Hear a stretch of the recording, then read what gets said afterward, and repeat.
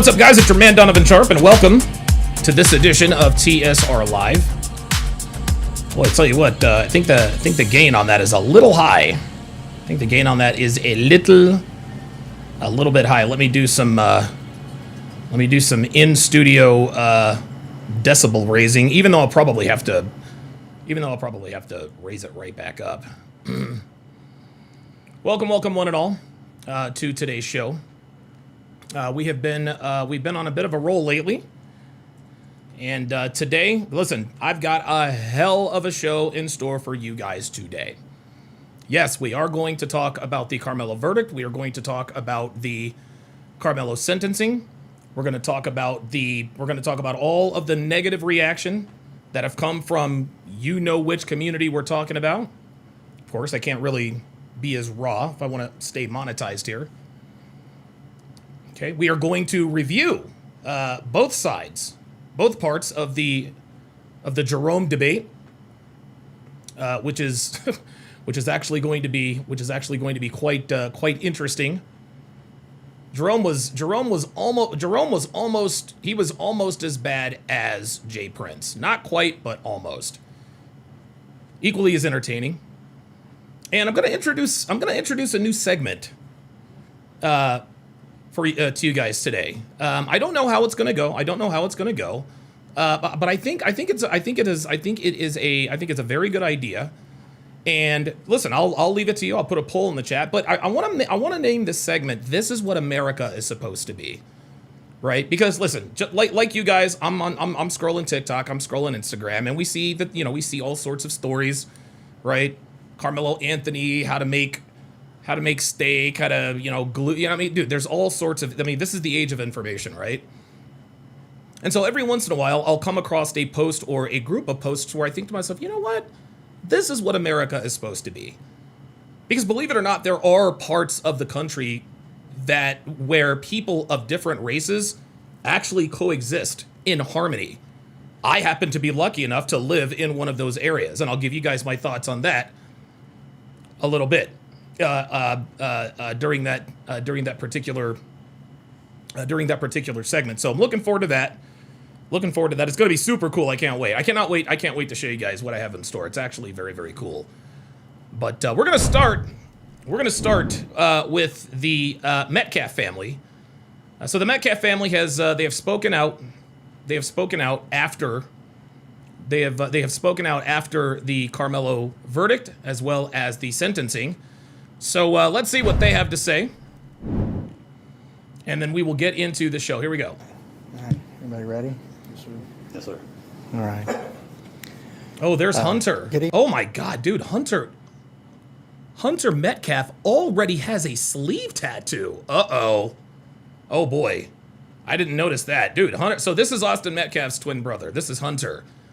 This dude has become, look, dude, Hunter Metcalf is on his way to becoming a badass. This dude is becoming a badass. Look at this. Look at that dude. Dude's already got a sleeve tattoo. It's been a year. It's been over a year since his brother died. I don't remember him ever having any tattoos. All of a sudden, during this news conference, my man's got a sleeve tattoo and a deadly serious look on his face. Holy shit. Dude, things can change people, man. Good evening. I'm Greg Willis, Collin County District Attorney. Today, justice was served. A year ago, when the senseless murder unfolded, I said that it had struck a deep nerve in Collin County and far beyond. I asked our community to ignore all the noise and instead be level-headed. Ignore all the noise. Yeah, there's one problem. There's one problem. The so-called black community is way too loud. You can never ignore that noise. And patient as the process worked. Yo, Drip Up says, LOL, man, that tattoo is a map like the show Prison Break, right? Dude, look, man, hold up. Let me blow this up, y'all. Dude, Hunter Metcalf. Yo, I'm telling you what, man, this kid has changed. Oh, man, this kid has absolutely fucking changed. You know what? The hell? I hate when it does this. This kid, where the hell did it go? I hate, dude, I swear to God, man. Dude, this is why I hate... No, we're going to get to him in a minute. That sucks, dude. I literally just had this thing up, and it just changed it. You gotta be kidding me, dude. Oh, there it is. Good God almighty. Sorry about that. Anybody ready? I don't know, dude. I have no idea why my computer just trips out. Like, it's either canceling stuff or it puts, you know, some sort of OnlyFans. It's just crazy. Anyway, let me just look. I want you guys to look at Hunter Metcalf, man. And you know what? It's interesting. Hunter Metcalf has been mentioned in this case, in this trial, and in this case many times. He's obviously the twin brother of Hunter Metcalf. But yeah, there you go, man. Diabolical, man. Says, look at his eyes, man. Like, dude, this kid is. Oh, that's not what I wanted to do. Oh my God, dude, he really does look fucking scary, man. Whoever's in the pull-up studio, be patient. I just started the goddamn show. You guys are killing me. All right. Hang on a second. Ready? Hold up a second. What the hell is going on with this? Is YouTube tripping again? Jesus Christ. Dude, I do apologize. Anyway, here we go. Yes, sir. All right. Good evening. I'm Greg Willis, Collin County District Attorney. Today, justice was served. A year ago, when this senseless murder unfolded. Look at the expression on the face of Hunter Metcalf. Look at this kid. Look at this, dude. Look at this kid. Holy shit, man. Holy fucking shit. I'm gonna tell you what. I'll tell you what. If Austin Metcalf looked like that, the day he was killed, Karmelo Anthony might be getting out in 5 to 10. Real shit. Dude, real shit. Yo, this kid is a scary motherfucker, man. This kid looks pissed. He looks like he's about to turn into fucking Batman or some shit. Or become like DC Marvel's, next, comic book hero, the Hunter. Holy shit, man. Like, dude, look at his eyes. Man, oh, dude, I'm gonna tell you what, y'all, wait a minute. This is, dude, I had not noticed this before. This is shocking to me. Like, this is really, really shocking. And you know what I'll do? Hang on a second, because here's what I'm gonna do. If you guys will bear with me, what I'm gonna do is I'm gonna pull up Hunter Metcalf crying after the day that Austin died, or soon after. I don't know exactly when it was. Yeah, it looks like, dude, I'm gonna tell you what, he does look like fucking Frank Castle. Hunter Metcalf crying about his brother. Because I want to draw parallels here.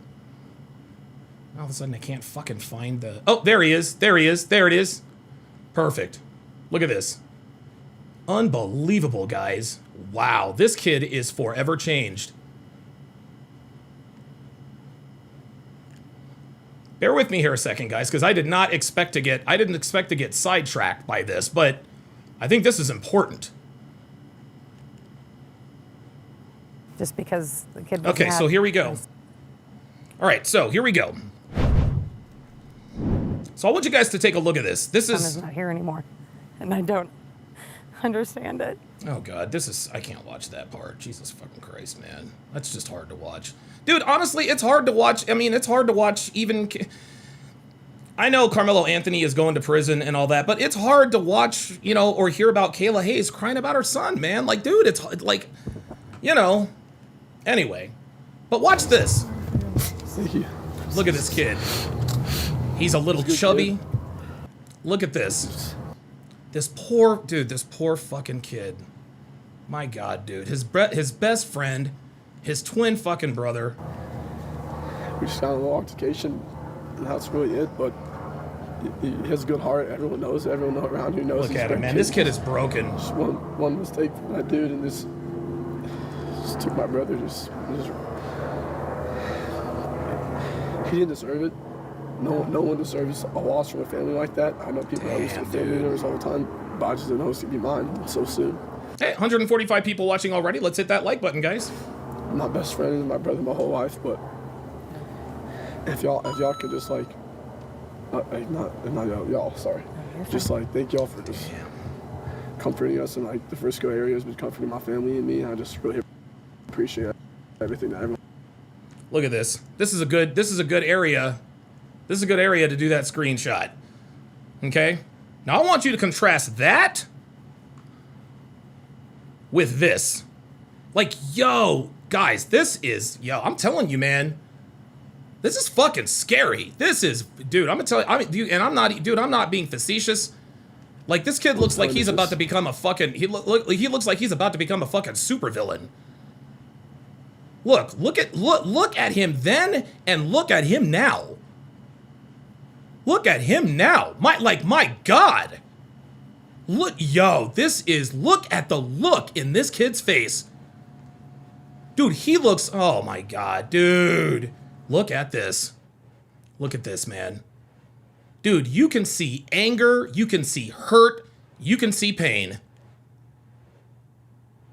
Like, this kid is, oh my God, it is absolutely shocking to me. That's the first difference I noticed. Holy shit, man. I wonder if there are any comments about it. Guys, I'm like, seriously, I'm sorry I've been sidetracked by this, but I'm gonna tell you what, man, this is shocking to me. Oh my God, dude. Guys, I'm gonna tell you what, man. Just look at this kid. Oh my God, dude. I said that it had struck a deep nerve in Collin County and far beyond.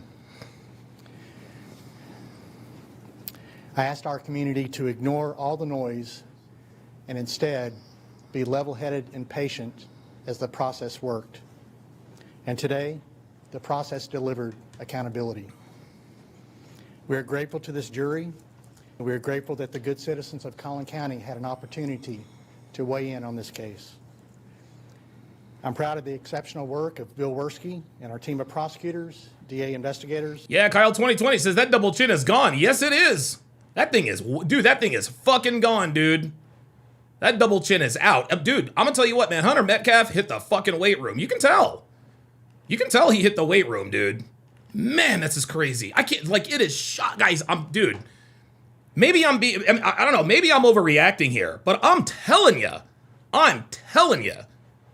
the look in this kid's face is,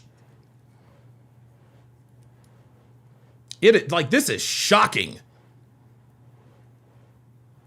Oh my God, dude.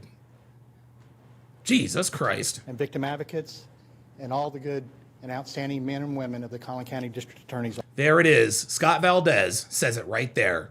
He says, and you can see vengeance. Gentlemen, this is the face of vengeance. Donald J. DeMarco says bicep tat as well. No, my friend, that is a sleeve tattoo. That is a sleeve tattoo. Look, that is a sleeve, my friend.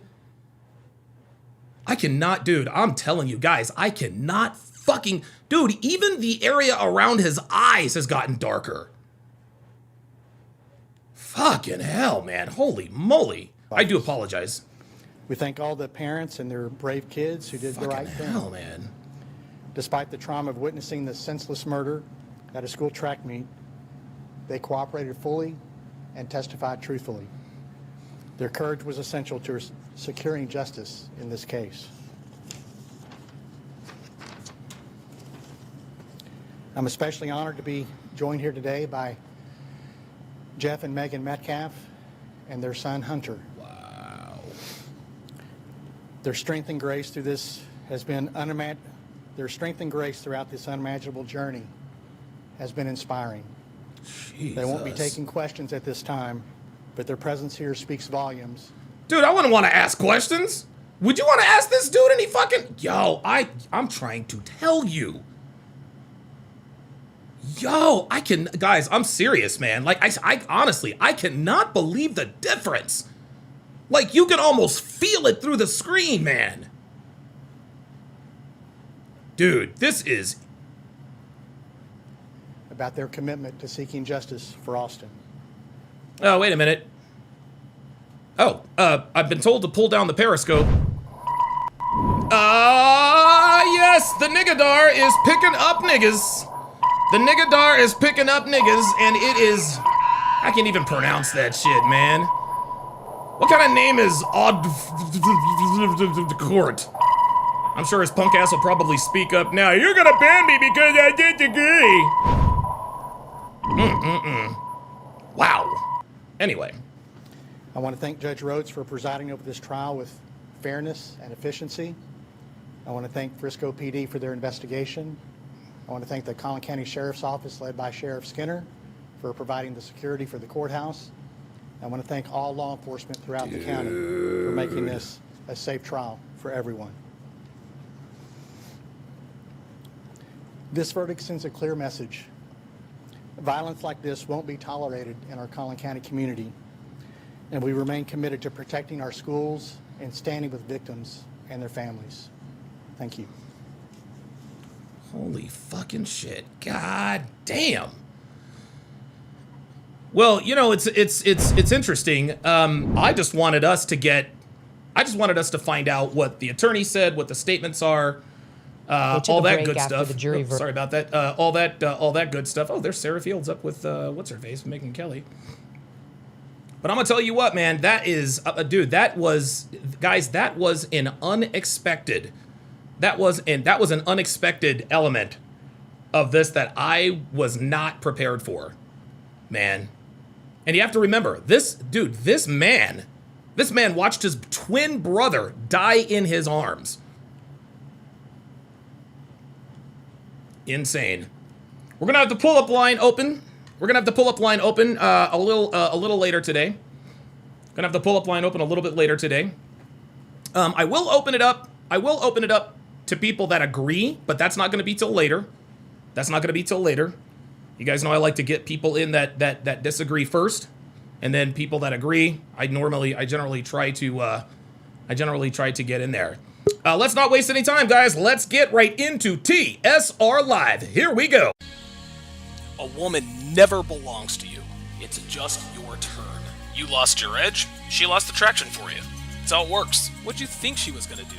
Tell you she cheated? Men cannot afford to get complacent in relationships. Get your fat ass off the couch, start lifting weights, and learn game. You're welcome. And now your man, Donovan Sharp.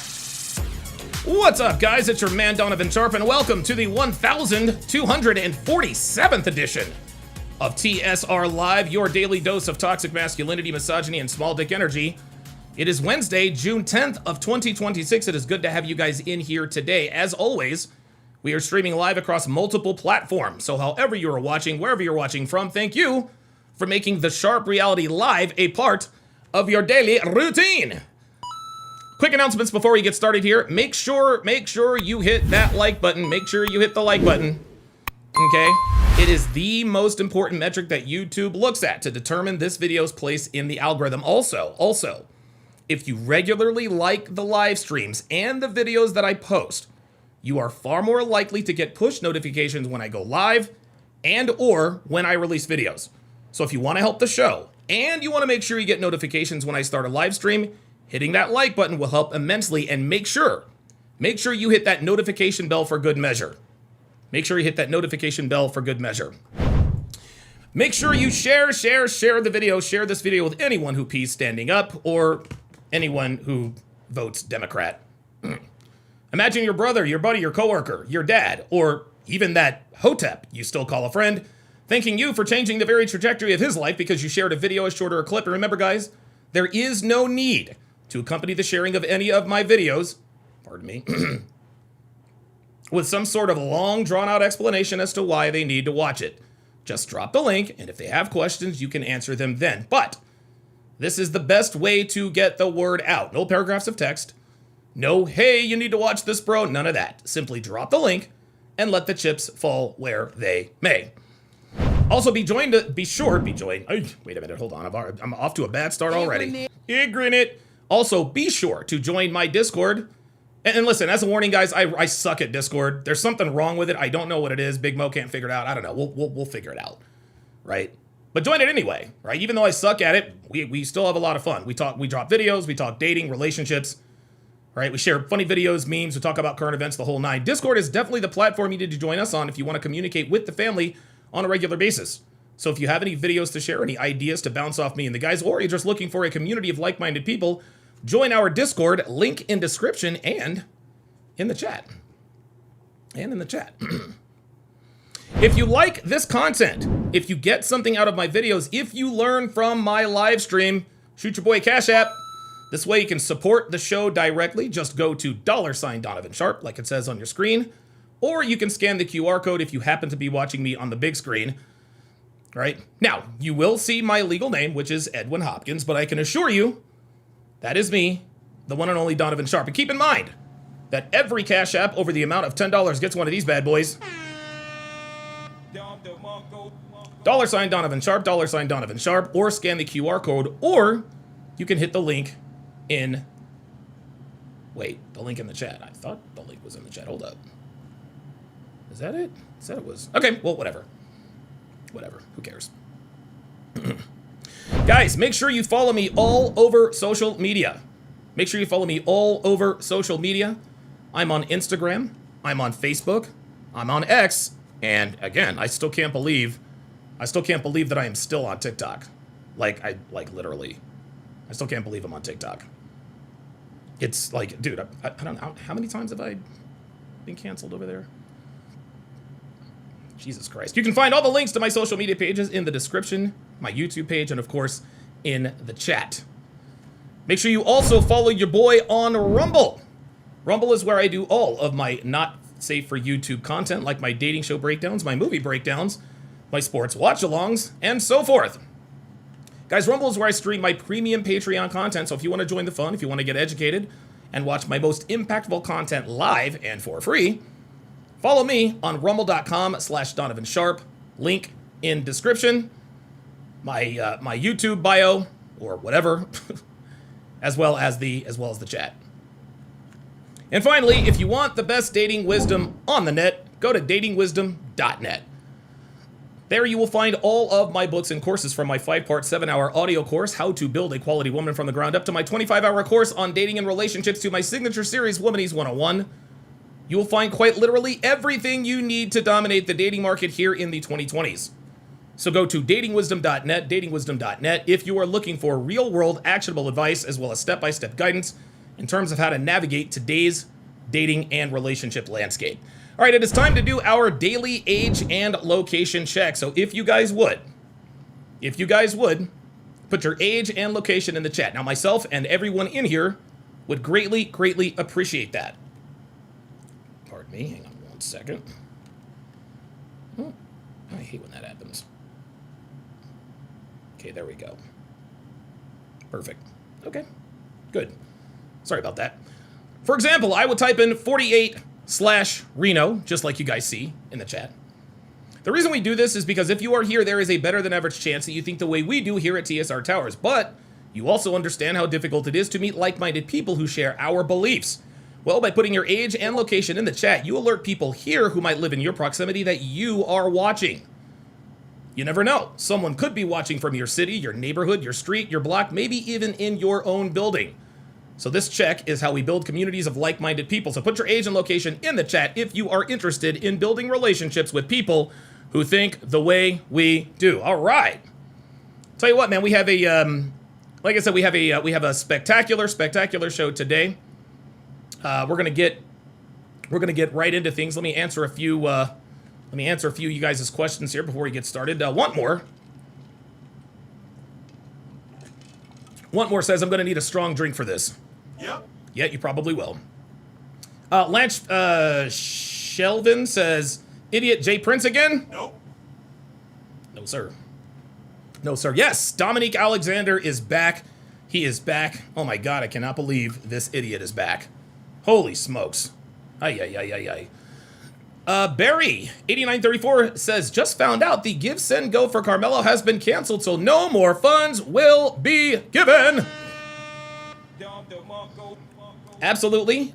Phoenix Light Games actually sent me a video of the quartering talking about it, and so that will also make its way into the show. Molten Mage Gaming says, can those that disagree Can only those that disagree pull up today? No. No. I'm gonna have people who agree and disagree, but I want people who I'm gonna open up the pull up line to those who disagree first, and then toward the end of the show, I'll open it up to people who agree. I'll just call you Shackleberg says, did the live just start? Yep. As you can see. Waylon Jennings is in the house. Shackleberg says, hey, quick question. Why does Donovan repeat things twice? Welcome to the show. Hit the like button. It's a verbal tick of mine. It's just a habit. It's just a habit. It's just a verbal tick of mine. It's just something that I do. Waylon Jennings says that tattoo is probably for his brother. No, I guarantee you that sleeve tattoo is dedicated to his brother. Straight up. King Life says Hunter's about to break into prison to get revenge for Austin. Oh, shit. Yeah, honestly, if that were to happen, it would not surprise me. Ice Dragon Kid says, I wouldn't be surprised if this whole thing just black-pilled him, not niggas. No. No, when we say black-pilled, we don't talk about, like, black-pilled refers to dating and relationships and the intrasexual dynamics between men and women. You can't be, nobody's black-pilled on life. No.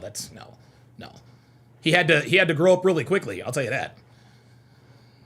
Johnny E with the $10 Cash App says, I can't wait to hear what the community is saying. Man, yo, these niggas out here wilding out. Shout out to Tracy G with the $20 Cash App. Very nice. Says thank you for all you do. Absolutely. I love getting messages like that. Good stuff. Always getting double notifications. I don't know how that is. Get out of here.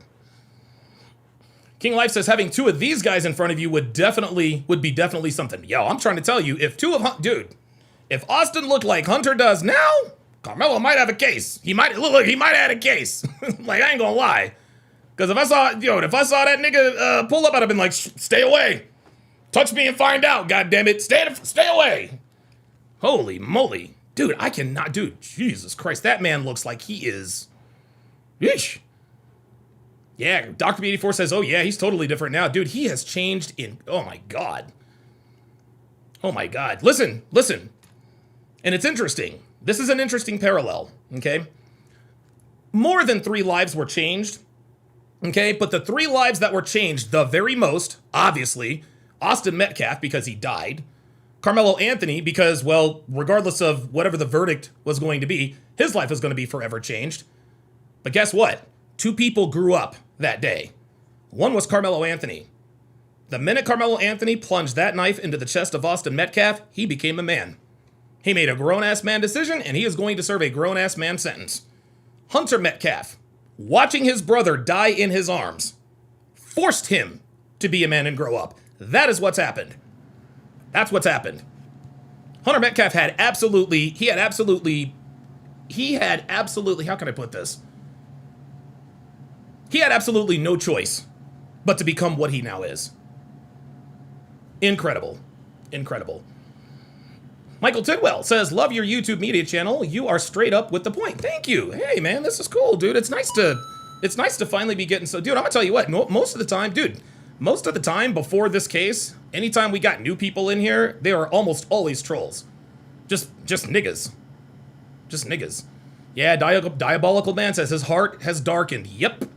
He also says that is a change in soul. Dude, Hunter Metcalf is not the same person he was last year. Trust and believe. Good God. Like, dude, that dude looks fucking scary, man. Like, that is really scary. Holy, you know what? Look. This will be the last time I mention it, but let's just look again. Let's look again at the before and after pictures here. Because this is frightening. I'm sure that this has happened before, but obviously this is a high-profile case. I can't remember the last time I ever saw this is a metamorphosis. Look at this. Look at this. This is incredible. This is an absolute, I don't even know what to call it. I do not know what to call it. I really don't. But you can clearly see, even though it's the same person on your screen, you are looking at two very different people right here. You are looking at two very, very, very different people.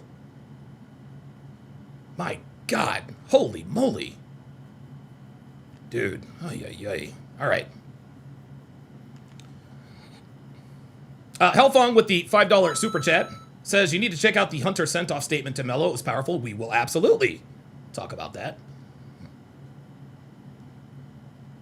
Jay Blaze with the $2 super chat says, can I put money on Hunter's school to win nationals? Yeah, right.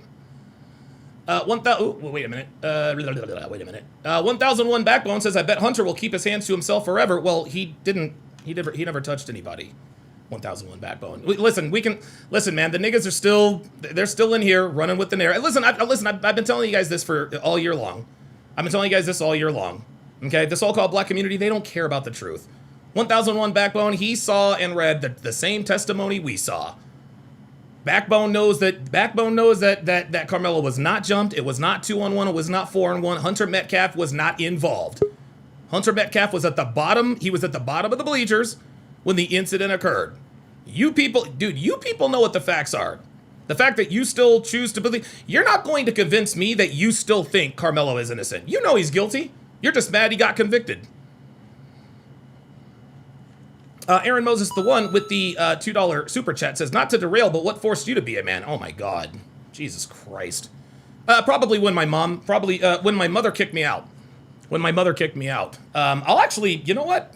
I'll actually stick a pin in that. Don't let me forget about that. Because my mom, dude, oh boy, she forced me to grow up quick. Yeah. I can't really, like, I can tell you the story now. I don't want to derail the show, but I'll probably have a video. I'll find the video of me telling that story. But good question. Bobby Race. Hey, okay, wait a minute. Ryan Olson says, Donovan, do you think those supporters of Karmelo were just trying to profit off this case? I think to some degree. I think there are some race hustlers, some race grifters, and then some people. Again, this is tribalism at its peak. Literally just taking the side of someone simply because they are black. Like when you become tribal like this, it removes your ability to think and make rational decisions based on what you see. It really does. Ryan Olson, Ryan, it sounds like you agree. So if you want to pull up later, you can, but I only want people who disagree at this point in time. So again, listen, the pull-up line is open, but only if you disagree. I'll open it up for those. I'll open it up for those who agree with me. But for now, only people who disagree. All right.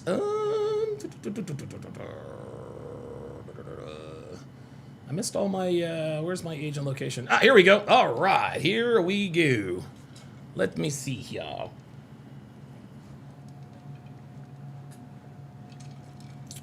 Wow, you guys are showing up hot and heavy. Shout out to Janik L'Italian. Pardon me. Checking in from Thailand. Silver Wolf watching from Fort Benning, Georgia. That's actually where my brother did his basic training.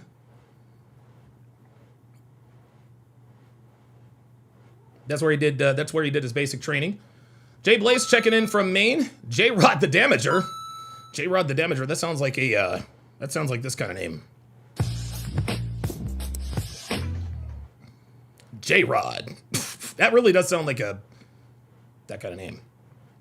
Will Sutton checking in from San Francisco. Sorry about that, bruh. Sorry about that.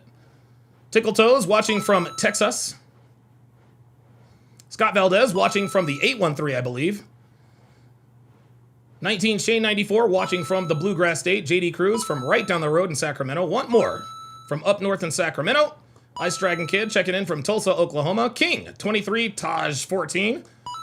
Bay City, Texas. Black Russian Lom checking in from Long Island, New York. Trey, the NBD, watching from San Antonio. Phoenix Light Games checking in from Coral Springs. CJ Harbor checking in from the 504, I believe that's Baton Rouge.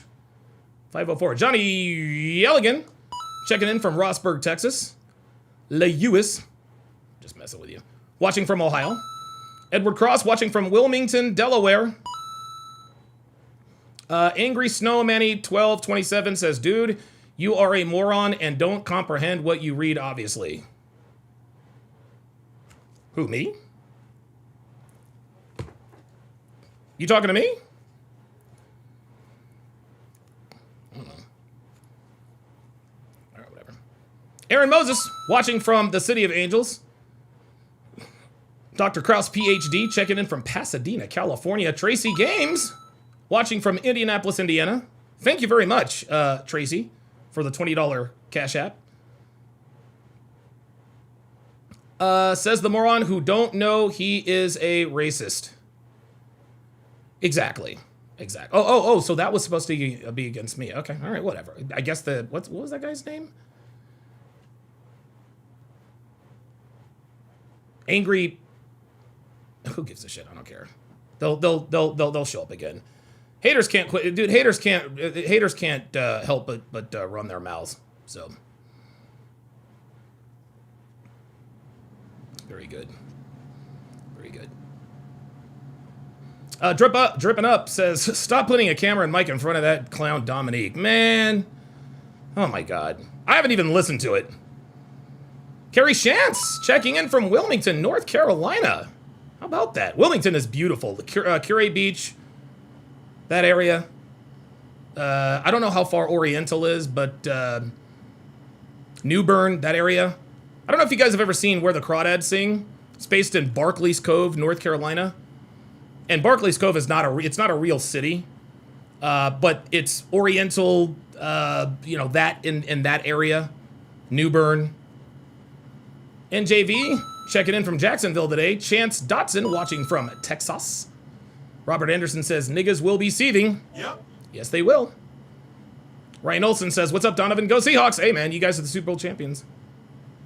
You guys are the Super Bowl champs. Mac watching from Rockwater Village, Arkansas. Never heard of that. Level Up Man checking in from the Big Easy. Carrie Shanat says, did anyone hear what Jasmine Crockett vomited today? I saw what she said on the podcast. We're actually going to talk about that as well. Holy cannoli.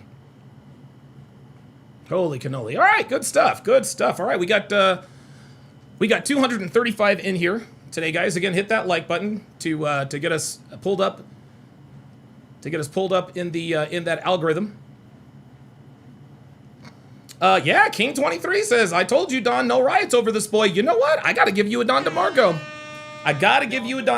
Man. Because I really thought that there would be riots no matter what. No riots yet, man. That's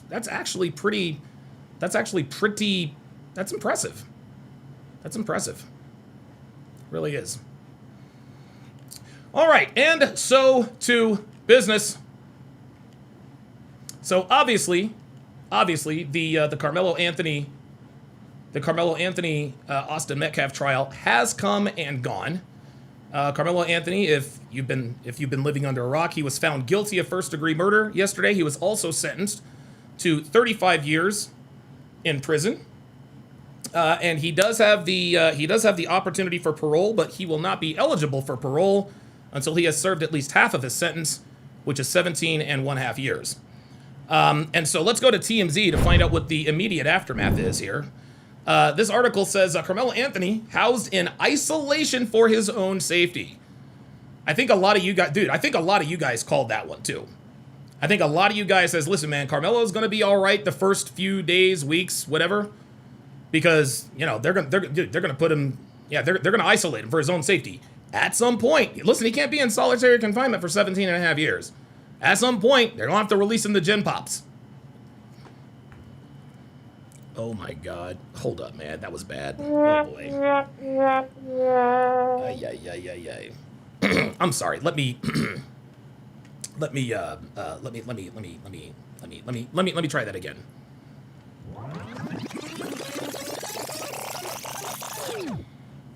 At some point, they are going to release him into Gen Pop.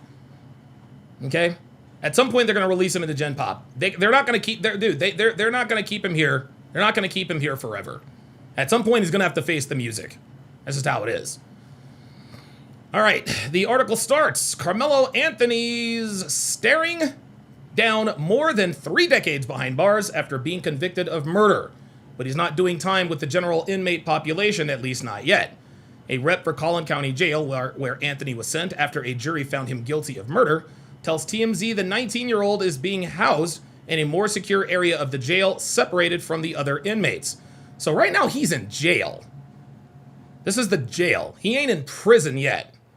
He's not in prison yet. We're told the jail is taking appropriate steps to ensure the safety and security of all inmates in the facility, but the rep declined to comment on why Anthony specifically is being kept in isolation. We all know why he's being kept in isolation. As you know, Article was found guilty of fatally stabbing fellow teenager Austin Metcalf at a 2020 high school track meet in Frisco, Texas.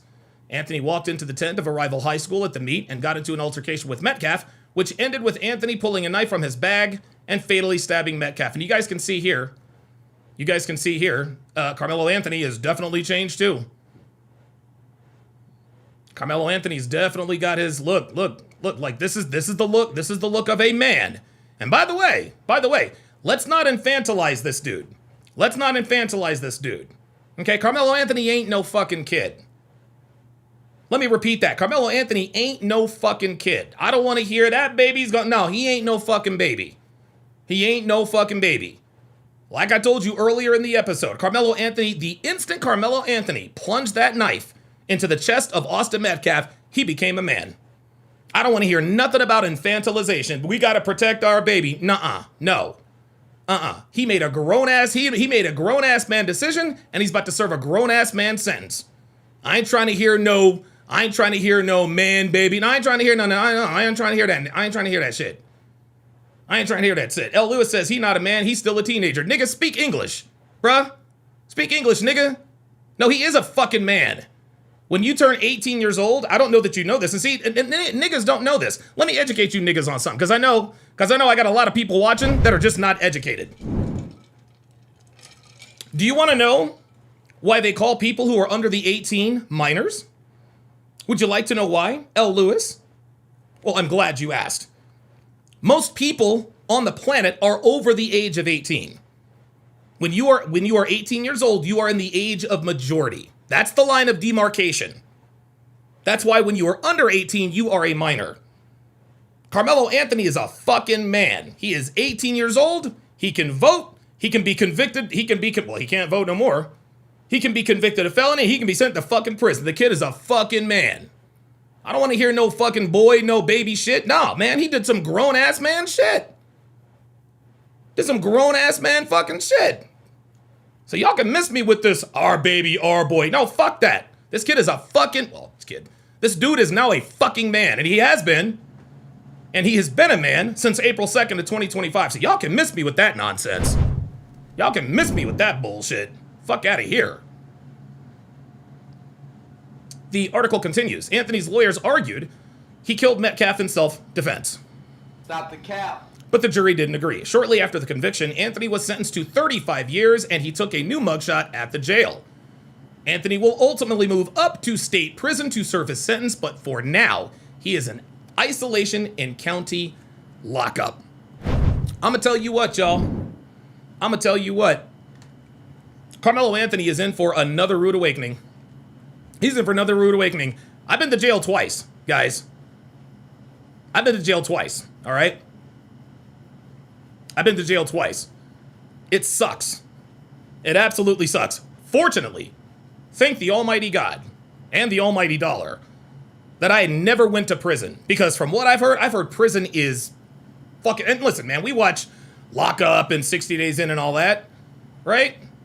It looks bad from the outside, watching TV. Bruh, I'll bet you it's even worse on the inside. Straight up. Dude, I guarantee you, it was even worse. It is even worse on the inside. So right now, he is in isolation in county jail. Okay, the real sentence begins when he comes off that bus, shackled. When they walk his ass into the entrance of that prison. Y'all know how it goes. They walk him right in front of all those, all of those murderers, rapists, PDF files, all of the worst of the worst criminals. They're going to be right at that fence. They're going to be hanging on that fence. Catcalling his ass. Catcalling his ass, yeah. Somebody's going to have to give us some booty. Tell him, please. Tell him, please. That's going to be the scary, dude, that is going to be the scariest fucking walk of his life. Trust and fucking believe that. That kid is going to piss his fucking pants.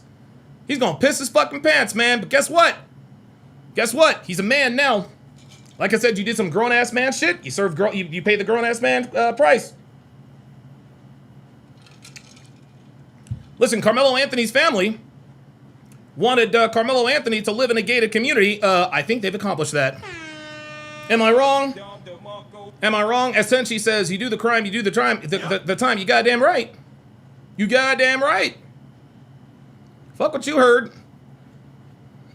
Yeah, man, this kid knows it's over. 17 and a half years, man. Holy moly. Hizzy Corner says they better hide him from the AB. Bro, I'm trying to tell you. Trying to tell you. Halloween 1800 says you get more privileges in prison. Well, I would hope so. You better get privileges in prison. Shit, you're going to be there for 17 and a half years. Wait, hold on. Are you trying to Halloween? Well, hold on, Halloween. Are you trying to sit here and pretend? Are you trying to sit here and tell me that prison is better than jail? Is that what you're trying to imply? Lucas, I'm only taking people who disagree. I only want people to pull up who disagree. Only people who disagree. Give me a second here because let's see. Sorry guys, hold on. So of course, Dominique Alexander. Dominique fucking Alexander, man. Unfortunately, is back in our lives. And someone made the egregious mistake. Someone made the egregious mistake of putting a microphone in this man's face. Let's listen to this gibberish. Oh, wait a minute. Not one black soul on a jury. Well, there was a reason for that, Mr. Alexander. The reason why there was not one black soul on the jury, look around you. An all white jury convicted him in 2 to 3 hours. Okay, is it just me? Like, call me crazy. Is it just me, or is this some sort of a fake Martin Luther King accent he's pulling here? We will let our people go free. We will not stand for the injustice and the tyranny of the white man. Like, is he really trying? Like, is he, like, honestly, what's with the fake Martin Luther King accent? Dude, hold up. Really, nigga? Bruh. We know that they did not prove their case.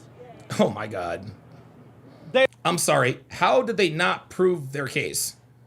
Even the defense's witnesses testified against Karmelo Anthony. What are we doing? They are currently sentencing Karmelo Anthony, but we know that the Next Generation Action Network put the first $10,000 towards an appellate attorney. Ooh.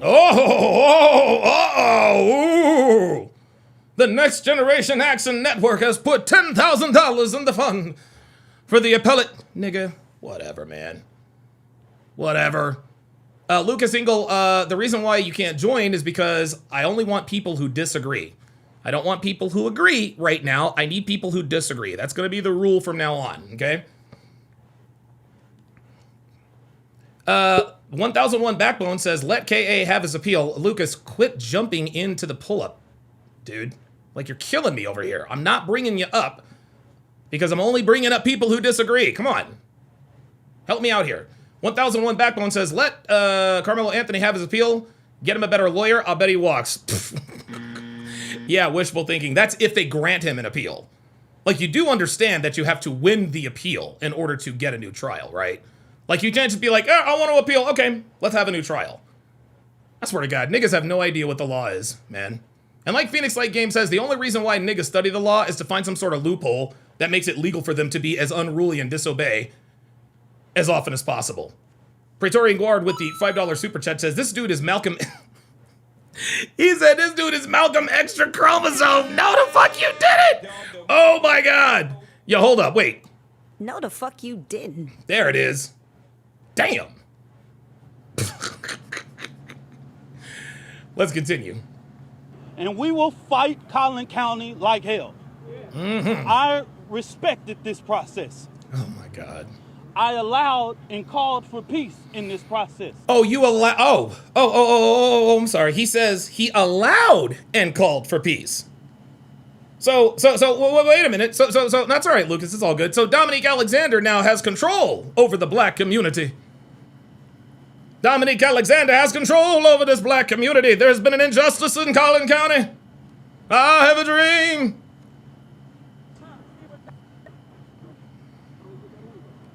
But Black America should be very upset about what went on today.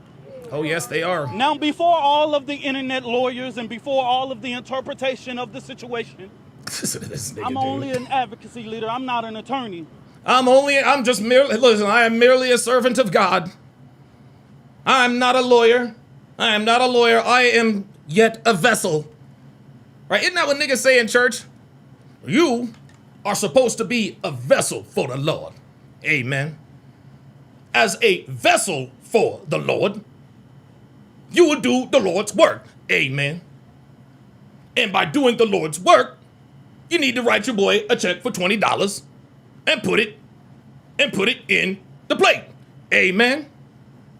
And for those of you who are a little bit confused as to what we talking about up in here, there's an ATM machine right there, back in the back. Amen. Amen. Amen. Brother Robinson, go ahead and start the collection plate. I can only help families be able to navigate these processes when they find themselves in this type of situation. Amen. I can only allow lawyers to be what they are. Lawyers. Well, I can't instruct them. I can't stop them from doing anything. I have to respect the process just like praise God. Else. Praise God. But what we saw today was flawed, unjust, and I ask that the community continue to pray Tell for him, preacher. the Anthony family. Tell him, preacher. Yo. I do not speak for them. Witness. But I know that the Next Generation Action Network. Don't let a nigga start speaking tongues in this bitch. Don't let it get that real. Don't let it get that fucking real. Right now. Oh yes. Because my heart is full of pain right now because of the injustice that has befallen our baby Karmelo Anthony. I have a dream. I tell you.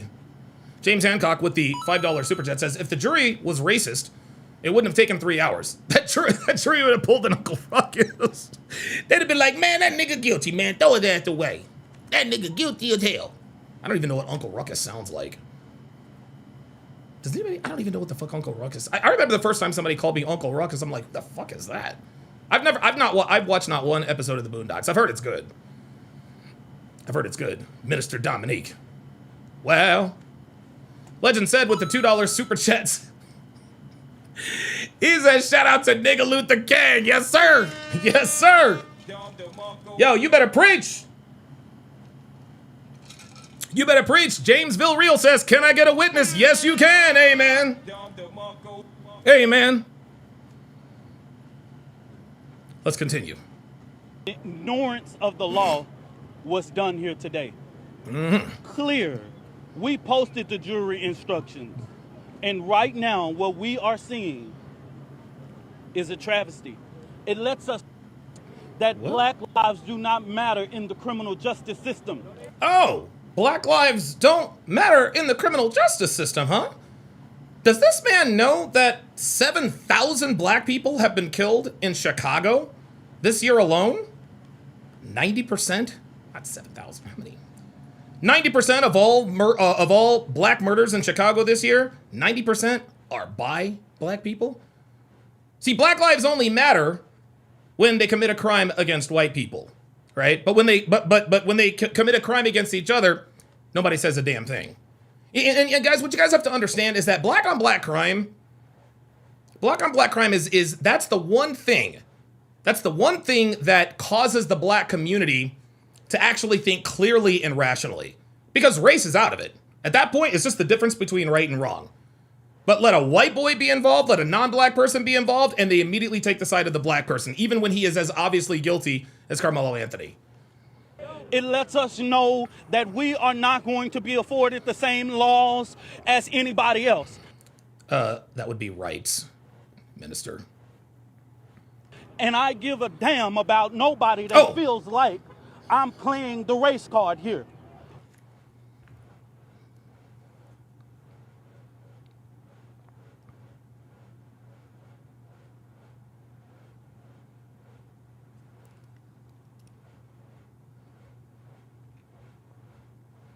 Is this nigga serious?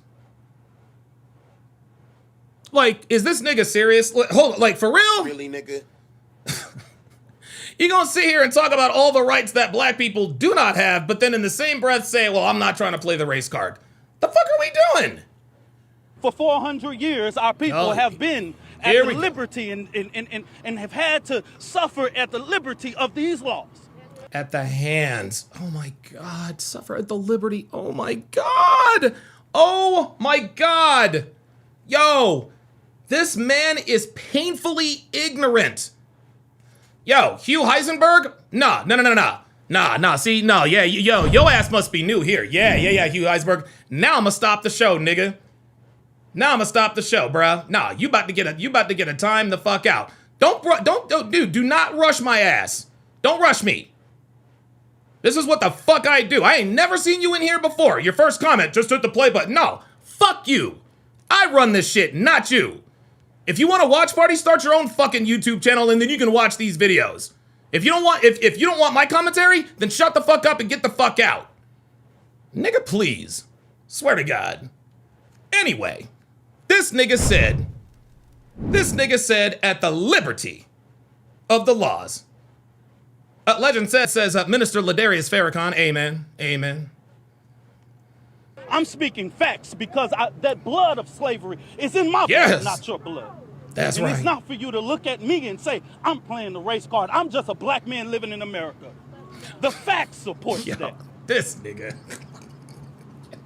You say I'm upset? Hell yeah, I'm upset. I respected this process. I'm a man of God, but I'm mad as a motherfucker. But we gonna fight like hell to make sure that Collin County know that Karmelo Anthony knows is not going to go away. Karmelo Anthony is going to go away, Minister. Praetorian Guard with the $2 super chat says Minister Farrakhan. Mr. Farrakhan, man.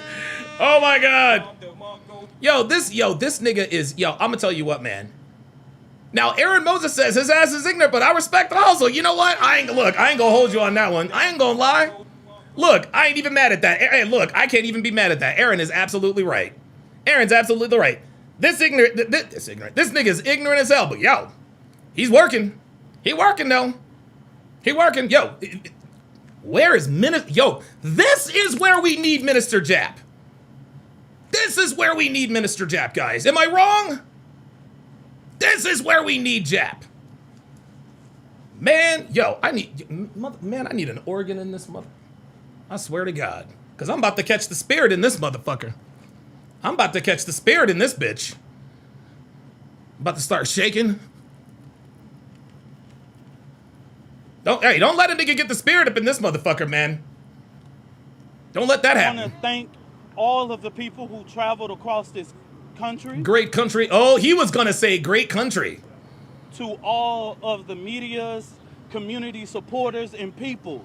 Hey, man. Who have taken Karmelo Anthony as their own baby. There it is. There is more infantilization. Karmelo Anthony is not a baby. Minister. Deacon, whatever the fuck. Karmelo Anthony is a grown-ass man who made a grown-ass man decision. Stop it. I salute you. I thank you. Hey, man. And we got work to do. Thank you and God bless. Well, all right, let's check some of these comments. Let's check some of these, let's check these comments. Let's see what's going on here, y'all. Because, listen, y'all know the comment. Oh, wait a minute. Damn, my fault. Oh, shit, I done fucked all that up. Oh, wait a minute. Oh, shit, damn. Oh, wait. Oh, good Lord. I done got this all fucked up. Sorry, y'all. Hang on. Dude, I'm always increasing and decreasing the size. I'm trying to see where the motherfucking comments are. Let's see if anybody buys this bullshit. Oh, here we are. KKK on full display. Hold on. Yeah, here it is. Here it is. Here it is. Here it is. KKK on full display. Bitch, please. Doesn't the defense attorney pick jurors as well? Yes, he does. Absolutely. Imagine stabbing instead of throwing hands. He's a soft kid. Yep. Absolutely. Maybe instead of his parents wasting the money they got from his GoFundMe, which is no longer existent, maybe they should have bought and paid for a good lawyer, but I guess the cars were more important. Honestly, man, I don't think anybody could have tried this. It wouldn't have mattered. It would not have mattered how much. No lawyer was going to win this case. And here, this guy right here says, "Dude's just there for the money rinsing the family." Real shit. Here it is. But if it was black on black crime, they wouldn't give a fuck. Nope. Look at this nigga. Austin Metcalf deserved that knife in the heart. That chimp chipped out and got euthanized. Free Mello. This is the way they think. This is the way they think. We absolutely. Oh my fucking god. Is this bitch really saying he sounds like that?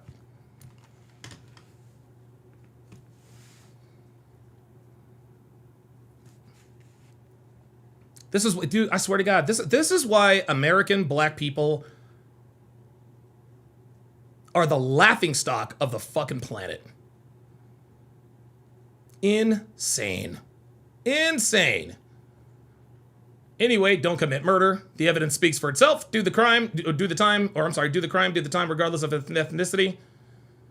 Oh, look at this. The judge and DA are buddies with Austin dad. They can't even speak in plural. Austin's dad. That's why Austin did what he did. Because he knew his dad know judges. And the DA's dad, nigga. Look at this. So bullying isn't allowed. No, bullying is not allowed, but these people are acting like bullying is worse than murder. What? So bullying isn't allowed? Well, no, bullying isn't allowed, but murder definitely isn't allowed. The fuck? Bullying isn't allowed. Like bullying is not a dude. Bullying is not a fucking felony. It's gonna get you thrown in prison for 35 years. Look at this. This is it. Oh, look at this. We all need to call out tomorrow. Use all your sick time and not go to work until he's free. Yo, go ahead and do it. Go on, you got it. Go on, you got it. You got it. No, by all means. By all means. Oh, wait a minute. Niggas don't work. Who is she talking to?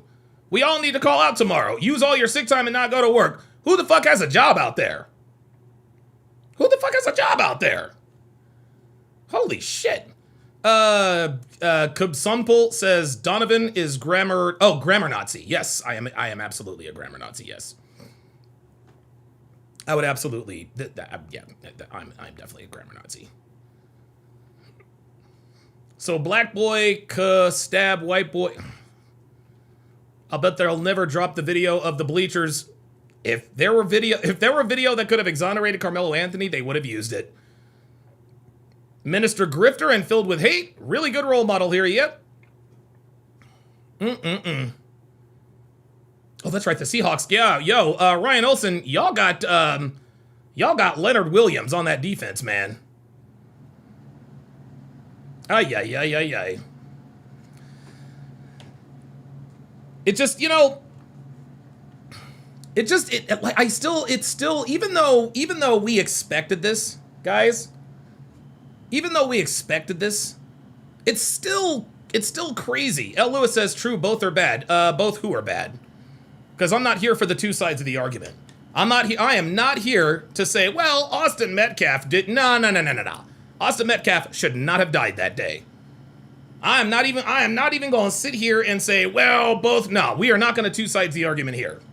Okay? There is one person to blame for this. Well, there are multiple people to blame for this incident. None of them has the last name Metcalf. You guys can go, dude, honestly, you guys can go fuck yourselves with this two sides of the argument type shit. Well, they were both equally. Nah, it wasn't equal nothing, man. Wasn't equal nothing. Fuck out of here. Fuck out of here, man. All right, let's go to the next video. So this is the video.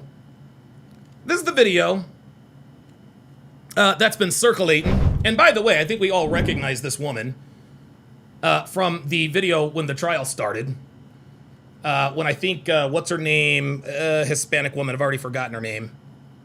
Asked her if there is evidence that Karmelo Anthony was not indeed fighting for his life, will the black community accept it? And she said no. She said, we're going to ride for ours regardless because they ride for theirs too. And she is absolutely wrong. Okay? White people don't condone the killing of anybody, of any race.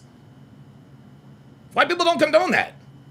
If Austin Metcalf had done to Karmelo Anthony what Karmelo Anthony did to Austin Metcalf, his ass would have been on his own. They'd have been like, nah, get the fuck up out of here. And like I said, man, the black community is the only group of people on the face of the planet, American black people, are the only people on the face of the planet that regularly and willingly exalt the worst of their people. I remember years ago, I think there was a guy, his name was Robert Smith, some sort of a tech billionaire, black dude. He went to some HBCU college graduation and said, hey, congratulations, I'm going to pay all of your student debt. Everybody hailed, la la la la, hey, great, blah, blah, blah. Did everybody a favor. I forgot how much the amount was, but it was a lot of money. The very next day, they acted like they didn't want it because he was married to a white girl. All right, 1001 Backbone. You running your goddamn mouth too much. I want to talk to you, 1001 Backbone. I really do. So nigga, pull up. You mouthy, dude, I'm gonna tell you what, man, you mouthy niggas you mouthy niggas in the chat are always, you guys are always the one that run off at the mouth the most. And you guys are always the fucking cowards. So guess what? You ain't gonna talk shit with your thumbs anymore. You're gonna talk shit with your mouth. And I'll tell you something. Listen, I'll make you the same deal that I make everybody. If you pull up and we actually have a conversation, I will reinstate your chat privileges. You come up, you pull up, and we have a discussion about this. And you will get your chat privileges back. I've done it before. Mark says Karmelo file appeal. Can you guys please speak? What does Karmelo file appeal mean? Is anybody in the chat named Karmelo? Karmelo file appeal. What the fuck does that mean? Dude, seriously, you people. All right, never mind. Listen, man, it's a lost cause, man. It's a lost cause. Fuck it. I don't even give a fuck anymore. You niggas can't read, speak, or fucking spell. Jesus fucking Christ. I'm gonna tell you what, man. You niggas be speaking Ebonics in chat, man. Ain't nobody typing in nigga. Fuck out of here, man. Anyway. So this is the woman that's talking about we gonna ride for ours because they always ride for theirs, right? Well, let's listen to what this grieving mother appears to have to say about this. What do you want us to do? What do you want us to do at this point? What? I'm lost for it. I mean, you can stop drinking. You can stop drinking for one. Know what to do. I got 5 boys. I don't know what. I ain't got nothing to tell them no more. You can't walk away no more. Rest in peace, Trayvon Martin. Let me ask you this right now. I hear. What do I tell my children? She says. And it's funny.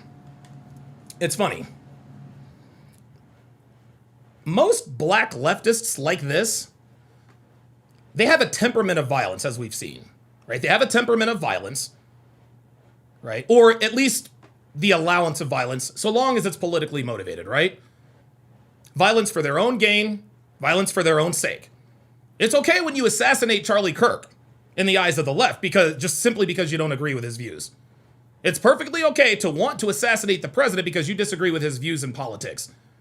But let somebody bump into Karmelo Anthony under a tent he didn't belong under in the first place, and it's, oh my God, the injustice. What do I tell my children? Here's a thought, lady. How about telling them don't bring a knife to the track meet?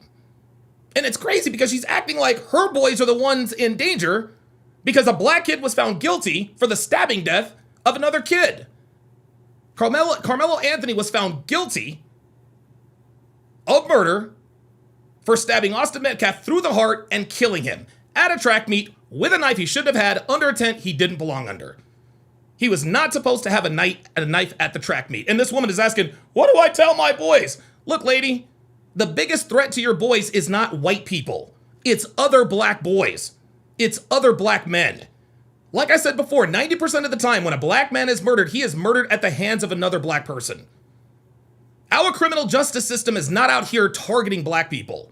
Other black people are. The way this chick is overreacting to this situation, it makes her and other women like her look stupid. It makes them look dumb. And again, people like this are painful to watch. They are painful to watch. And listen.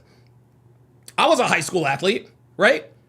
I played baseball, but nobody brought knives or weapons into the dugout. And I'll be the first to tell you, yes, things can get contentious on the field of play. I've been brushed back off of home plate with high inside fastballs that were meant to intimidate me strategically, right? I've been hit by pitches that I knew were not an accident, but I'm not going to charge them out with a fucking knife. I guess this is what black parents are teaching their children. Yeah, Karmelo, bring a knife to school to defend yourself, then sit under another team's tent, instigate the other team, get into a scuffle, and now you're going to prison for the next 2 decades. Guys, I'm here to tell you, Karmelo Anthony was not about to be beaten to death at that track meet. And there was absolutely zero reason for him to have a knife. But rather than acknowledging the uncomfortable truths and reality of this situation, black people want to play the victim. What am I going to tell my boys? Tell them not to bring knives to the fucking track meet. Tell your boys to hang around with other good young men. Tell them to make good decisions. Tell them not to carry guns. You can start there. What do I tell my fucking boys? You gotta be kidding me with this nonsense. Incredible, dude. In-fucking-credible. They have no, dude, these people have no idea how stupid they look. No idea, man. Insane. All right. All right. I am also, let's see, guys, we are just getting started. We are just getting started. I think we might have talked about this yesterday, but it looks like this guy's been arrested. It says breaking. The Karmelo supporter who spent hours harassing an Austin Metcalf supporter has finally been arrested by deputies. Let's, I don't know, I can't remember if we've looked at this or not, but we'll check it out. Yeah, that guy did some softness. Who softened somebody?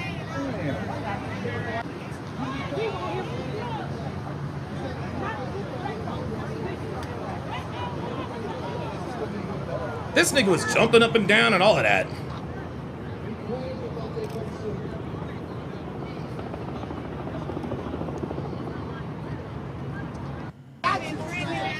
Yeah. And then of course you hear them all. And then of course you hear them all in the background yapping. Dude, I swear to God, these bitches are all like,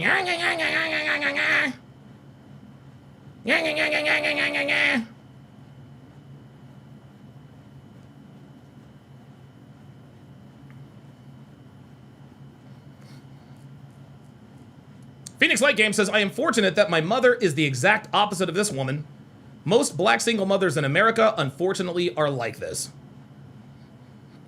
Yeah, you're absolutely right. Arthur Hennis says, not Austin, but Hunter is going to grow up with so much hate in his heart. I hope he stays on the right path. I do too, man. I really do. This, I'm gonna tell you what. Where did it go? Did I delete it already? No. I genuinely hope Hunter stays on the right path too, man, because that dude. Hang on a second, dude. Yo, where is it? Wait, where's that before and after picture? No, I'll put it up. You know what? I'll put it up here. Yeah, that's cool. I got you, Arthur. I got you. Look, this is before and after. This is some scary fucking shit, man. This is fucking scary. Dude, again, for those of you guys just joining us, just look at how hurt and disheveled and just everything he is. Look at this man now. This man has no soul, man. This man has no soul. Like, this dude, dude, I feel sorry for him, man, because he is broken. He is absolutely broken.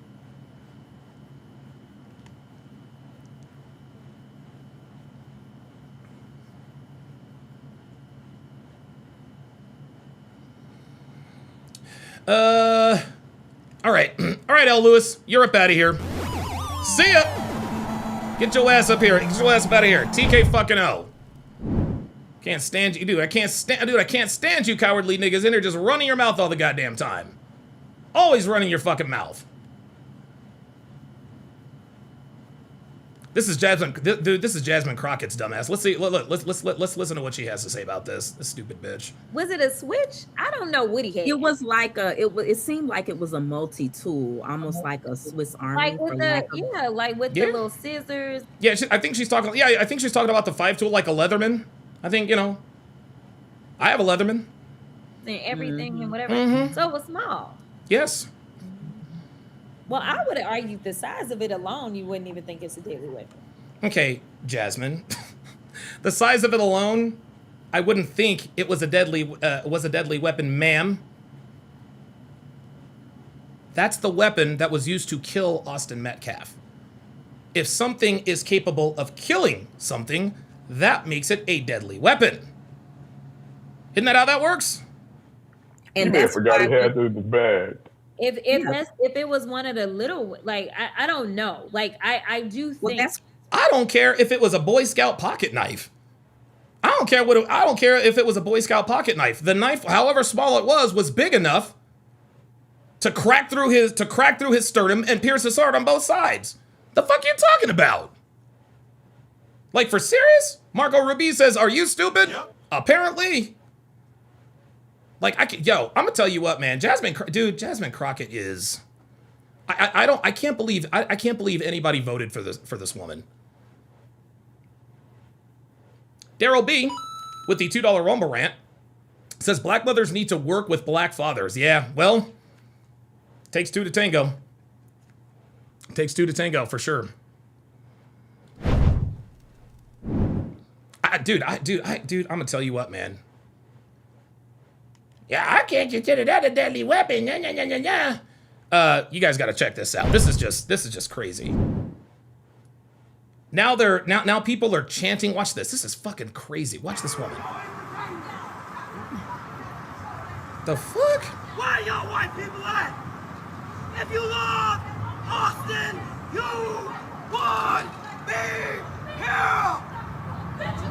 But because you don't care, it's funny than a mother.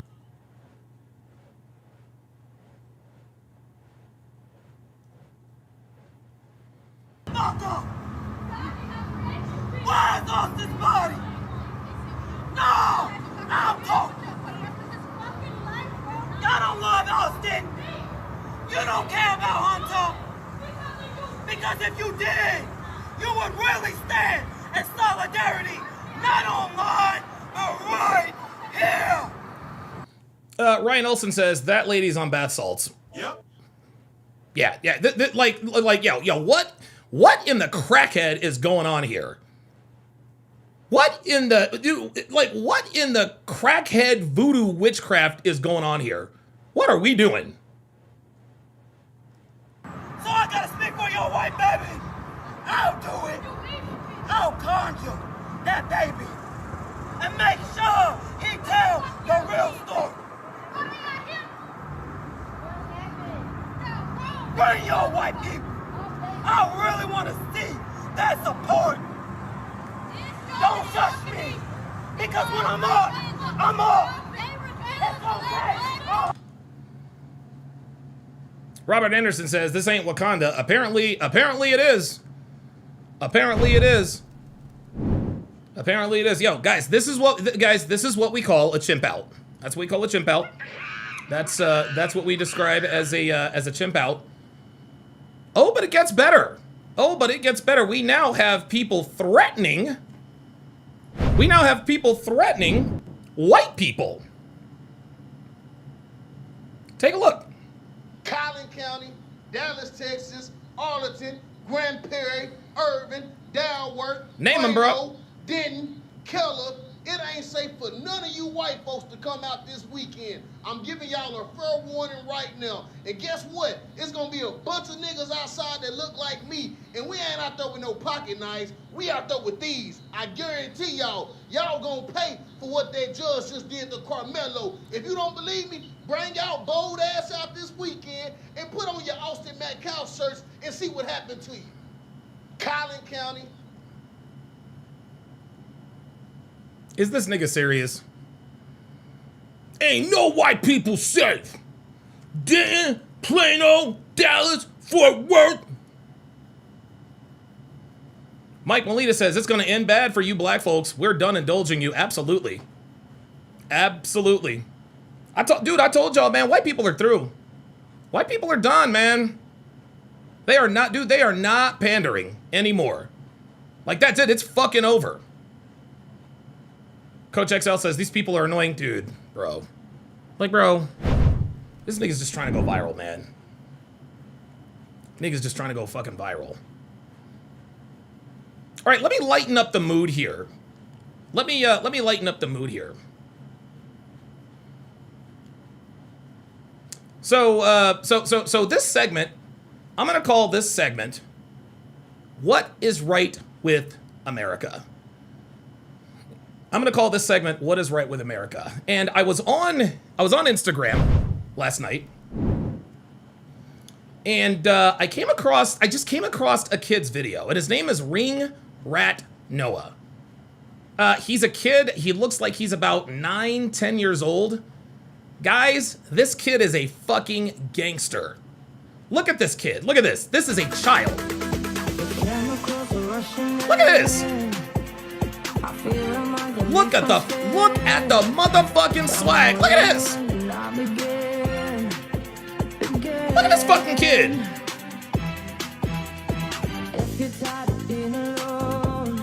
Dude, this kid. Bruh. Yo, kid. Whoa, slow down. Slow down. Like, my nigga, save some swag for the rest of us. Save some swag for the like, this kid has all the swag, all the aura. Wow. Look at this kid.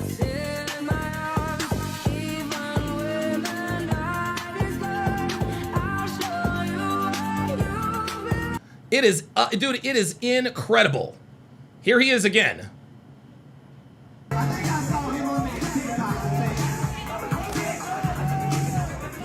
I want to try to stay away from the copyright, but look at this kid. No, it's actually in I think it's in Florida. Look at this kid, man. Yep, look, there he is again. That's the one we just watched. This is the one that I want. This is the one right here I want to highlight, guys.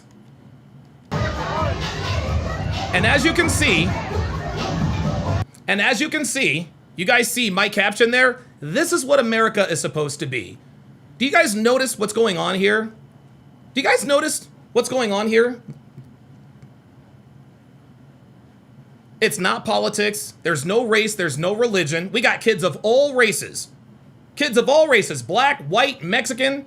Saw a couple of Puerto Ricans in there. Kids of all races. Just skating.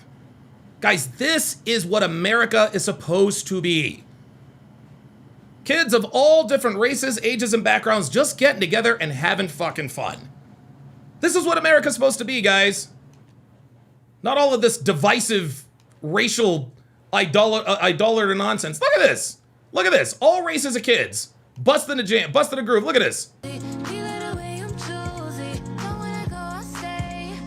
Look at this, man. Look at that. Incredible. Dude, look, we got tall black kids. We got tall white kids, tall black kids, short black kid. Look, We even got a couple of YNs in this motherfucker. Look at this. We got YNs in this group, man. We got boys in this group who look exactly like YNs. This is what America is supposed to be, guys. This is what America's supposed to be. And you know what? It's interesting. It's interesting. Now that I think about it.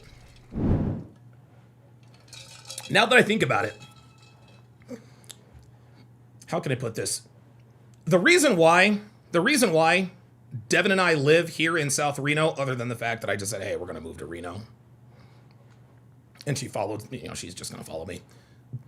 Is because South Reno, guys, I don't know that you know this, and I don't know that anybody out there realizes, or I don't know if anybody out there has ever been to South Reno for an extended period of time. This is why we decided to live here.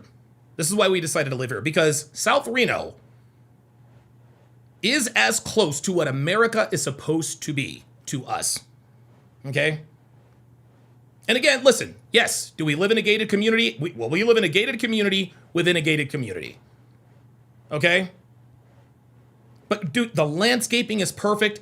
Everybody is safe. But you want to know something, guys? One thing, now that I'm thinking about it, one thing that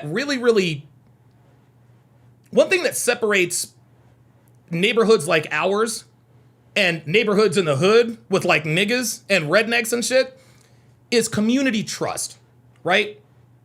Community trust. And here's what I mean by that. And I guess I'll take you on 3 levels of the type of community trust. Okay? 3 levels. Level 1, I walk my dog Fernando on basically the same route every day, right? And along the dog path, there are containers where you can take out dog bags, right? You're supposed to clean up after your dog. If they poop in the grass, you take out the bag, you clean it up. Those of us who are dog owners, we're well aware of this, right? But when you read between the lines, there's community trust there because there are free dog bags for everybody, just out in the open. No one has to guard it. I've never ever seen an empty dog bag box. Every single dog bag box is always full because the community respects the community trust. That's level 1. Here's level 2. Have you guys ever seen these little mobile, seen these mobile libraries, these outdoor mobile libraries? And if niggas are in here, I know you guys know nothing about this. If niggas are here, listen, I know y'all know nothing about this. I ain't even talking to y'all. But all throughout our neighborhood, there are these mobile libraries. And what it is, it's an open bookshelf with a glass front. It's like a plexiglass front. And literally, you can take and leave books whenever you want. You can take them when you want, leave them when you want, keep them when you want, replace them when you want. And there are probably 3 to 4 of these on my dog path. Okay? There are probably 3 to 4 of these on my dog path. I'll get to you in just a second. Great white to somebody. There are 3 to 4 of these on my dog path where I walk Fernando. Every single time, guys, I'm not exaggerating. Every single time, the books are different. I'm gonna start taking pictures of these things so that you guys can see. Every time the books are different, but guess what? They're never empty. Ever. That's community trust. Now, I know that was probably a bad example because we know if there's one thing niggas are never gonna steal, it's gonna be books. Right? You put these open libraries in the hood, man, they're gonna be used for anything but books. Right? Either way. That's community trust. I'm gonna take it to a third level.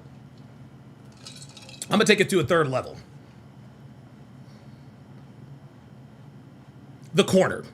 Bake sales. So, when I pull out of my garage, okay, I turn left, all right? It's probably, I would say, 5 or 6 houses down.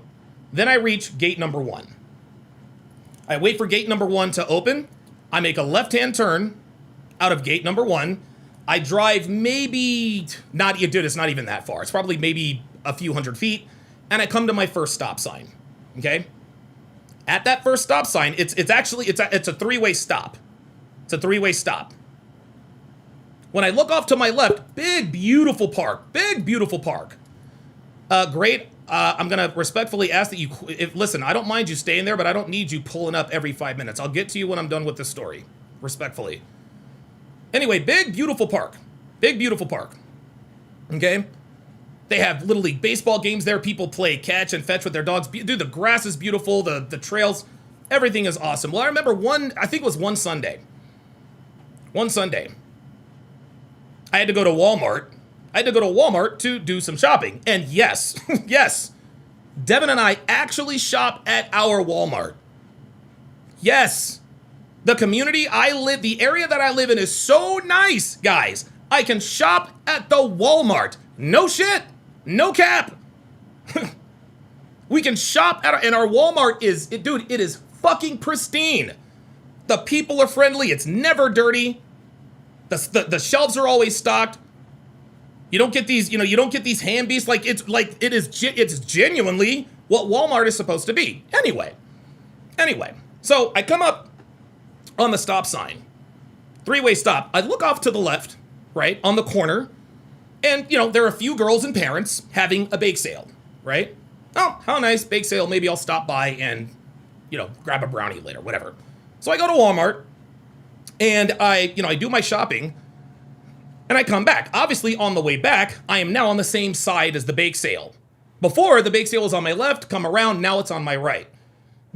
I look over at the bake sale. It's a table, and they had a table, a sign, and an umbrella. Real cute little setup.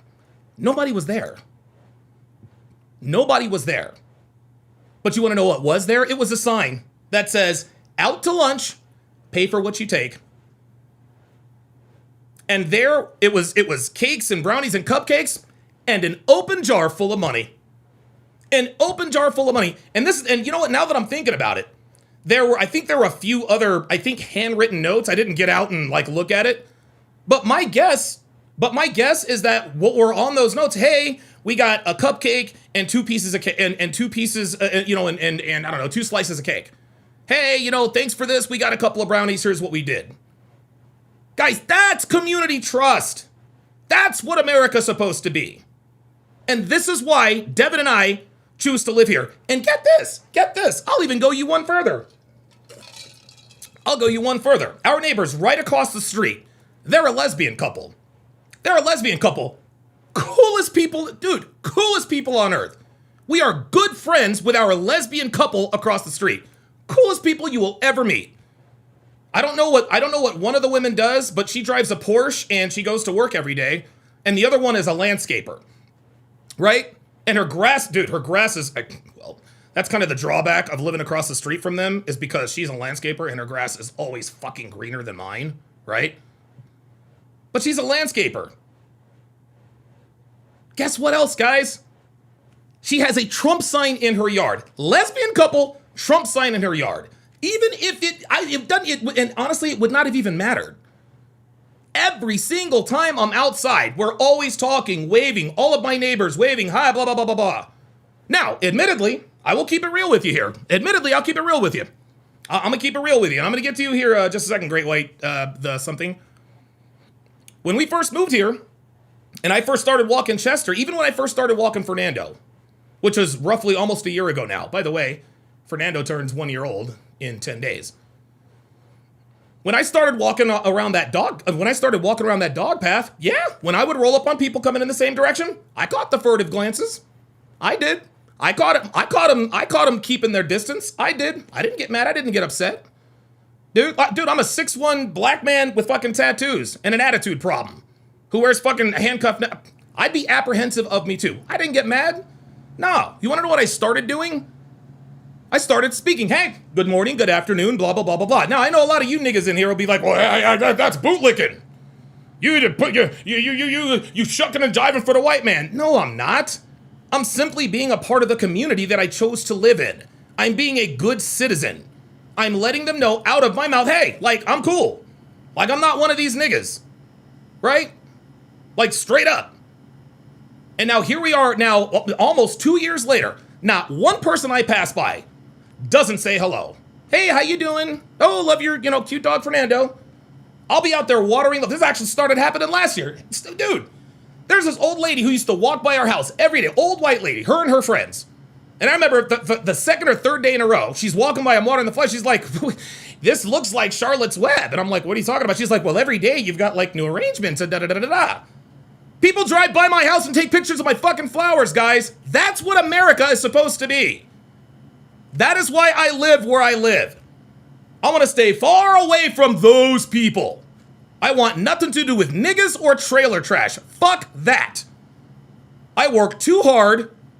Dude, I work too hard, and I have come way too far to be neighbors with people who don't give a fuck about property that's not theirs. This is what America is supposed to be like, guys. And that, of course, is the end of This Is What America Is Supposed to Be. So Don DeMarco, to myself for that one. All right, we got somebody in the, of course he left. All right, the Great White Hope or whatever your name is. Whenever you want to pull up is fine with me. Whenever you want to pull up is fine with me. I also want to point something out that I addressed a little earlier. So as you guys know, and oh, by the way, directly after I do this, because I'm going somewhere with this, right? We are going to listen to my debate, my 2-part debate with Jerome. Yep. Jerome Autry. So anyway, if you guys take a look at your screen, and listen, shout out to this Pitbull Kings guy. Listen, I mean no harm at all. I get it. I understand. He says, give this racist info out so his employers can see how racist he is. Hey, look, no problem. I'm not going to hate on him for that. I get it. So my response was, look, man, I get that you're frustrated with people like this, but there's no need for that. It is not against the law to be a racist, and he is afforded the right to free speech just like the rest of us.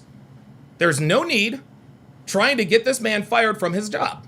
I'm not trying to take food off anyone's table over their views. I get where you're coming from, but let's not be like the other side on this issue. Guys, we're not going to be like them, okay? You got your stupid ass Auburn Preach fans calling Stephanie's job and harassing. We don't do that here, okay? We don't dox people here because of their views. Yes, we can have spirited, contentious, conversations, etc., etc. But we don't do that here. And so, look. I understand. Like, I get the frustration with these people. I get it. Trust me, I understand completely. But there's no need for this. We're not. Max says Jay Prince has a job, bro. You wrong for that. Come on now. No, the fuck you didn't. I'm sure Jay Prince is gainfully employed. Right. I'm sure he's gainfully employed. Listen, say whatever you want about Jay Prince.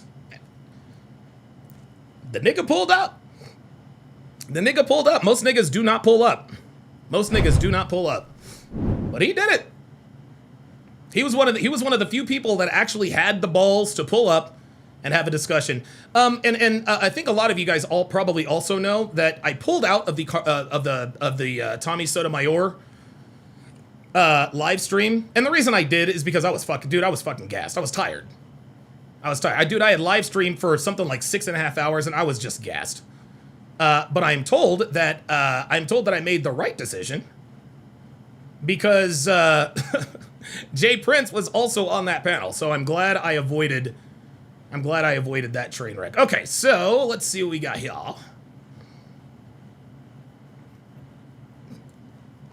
Is this part 2? Hang on a second. Even the New York Times, we will never ask the. Give me a second. Hold on. Murder. It was not self-defense. Got it. Okay. Is this part 2? Yeah, that's part 2. All right, let's go to part 1. So, gentlemen, this is the this is part 1 of my conversation with Jerome. This is probably, I did have a debate with, debate, discussion, whatever. I did have a debate with Hotep Goldstein, and I might play that one too. That one wasn't quite as fiery and as incendiary as the ones that have been lately. But this was really this was one of the early debates that I had where I absolutely just said, you know what? I think these people want Karmelo to walk free. Buckle up, guys. Even the New York Times, we will never ask the oppressor for permission to liberate. Fucking clown-ass Dominique fucking out. Dude, we can't get away from his ass. We cannot get away from this nigga. Our people. I don't know if you remember. Army Vet 43 with the $2 Rumble rant says he went to the Al Sharpton School of Grifting. He barely passed with a D+, right?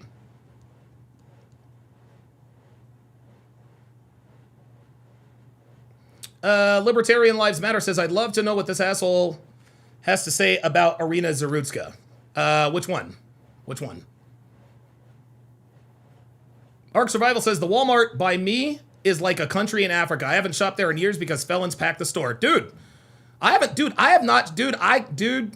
probably haven't shopped at Walmart regularly in 15 years. 15 years, guys. I have not shopped at Walmart before we moved here. 15 years. I never, ever, ever, ever thought that I would ever shop at Walmart regularly. But the area and the neighborhood we live in, South Reno, it's a fucking dream out here, guys. It's a dream out here. It really is. It really is the American fucking dream. I consider myself to be very fortunate to live out here. Arthur Hanna says, what state do you... I live in Reno, Nevada. Emily Ish says, sounds like you found a time machine and went to live in the 1990s. Yeah, right.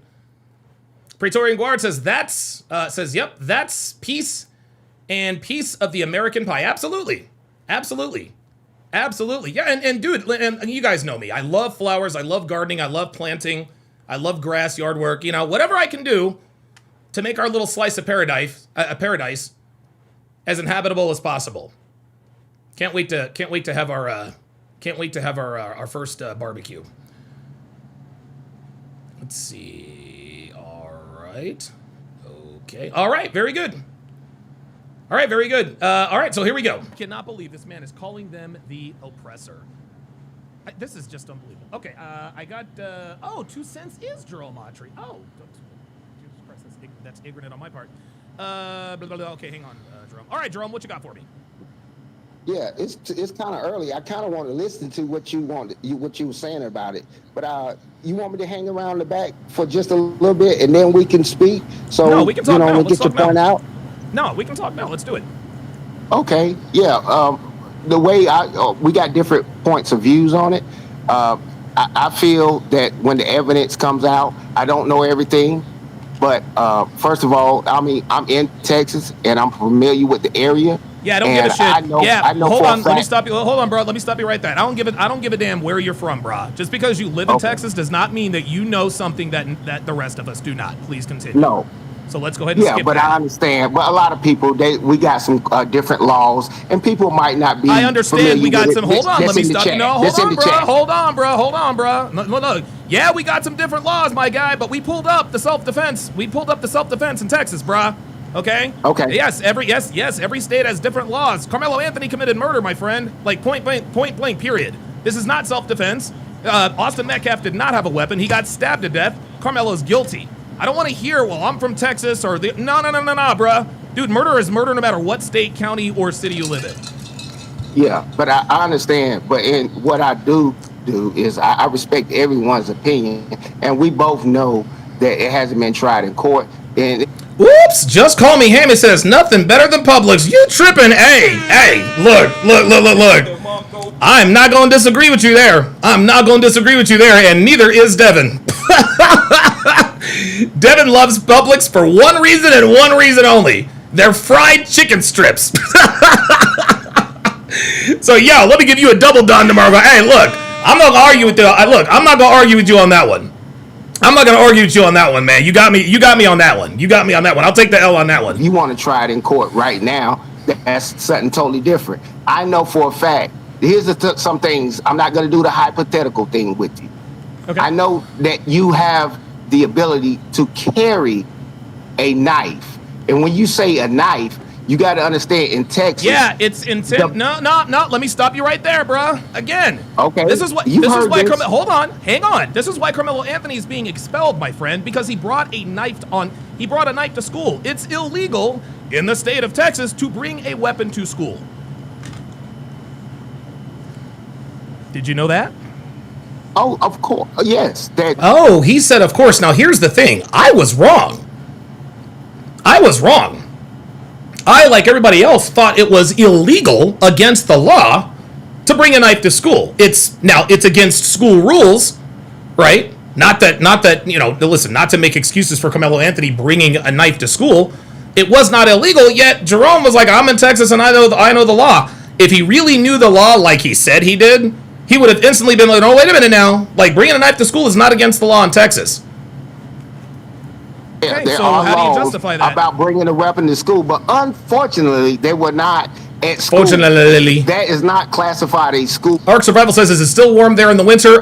No. No. We get 4 seasons here in Reno. We get a fall, summer, winter, and spring.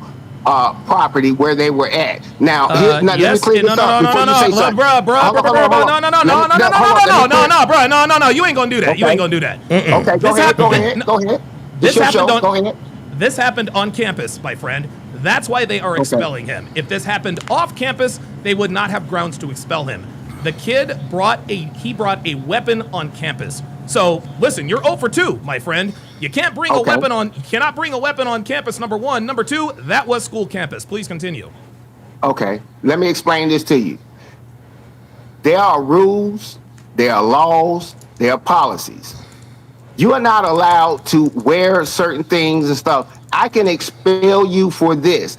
If I get in a fight on school grounds, I got the power to be able to expel you, but I don't have the power to send you to jail. Now, if it becomes to a certain extent to where someone dies and things like that, that's something different. It's a reason why if someone was selling drugs, if someone was selling drugs outside of that stadium, it's a reason why he would get punished differently if he was selling drugs outside of the schoolyard. There are different laws. What does that have to do with this case? What does that have to do with this case? What does that have to do with this case? Because you're confusing policies and laws. Oh my God. That's a policy. Let me ask you something. No. Hold on, bro.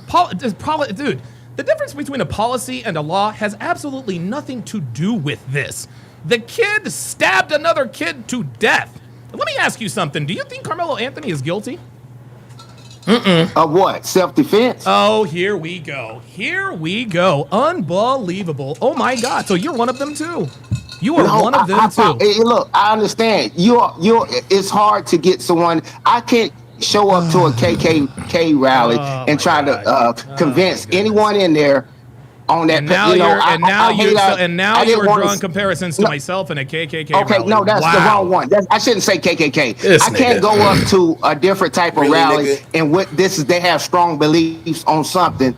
And because you can get overshadowed, I'm just saying, listen to my opinion, because it's all opinions, Donovan. And no. Now let me stop you right there. There is no opinion, okay? There are facts. Anthony killed Austin Metcalf. Fact, okay? Karmelo Anthony brought a knife to school, which is against school rules. Fact. Karmelo Anthony stabbed Austin Metcalf to death. Austin Metcalf did not have a weapon. That is a fact. Are you familiar with elements of the laws, sir? Yes, definitely. All right, go ahead. But what you're not going to do is, I don't care if it was my sister. If 2 guys tried to jump my sister and she stabbed one of them and killed him, I promise you, they're not going to convict them. Bro, you tried to hurt or harm. I hate this guy was only 130 pounds. And Here we go. When the facts come out. All of these niggas, when the facts come out. Well, guess what? The facts came out and they still didn't want to acknowledge that it was the truth. Everybody said, we got to wait till the facts come out. Well, the facts came out. And the eyewitnesses gave their account of what happened. And they still won't accept it. All right, here we go. No, but listen to this, Donovan. Let me say this. And I'm going to let you get back to the show. But you got to understand, It was people under that tent. It's a peanut gallery, and you've hung around enough white people in your life, and you know how the people, yeah, you know, all that, yeah, get him, and all that. You hung around those people, so stop with the cap, because I've been around black people that bully white people. So you understand both sides of the spectrum, and you know what they did, this and you're trying to cover up for them. Now you're in your emotions. I'm nigga. just assuming. Now you're in your emotions, nigga. Nobody bullied that. Nobody bullied that. Nobody bullied that goddamn kid, and you ain't gonna talk over me. Now you're talking nonsense because I think you want this kid to get off. I think you want Karmelo Anthony to walk. No, yeah, you do. Yeah, you do. Because you're sitting here, again, you like the rest of the other niggas who are in this, like Roland Martin and Dominique Alexander, you're trying to talk around, and give me, there are no opinions here. The fact is, Karmelo Anthony stabbed Austin Metcalf. Austin Metcalf did not have a weapon. But niggas like you want to come on and justify the reason that you're trying to justify his actions. Anybody who wants to justify Karmelo Anthony's actions against Austin Metcalf's is a nigga. No, I you know what? I hate. By the way, there's a manhunt underway. There's a manhunt underway in the city of Philadelphia. A college student who's going to graduate, I think, like next month, was shot and killed by two people who wanted his cell phone. They stole his phone, he ran after them, and they shot and killed him. Guess the race of the assailants. Incredible, dude. Like, these niggas just continue to get away with killing people. Yeah, that man died, unfortunately. I don't really think he you don't. No, you don't. Oh, sorry about that. No, you don't. No, you don't listen. hate. Now, here he comes with the, I hate that. Look, here he comes with the, I hate that man died. Oh, I hate that he died. Right? Oh, thoughts and prayers to the Metcalf family. Fuck out of here. Anytime someone comes on, talking about thoughts and prayers, I wish that hadn't happened. Oh, it's such a tragedy. It's all cap. Is a nigga. No, I you know what? I hate that man died, unfortunately. I don't really think he No, you don't. No, you don't. You don't hate that man died. No, you don't, bro. No, listen to me, man. Just trust me. Listen. Unbelievable. You don't hate that man died, man. No, okay, let me say this. Listen, let me say this. Bro, listen, you don't. No. I'm not letting you say shit because now you're off the rails, bro. Oh, don't sit here. Bro. No. I'm going. No, come on. I'm going to fucking do it. You don't give a fuck about. I don't care about Austin Metcalf. I don't give a fuck about him. It doesn't affect my life. No, hold on. I don't care about Austin Metcalf. Okay. And you're not going to convince me that you're sorry that he died. Get the fuck out of here. Bro, and I'm as adamant on the other side as humanly possible. Pass away. Yes, I am. But here's what I want you to understand, and you, maybe you never understood. When you got into that trouble back in the day, you said you had. Listen closely. You lost $100,000. What does this have to do with the case? No, understand this. I know you call me a nigga and stuff like that. But you're not going to call me one because you're a bigger man than me. Hey, Donovan, listen to this. I'm just saying, and we can exit. When you got arrested and you got into that trouble, you say it cost you hundreds of thousands of dollars over your life. Mm-hmm. Oh, yeah. He exited all. No. Yeah. I said I know I was going to touch. I touched. Oh, did you hear that? Did I touch one? There it is. Let's rewind. Let's rewind. He says I cut. Oh, he exited. I knew I was going to touch him with that one. That's what he was going to say. Did I touch one? This nigga was trying to get under my skin, but because I was trying to do stuff in the background and not show you guys the viewer, he thought that I just exited because of what he said about me having gone to jail. He thought, I was like, oh, did I touch one? Watch me expose this nigga. Watch this. Oh, wait, yeah. Oh, yeah. See, look, listen. What does this have to do? What does this have to do with the case? No, understand this. I know you call me a nigga and stuff like that. But you're not going to call me one because you're a bigger man than me. Hey, Donovan, listen to this. Yeah, I'm just saying, and we can exit. When you got arrested and you got into that trouble, you say it cost you hundreds of thousands of dollars over your life. Mm-hmm. Oh well, yeah. Oh yeah. He exited off. No. Yeah. I said. I know I was gonna touch. Did I touch one? I knew I was gonna touch one. I knew I was gonna touch one. Right? By him saying I knew I was gonna touch one, he literally gave himself away. The only reason why he brought up my criminal record and my jail stints was to try to get under my skin. He wanted to get under my skin. Oh yeah, I touched one. That's why he exited. And I called his ass out on it too. Touch one. I touched his soul. See, okay, I touched. No, you still there. My TV's still showing you on here. Look, watch. Okay. See, look at you. Okay. Look, no, hold on. Now you gonna shut the hell up. See, no, now I didn't know. No, don't do that. No. My TV delayed. My TV delayed. Nah, don't try it. Did you hear what you just said, my nigga? Did you hear what you just said, my nigga? Oh, I touched him. I touched his soul. Da. Nah, fuck it. Don't give a fuck. Don't give a fuck. I don't give a damn. Fuck out of here. Somebody find me the, I need to find the website that Karmelo Anthony's t-shirts are on. I need to find the, So that was part one. Well, as you can imagine, because that was part one, well, the nigga called up and tried again. But this time, pardon me, this time I figured out that his girl was watching. He was like performing. It was like he was performing for his girl. And when I realized that he was trying to impress his girl, it was all downhill from there. Here is part two. Of the Jerome debate. Well, let's get it. Haters. He's one of these secret haters. Oh. And by the way, Jerome. Oh, yeah. He's back up here. Jerome, by the way, you said that we don't like black. No, we love black people, but we hate niggas. Niggas like you. Please continue. Okay. Yeah, I understand the difference because, yeah, it's a difference between a nigga and a black person. Because at the end of the day, when you got arrested, you didn't put down white. You still black. What's that got to do with with you anything? ain't a nigga. And I ain't a nigga. And at the end of the day, I'm not a nigga.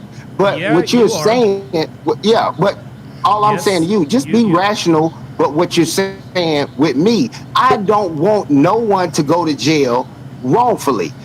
It'll play out in court. But what you're saying to me about Karmelo Anthony, I'm looking at it because, like I said, I stay in Texas. I understand the dynamics on what's going on. Yeah, of course you do. Because you live in Texas, things are different. Listen, no matter. Look, now let me hold on. Let me give you a rational thought. Just because you live in the state of Texas and I don't, doesn't mean you know more than I do. That's rational. I didn't say Please that. continue. I don't think I said that. Well, okay. Oh my god. Do you hear what this is? He says, I don't think I said that. But the reason why he said that was to imply that he does know more. I live in Texas. Like this guy thinks I'm stupid. I didn't say that. I didn't say I know more than you. I'm just giving you context. No. But when you say I live in the state of Texas, what you are implying is that you know more than me or my audience. Why else would you tell me you live in the state of Texas? Okay, that's like me talking to you about something, and I stay in. Listen, dude, listen to this comparison. This is crazy. He just goes completely off the rails here. Okay, Africa. Fine. You know what? You're fine. You're right. Please continue. You're right. Yeah, it's just context. It's just context. Yeah, I can understand. You live in Texas. I understand when people get into when they say things like that. I can walk into a room and say, "Hey, man, you look nice today." Hey, this person over here is gonna look at me and say, damn, I don't look nice today. So I forget. I have to tell people like you look nice too. Okay, bro? So quit getting your feelings about things that I say and this implied things and stuff like that. Oh my God. Chill with that, bro. You are my peer. I'm older than you. So bro, chill with that stuff that you keep saying. You are my peer. Nigga, you and your wife. We are not peers. We are not peers. We are peers. Yes, we are peers. I graduated in 1992. You graduated in 94 or 95. So hush your mouth. Say again?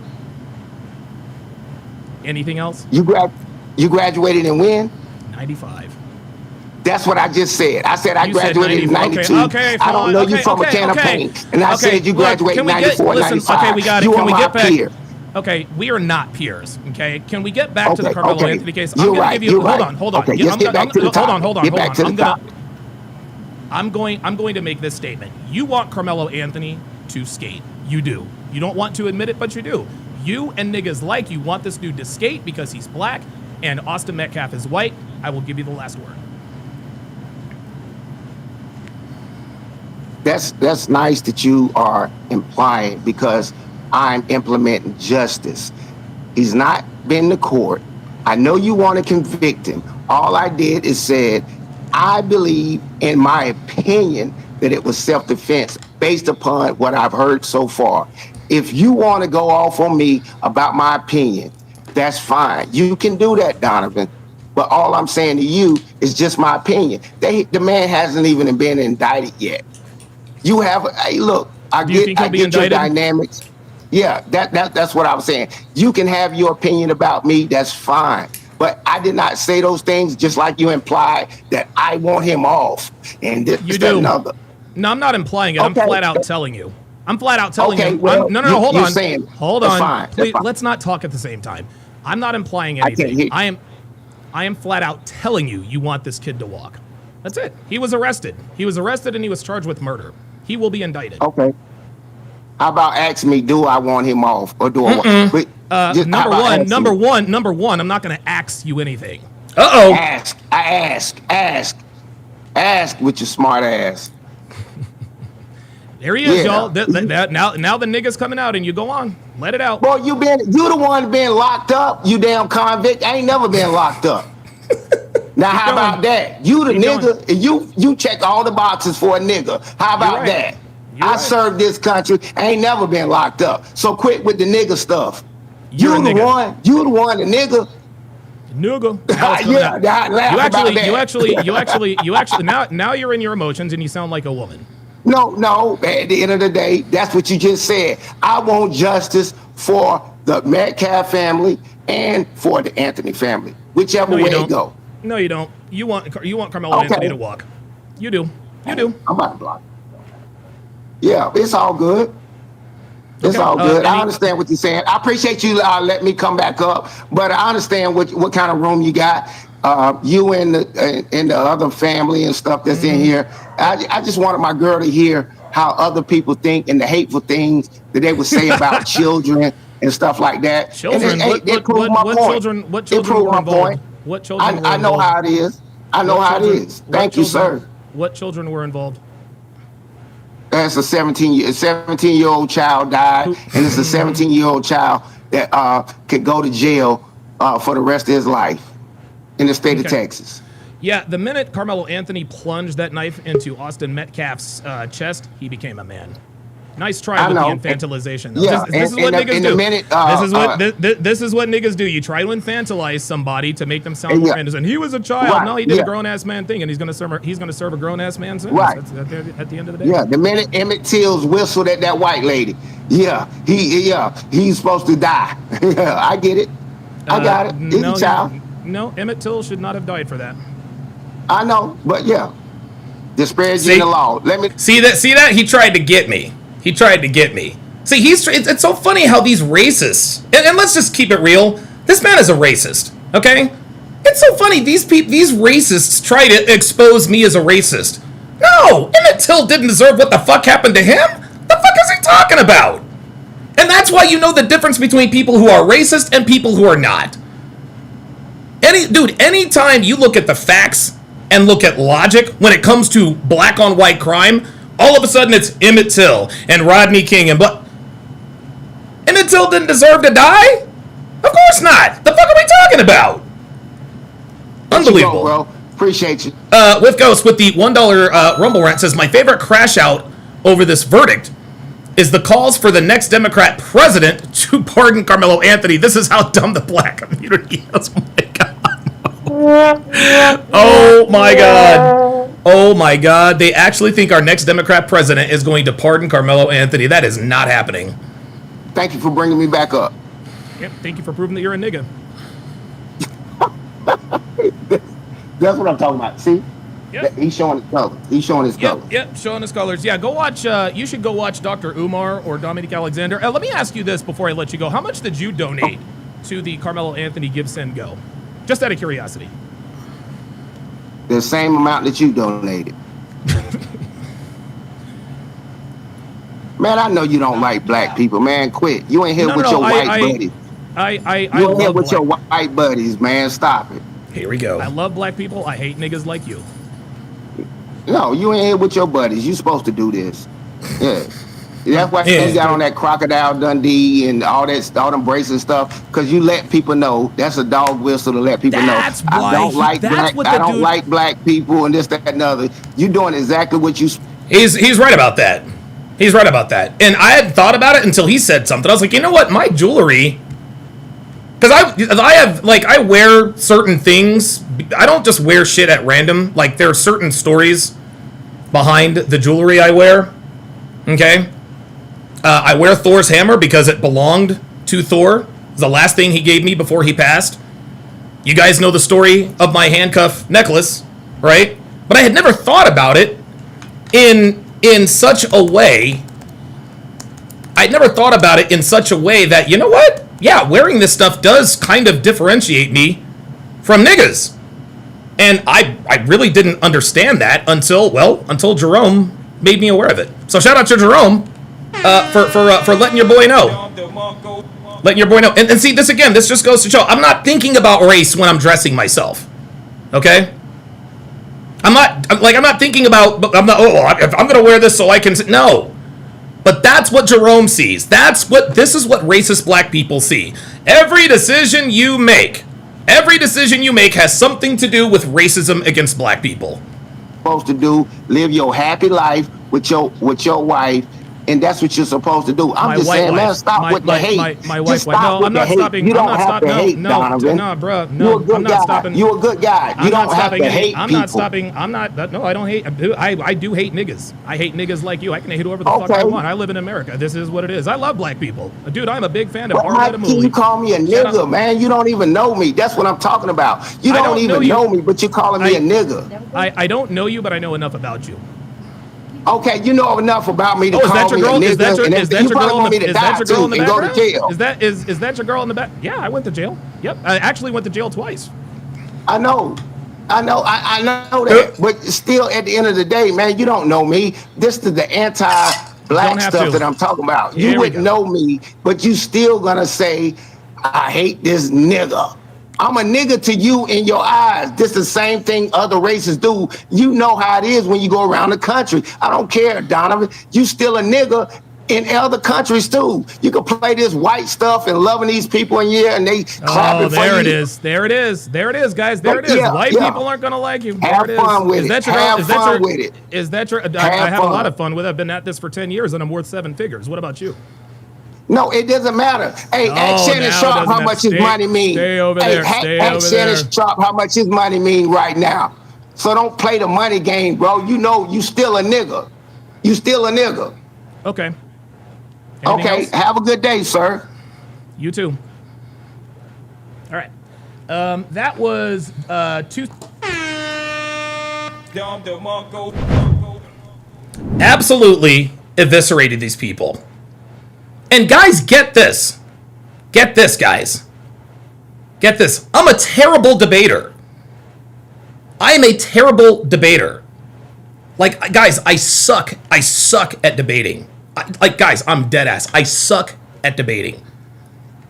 I cannot debate to save my life. And the reason why I suck at debating is because again, debating is arguing. In my opinion, debating is arguing to see who can win the argument, right? And when a conversation turns into a competition, that's when people use disingenuous tactics. Well, you said a lot there. They use disingenuous tactics. They use little, slimy little techniques to try to make themselves look right. I don't know how to talk that way.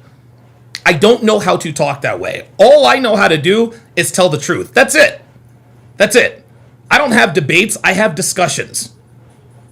And a lot of people say, well, a good debater is somebody who can argue both sides. This is why I'm a bad debater. because I can't argue both sides. I can't argue something that I know is fucking... I can't argue something I know is a lie. The fuck? Who the fuck wants to brag about that skill? Well, I'm a great debater. I can argue both sides. What? I'm not... Dude, I would not... Dude, look, man, I would not be proud. I would not be proud of the fact that I have the ability to argue both sides. Because that also means that I have the ability to lie. As we all do. But I'm sorry, I can't. I'm not gonna argue. I'm not gonna argue both sides. I'm just not gonna do it. To me, it's not about winning and losing. It's about the truth and lies. It's about the truth. That's it. Dripping Up says yes, because someone can be wrong in a debate and still win. There it is. There it is. That's exactly right. Destiny has won many debates. That loser's wrong about fucking everything, and fuck him too. And his cuck ass. Can't stand his dumb ass. Donovan's a loser. It's funny, he made fun of it's so funny, he made fun of my wedding, right? My little red pill wedding. Oh, this is so cringe, blah, blah, blah, blah, blah. Not more than a year later. Melina left him. His wife left him for a dude who wears a dress. Fuck out of here. Okay, so what we are going to do now is we're gonna watch the, or listen to, pardon me, we're gonna listen to the quarterings video on the fundraising having been pulled. Give me a second here. 2 pieces of absolutely brutal. Yes, brutal, absolutely. So here's what we're gonna do. Here's what we are going to do. We're gonna watch Jeremy in a second. Here's what we're gonna do. Karmelo Anthony, give, send, go. The Karmelo Anthony Fund is no longer there. No longer there. There it is. There it is. There it is. There it is. This campaign is not active. It is, and again, guys, it is, it is still amazing to me. It is amazing to me that there were still people donating to Karmelo after he'd been found guilty and after he'd been sentenced to 35 years. We went through the entire due process. He was caught, he was arrested, he was indicted, he was charged with murder 1, he was tried, convicted, and sentenced. Went through the whole process. We got niggas talking about, well, he has a right to a fair trial. He got a fair trial. Well, there were no white people on the jury. Any wonder why? Any fucking wonder why? When you have 3 people, or when you have black people talking about, I can't send a brother to jail, I'd have problems sending a young black man to jail, they're not going to let you on the fucking jury? And so what is happening now is since Karmelo has gotten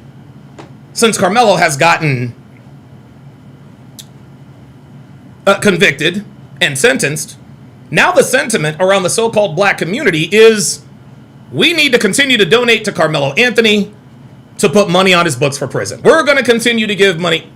Nah, that ain't happening no more. Your powers come. That ain't happening no more. The money train is over. The money train is over. Drip Up says they released a statement saying they don't allow funding people found guilty of violent crimes. Case is over. Fund is over. Good. Good. Very good. Very good. So what we're going to do is we're going to listen now. We're going to listen now to the... there it is. We're going to listen now to the quartering on this Karmelo Anthony's funds being pulled. There it is. Perfect. Excellent. Excellent. Excellent. And because I do not want to get my channel taken down, because I am told that Jeremy will do that on occasion. And look, Jeremy, just so you know, I'm on your side, man. I'm on your side. The reason why I react to your videos is because they're informative. They're informative. Yeah, I mean, dude, I don't know who the hell you got working for you, but they're informative. I'm not trying to steal your content. I'm just Using it for context. So I get it. I understand. This is what you do for a living. You want to protect your content. I get it. I get it. So hopefully he can whitelist me one day. But until then, I am going to use the Donovan Sharp ingenuity that I was born with, and add a little bit of visual aid. Add a little bit of visual aid to sort of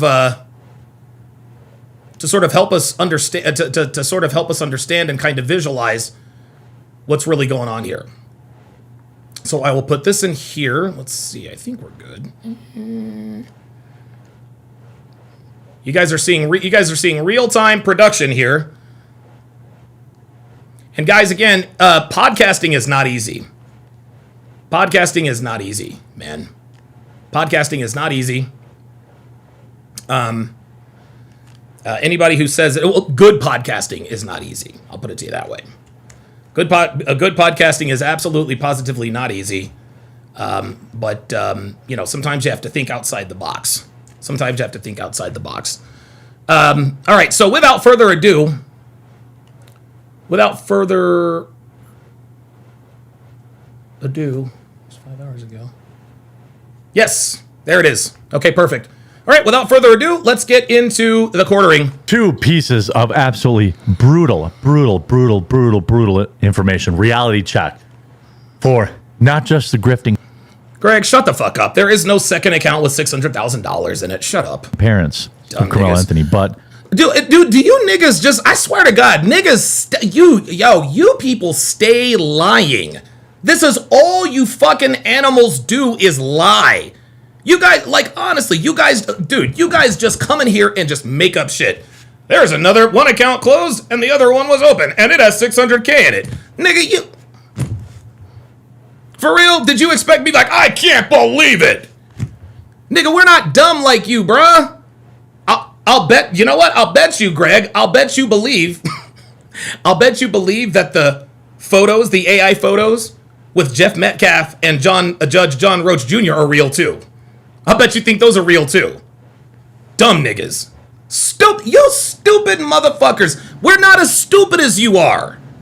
Oh my God, there's another account and it magically has 600,000. No! What the fuck? These niggas think we're just like that, dude, just like that PDF file. The high school, I saw the tape and yeah, they jumped him and Austin had him in the headlight. Fuck out of here. The jig is up, y'all. Like seriously, niggadom is over, y'all. This is it. Black fatigue has reached black exhaustion. Fuck out of here. I swear to God, all you niggas do is lie. That's all y'all do is lie. Jesus fucking Christ. The criminal, that is Karmelo Anthony. This video won't be one of my 20-minute epicers. So, I appreciate you. I'll keep it quick. You guys are absolutely crushing it. Going to cbcamazon.com, getting coffee. I know you're sick of it. I just want to go hard this week to really reinvigorate everything. We've got new fall flavors coming. We've got winter flavors coming. K-Cups, whole bean, everything. Free overnight shipping.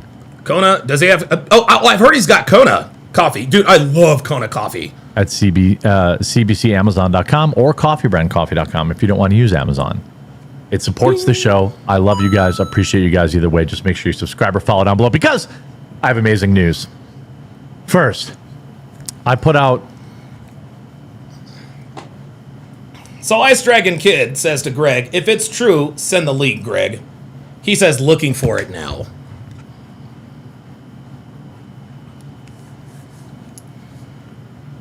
Greg, why would you have to look for the link?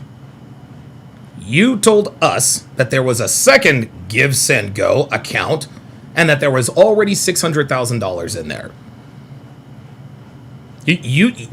Your words exactly. That's what you said in the chat. Why are you looking for a link you already told us existed? I swear to God, these niggas are... dude, these niggas really... he thinks we're waiting on bated breath. Ooh, I wonder if Greg is going to find it. Greg, you've got absolutely zero. What the fuck?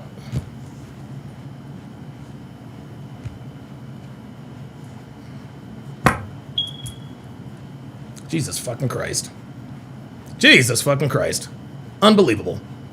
Dogman Plus says people lie because they're afraid of the truth. Yeah, you got that right. Give me a fucking break. He says, as of this afternoon, yes. Shut the fuck up, dude, bro. Stop. A lengthy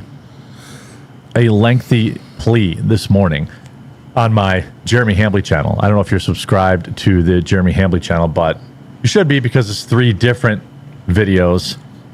Arthur Hanas says, bro, what if it's true? It's not true. It's not true. Through a day, and if you want to break from the nonstop mellow for the next couple days, then that's a good channel to be subscribed to. I pled with Give Send Go. Now, Give Send Go allowed Karmelo Anthony's parents to raise nearly $700,000. I think we all know. Yeah. Legend says, as Donovan literally Googled it right in front of us, surely the second account would have showed up. Dude, of course, man. Like, dude, these people, dude. That, they didn't use it for that. Let me just give you a reason to leave a like on the video right now. Thanks to that tweet. Thanks to your interactions. I'm not going to ban you, Greg. I'm just going to ban you. I'm just going to put you on a 24-hour timeout. Get the fuck out of here, man.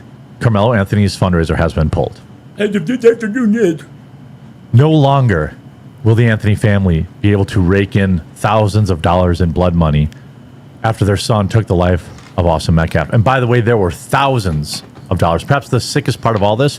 Yep. There were thousands of dollars that came in after the guilty verdict. And I've got an even better piece of news coming later in this video, but let's start with that. I tweeted this morning. I reluctantly supported Give Send Go, allowing Karmelo Anthony to raise funds for his defense because he was due his day in court. But now that he's been convicted, I think it's reasonable that they suspend the family's ability to enrich themselves off the murder of Austin Metcalf. Yep. Agreed. I didn't like that they were using the platform to raise money, but Karmelo Anthony deserved his day in court. And listen, I agree with Jeremy.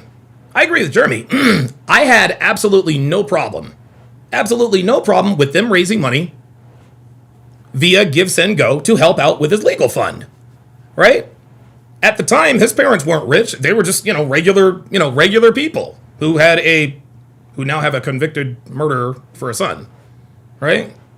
So I had no problem with the give. Listen, okay, the family needs money to get him a good defense. I had no problem with that. But then we heard about them moving into this $1 million house and SUVs and wild spending. And in the end, they ended up having to use Mike Howard, who is a private lawyer but was working as a court-appointed attorney. Maybe things would have shook out completely different in court.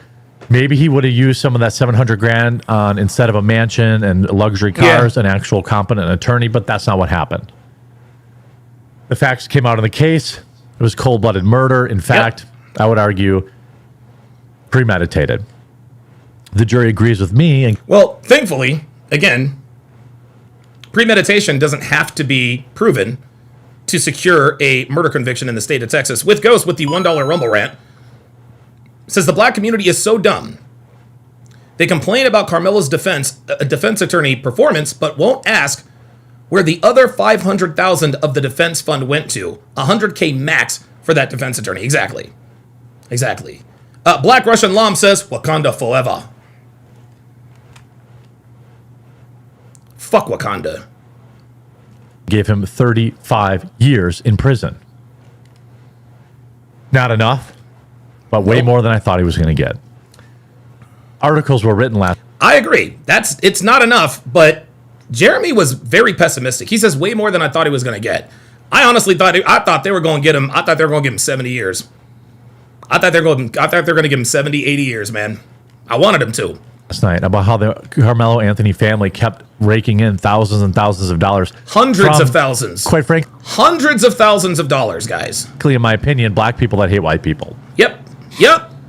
That is absolutely right. Absolutely right. The people that donated money to Karmelo Anthony are black people who hate white people. You can't convince me otherwise.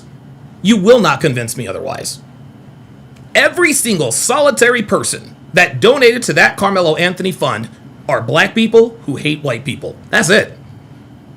Full stop. Straight up. Black people who hate white people donated to that fund. And you know what's interesting? I'll get back to the video here shortly. Matt Walsh actually had, Matt Walsh had a very interesting, a very hard-hitting tweet. I'm gonna tell you what, he's very good at this. He says, I have not moved on from the Karmelo Anthony fundraiser.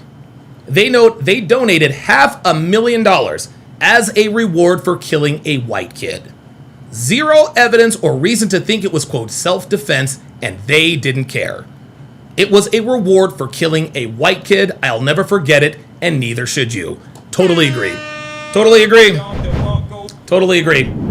That is the one, guys, I'm telling you, the demographic of individuals who donated to the Karmelo Anthony Fund, 100% no doubt, black people who hate white people. You cannot convince me any differently. Or white people that hate white people. Yeah. This was oh, shit.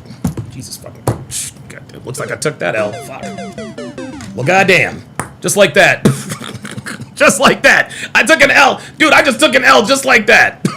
I said it's 100% white people who hate, or black people hate white people. White people who also hate white people. I stand corrected. Come on, Jeremy. You're supposed to be making me look good here, man. You're killing me. Come on, bro. Never even a good financial cause. Nope. The guy was guilty of sin from day one. It was a waste of money. Sorry, no refunds. But just moments ago, Give, Send, Go put out this statement, and nobody's seen it. 6 likes on it. That's it. A statement from Give, Send, Go. Our hearts are with Austin's family, his twin brother, and everyone grieving a loss that no. Stop the cap. By your powers combined, I am Captain Planet. I'm gonna make one thing clear to you. I'm gonna make one thing crystal fucking clear to all of y'all. Crystal fucking clear to all of y'all. Not one black person, not one, guys, not one. And I want you guys to hear me loud and clear. Not one black person who is a Karmelo supporter is truly sorry that Austin Metcalf died. We know this. We know this. We got people outside of the courthouse talking about the best cracker's a dead cracker. The only thing Karmelo Anthony did wrong is he didn't kill all 4 of them. Fuck white lives matter. All white people gotta die. That's why. Every single black Karmelo Anthony supporter, every one of them, shed not one tear for Austin Metcalf. Thoughts and prayers, bullshit. And I hate that he lost his life. No, you don't. No, you fucking don't. No, you are glad that kid is dead. You want to look? You can expose racist black people instantly as soon as they say, "Well, look, I hate that he lost his life." Fucking cap. Your powers combined. Fuck out of here. They absolutely, positively, dude, they don't give a fuck. The only reason why they say thoughts and prayers is so they don't look like complete degenerates. That's the only reason. Well, thoughts and prayers to Austin's family. White people gotta die. What? Thoughts and prayers to the Metcalf. I'm so sorry that Austin died. Fuck white lives matter. Huh? No, fuck out of here. Any black Karmelo Anthony supporter who tells you unprovoked, hey, thoughts and prayers to the to the Metcalf family, they give less than 0 fucks, guys. Do not let these niggas fool you. They are glad this kid is dead. Please believe. But we are glad this nigga's in jail. Please believe. Let's go. The Great White Bodyguard with the $5 super chat says thumbs up. Okay. I didn't see you back in the pull-up room, my guy. Where you at? Did I shut down the fucking pull-up room again? All right, we'll get to that. All right, let's continue. Let's continue. Verdict can undo. By the way, there's an interview tonight with Jeff Metcalf that I'm going to cover. probably live, if not first thing tomorrow morning. I'm sure that will be very interesting. Yes, Dogman Plus says all lives matter. Absolutely all lives matter. Oh, the Great White Bodyguard says, love the content. I pulled up earlier because I disagreed with something I heard. My signal dropped while I was driving. Thank you, cleared it up. Oh, thank you, and I think you cleared it up shortly after. Again, faithful listener. Oh, cool, man. All right, very good. It looked like you were riding clean, to be honest with you. Like, what you pushing? Look like you were pushing like a E-Class or like an Escalade. What's up? What's up? Yeah, the Great White Bodyguard was, dude, he was high-key flexing on a nigga, for real. I was like, damn, what the fuck's this nigga pushing? Let's continue. First time Jeff Metcalf has been able to come out and really speak freely. Give Send Go hosted a fundraiser connected to the case. Hosting a fundraiser has never been an endorsement of a person, their actions, their legal arguments, or their public statements. Of course. In fact, Luigi Mangione has a Give Send Go. Right. One of the most vile human beings ever. You know, his trial starts this week. That's why you want to say subscribe, because we're moving right from the Mello trial to Luigi trial. Obviously. Yeah, Mangione's going to be convicted. There's no question about that. Other news topics throughout the day. That's the man that took a father, a husband, a son, a friend from the world because he was mad that, I don't know, prescriptions cost too much. A guy that has no control over that, right? Right.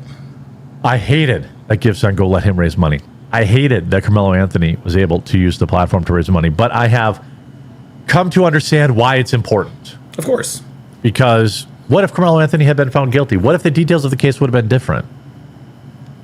But he couldn't afford to hire a lawyer. Now, I don't endorse how the family seemingly spent that money, but that's neither here nor there.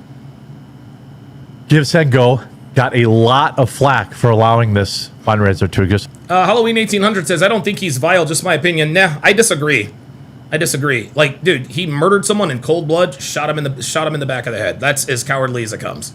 On their platform, and I want to give a massive shout out to their CEO for standing firm in the face of... Ice Dragon Kid says they will burn down a city for Luigi.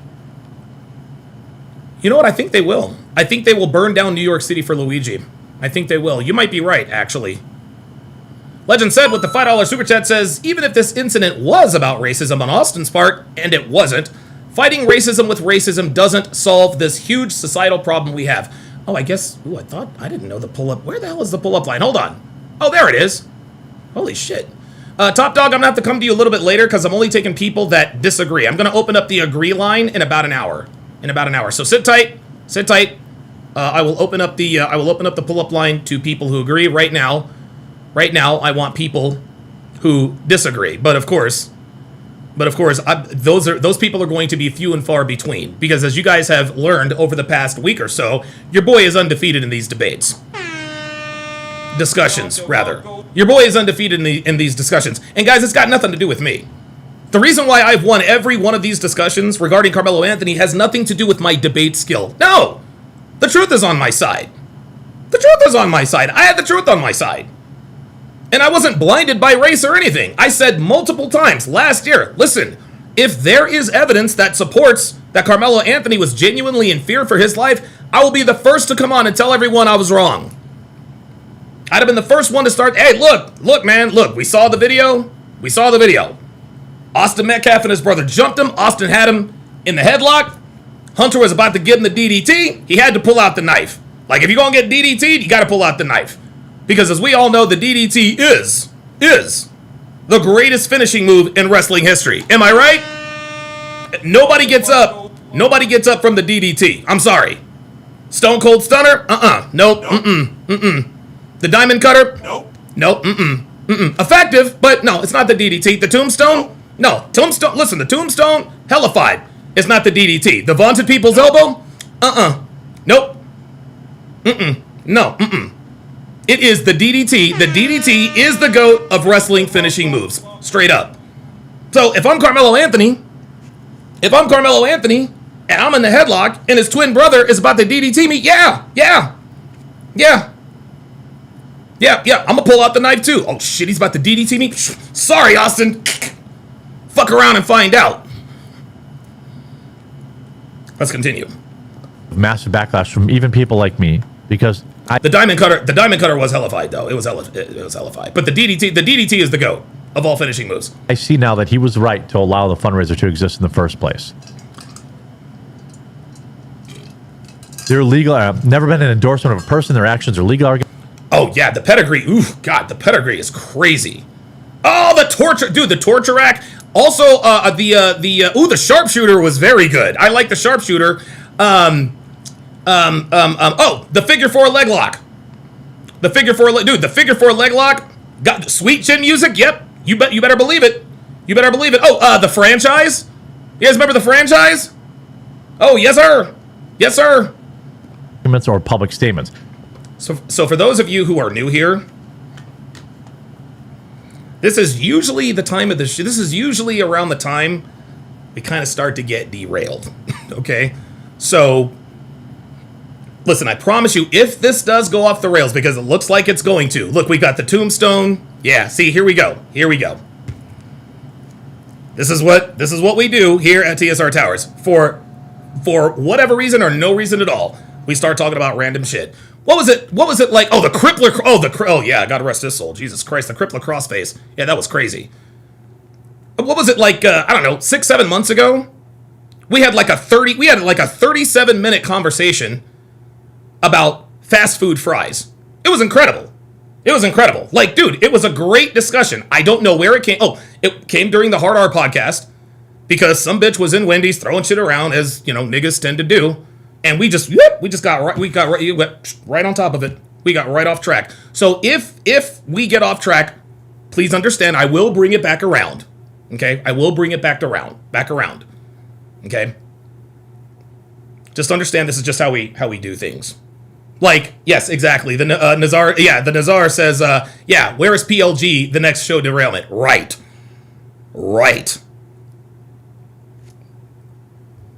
Booty. Let's continue. It is not a declaration of innocence, and it is not a political statement. Oh, the spear and the jackhammer. Ooh, the jackhammer was fucking crazy. I did like the Ric Flair drip. I did like that. Ollie J Real Music says, Don, I didn't know you watched wrestling. Dude, I've watched wrestling since I was a child. Dude, I watched WrestleMania 3, y'all. I watched WrestleMania 3. And by the way, WrestleMania 3 is the greatest WrestleMania of all time. That's not an opinion. That's not an opinion. That's not a theory. This is a fact. This is a fact. WrestleMania 3 is the greatest WrestleMania of all time. And if you disagree, I'm gonna fucking ban. My bad. Let me get back. It's access to lawful funding, which we extend across the full spectrum of cases. The fundraiser was created to support pretrial needs, and those funds were dispersed over the past year for pretrial needs. What? Getting an Escalade was a pretrial need? Oh, speaking of Escalade, hold on, my guy, the bodyguard.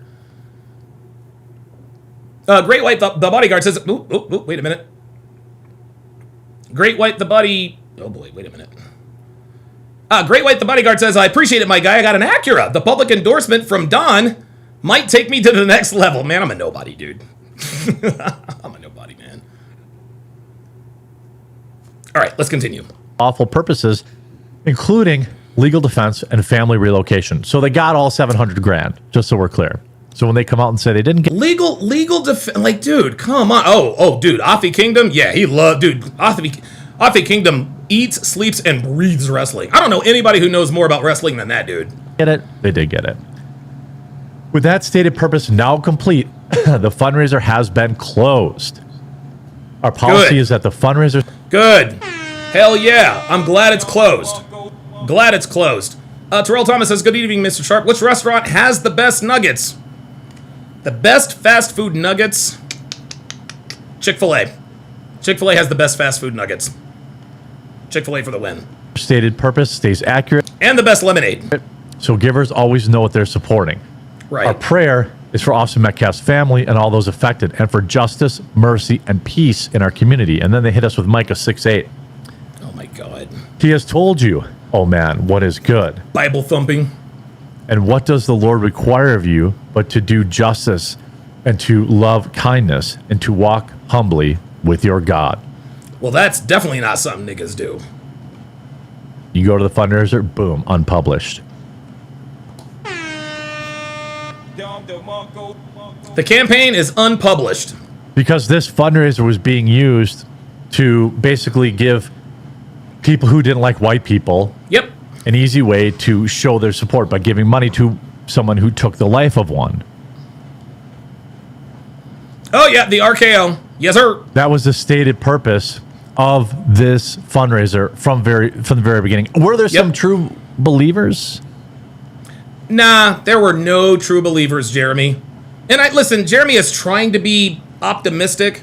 He's trying to believe in the power of the human spirit. Nah, man, no, not a chance. Not a chance. Not a chance. No. Dude, niggas donated money. Niggas donated money because Karmelo Anthony killed a white boy. Full stop. Full stop. There's no other reason but that. Were there some true believers out there that thought he was innocent? That's undeniable. Those people were outside the courtroom saying that. Now, I think I disagree. Most of them were probably deranged lunatics who were just there for clout or, anytime you have a trial, you get goofy goobers. Terrell Thomas says, not McDonald's. No. McDonald's nuggets are good, but Chick-fil-A's are better. Chick-fil-A's are better. Dude, the Chick-fil-A nuggets with the Polynesian sauce? Straight up. Straight up. Showing up out there, it's a circus. You have people like Jasmine Crockett, who got voted out. And the Phillies are up 4-0 on the Blue Jays. Out of her position in government, thank goodness. Oh my God, yes. Desperately now trying to find a job on BET. Good. Or with Jamel Hill, where they basically just say black people don't ever do anything wrong no matter what, and I will never admit it. Right. Black people, please give me your money. Yep, that's it. Lame duck Representative Jasmine Crockett of Texas suggested during an Unhinged podcast that she too would have stabbed track star Austin Metcalf after Karmelo Anthony was convicted of first-degree murder in the racially charged case. On Tuesday's episode of Clock It with Crockett, the failed Senate candidate let loose a torrent of falsehoods to paint a picture of the brutal slaying of 17-year-old Austin Metcalf that had virtually no basis in reality at all. And that's what really these Unhinged supporters, they just rely on it. The Metcalfs are bullies. None of the... Robert Anderson says, have you tried the chicken breakfast bowl? Yep. And it is amazing. The chicken breakfast bowl at Chick-fil-A is spec-fucking-tacular. Things ever happen that they said. Mr. B says, fucking Philly swept my team. Man, we're sweeping everybody these days. We lost a heartbreaker last night. Our closer who throws 104 miles an hour blew a save. It happens. The cavalcade of inaccuracies started with Crockett downplaying the size of the semi-serrated 5-inch pocket knife that Anthony was convicted of plunging into Metcalf's chest during a dispute at a track meet at Memorial High School in Frisco, Texas last April. Wait a minute. That's the one that that's actually the one that we just looked at. That's just a 3.5-inch blade, blah, blah, blah, blah, blah. It was this, she said, holding her thumb and forefinger about an inch apart to demonstrate the size of the weapon. Now, obviously... He's dead. If it was only an inch deep, it would not have pierced not just the heart, but also bone. Oh, dude, of course. Was it a switch?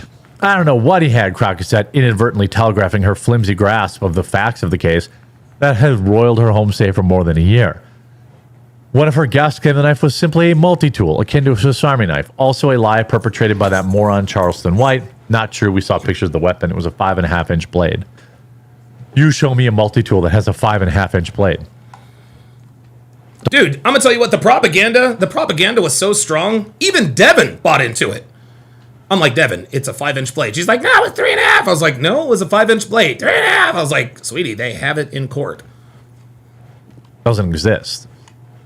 Carrie Schnatz says Crockett needs to host The View and get out of DC. Oh my God, yeah, she'd be perfect for the View. Maybe there's one random one.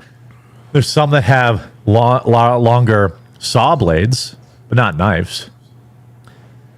Yeah, it was like a little... Yeah, Mr. B says Joanne Duran is nasty. Dude, that dude is nasty as fuck. Tiny scissors and everything or whatever. It was so small. Yeah, I remember. That was stupid. Furrowing her brow and squinting her eyes in disbelief. Well, I would argue the size alone, you wouldn't think it's a deadly weapon. Again, everything she said is a lie. All these people do is a lie. And I'm talking about... That's right. The race grifters. Carmelo supporters. Yep. Not everyday hardworking black Americans who understood the facts of the case and aren't out on the streets, attacking white people. See, there it is. See, even Jeremy understands the difference between black people and niggas. Black people and niggas, even he knows. Stephen G. Williamson with the $10 super chat says, Don Damage, did you know that Carmelo's mother got a nose job too? Oh, I did. Are you serious? Bro, there's no way that's true, man. Oh, no. Are you kidding? Oh, no. Please do not tell me this bitch Wayne got a nose job. Yo.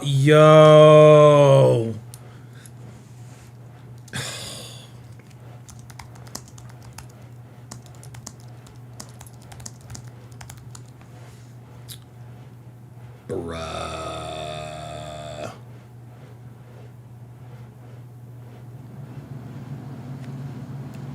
Hold up, man. Doesn't have Kayla Hayes. Let's say Karmelo Anthony mother.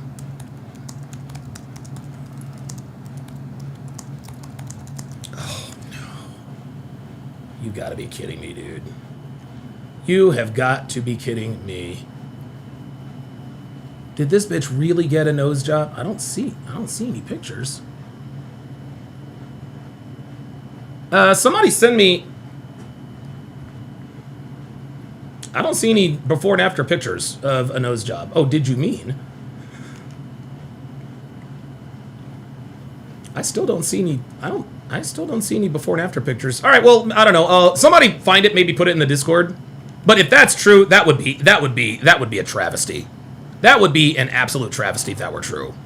I've got a video coming up later. We've got there was a black guy going around. He attacked a veteran simply for being white in defense of Karmelo Anthony. And more crazy stuff. So that's coming out in like 2 hours.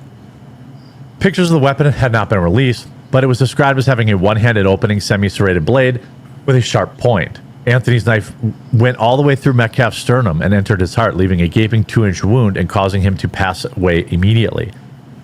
Crockett then continued, flagrantly embellishing every single detail of the confrontation that led to the deadly incident. If a 300-pound man is beating me like on top of me, beating me down, I'm not limited to fists. Okay, maybe, but that's not what happened. Nope. Austin Metcalf proclaimed many times he was not going to fight Karmelo Anthony. Karmelo Anthony wanted to fight. Karmelo Anthony opened that knife in his backpack and gripped it so hard the veins in his arms popped out, seeming to imply that she too would have stabbed the person. Metcalf was 6'2", a far cry of her claim that he was 300. Yeah, do you see how she made the disparity even wider? If a 300-pound man were on top of me, number one, the bitch is a woman, so she's already going to be smaller. Come on, man. Anthony was also a high school football standout and was listed at 5'11", 162.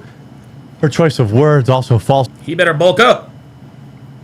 To portray Anthony as the victim and Metcalf as the aggressor, of which 21 people testified to that not being the case.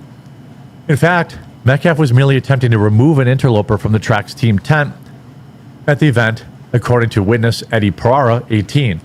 Parra testified that when confronted, Anthony immediately got aggressive, daring Metcalf to touch him and warning him that you're going to have to move me, while putting his hands inside of his bag to indicate that he had a weapon. Dude, this is according to witnesses. Metcalf shoved Anthony, who then pulled out. Listen to me talking like the trial is still going on. I'm like, man, this is over. Yeah, it's been over. Out a weapon and immediately took his life in a sneak attack. Yep. Contrary to Crockett's fact-free assertions, there was no beating. Metcalf was never on top of Anthony, and Metcalf weighed nowhere near the formidable 300 pounds the Congresswoman alleged. Nope. Ex-users flooded posts, sharing clips of Crockett's podcast with comments pointing out her misstatements and even the simplest facts. Why does it matter what he used to take his life? A rope isn't a deadly weapon until it's used to strangle somebody. That's right. Like, how stupid can you be? Pretty sure Metcalf is dead. Sounds like a deadly weapon to me. Another person chimed in. So she twisted the story. Legend says, notice how they infantilize Karmelo but make Austin look like a big bully to gaslight the public. Dude, niggas are acting like, let's just say Austin Metcalf was a bully. Niggas are acting like being a bully is worse than being a convicted murderer. No, but he was a bully. Okay, he wasn't, but even if he was, your guy's a convicted murderer. There's something that never happened. Take the L. She's an absolute imbecile. She should have at least Googled what happened before opening her dumb mouth, said a third. Or she should have tuned in to the quartering. By the way, if you haven't yet subscribed or followed, like 40% of my viewers aren't actually subscribed. Please do hit that subscribe button.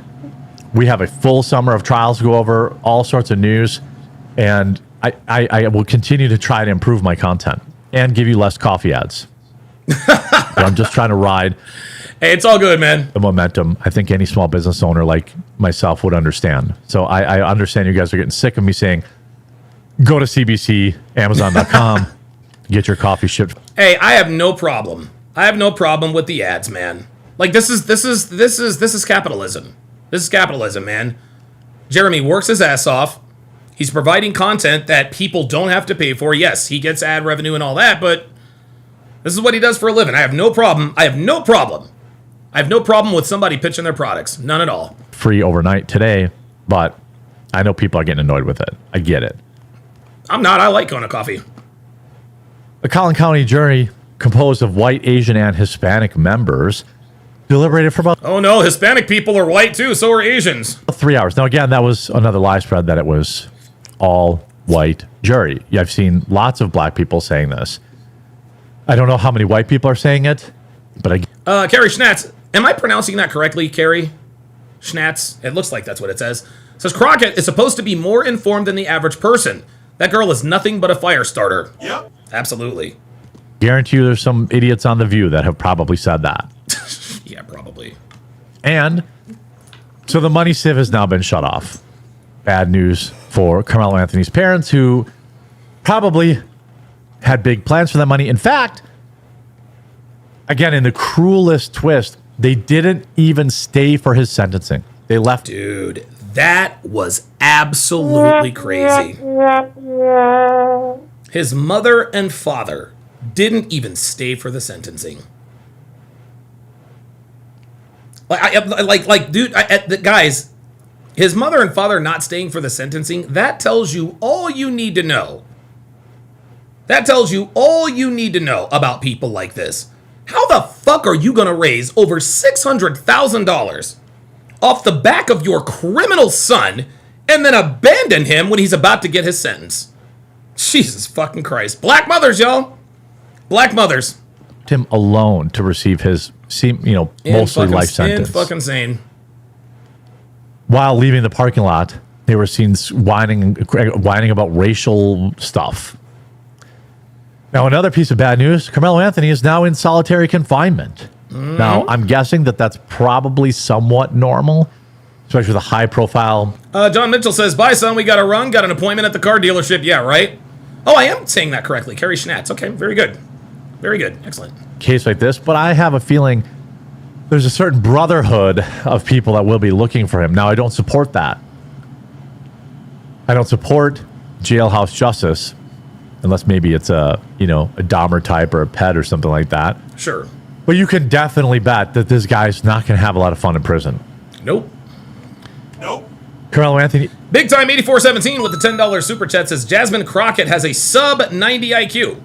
If somebody shot at someone 10 times and missed every time when they were charged with unaliving, Jasmine would say, why the unaliving charge? They are still alive. I actually disagree. I think you're giving her a little bit too much credit. I think there's one digit too many. I think she has a sub 9 IQ. Real shit. Like, that woman is fucking dumb. She really is dumb. Is being housed in isolation, separate from other inmates following his conviction. The 19-year-old who was sentenced to 35 years in prison on Tuesday is being kept in a more secure area of Collin County Jail in Texas, away from general inmate population, as authorities at the prison look to ensure his safety and the security. You know who they keeping him away from, right? I like you, and I want you. And we can do it the easy way or the hard way. So the choice is yours. Yes, sir. That's who they're trying to keep him away from. Any word on where Fleece Johnson is these days? Of all inmates, the representative told the Post Monday. Now, he's in jail now. He's going to be transferred to prison. Yep. He's in jail now. He thinks jail's bad. Wait till he gets to prison. Now, I've heard some people, like I watch a lot of those ex-con channels. If you've ever done time, maybe you can let me know. Well, no, I haven't done time. I spent almost 2.5 weeks total in prison. I believe you can email me. But a lot of people say jail is worse than prison. What? That's crazy. I don't know if that's true, but I feel like I've heard this theory, you know, because in jail there's like bunk rooms, there's all sorts of stuff. Yes. At least with prison, you have some level. Yeah. Like, dude, I remember when both times I went to jail, I was in the dorm with the bunk, and I was fortunate. I never had any problems. Now that was of course because I,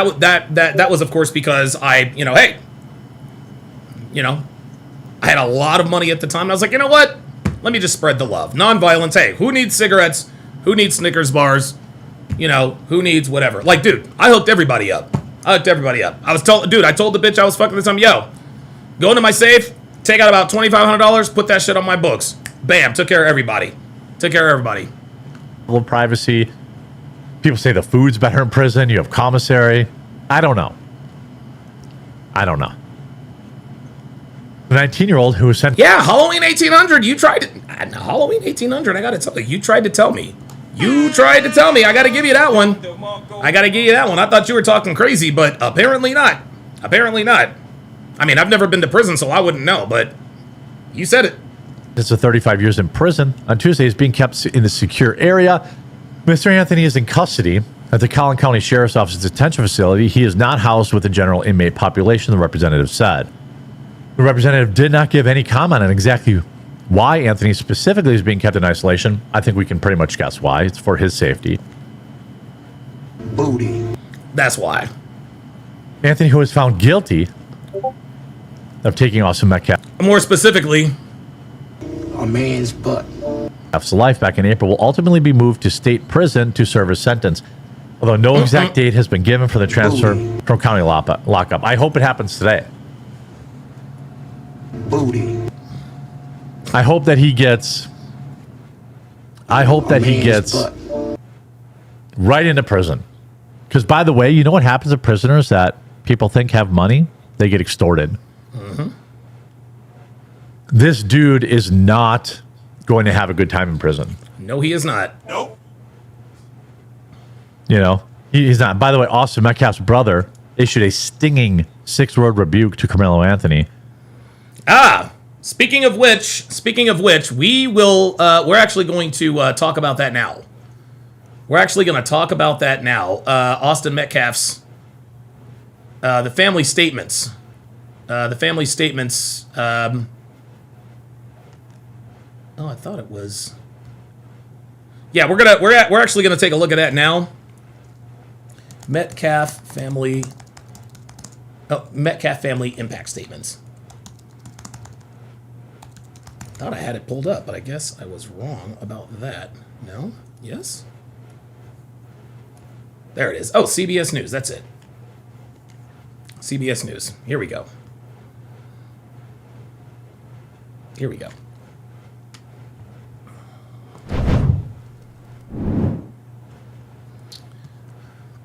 So this article dropped yesterday. Looks like around 10 o'clock Central Standard Time. CBS News. It is entitled, Family Delivers Emotional Victim Impact Statements After Karmelo Anthony's Sentencing in the Austin Metcalf Killing. The article starts. In emotional victim impact statements delivered after Karmelo Anthony was sentenced to 35 years for killing Austin Metcalf at a Frisco track meet last year, the slain athlete's mother spoke about how deeply she misses her son.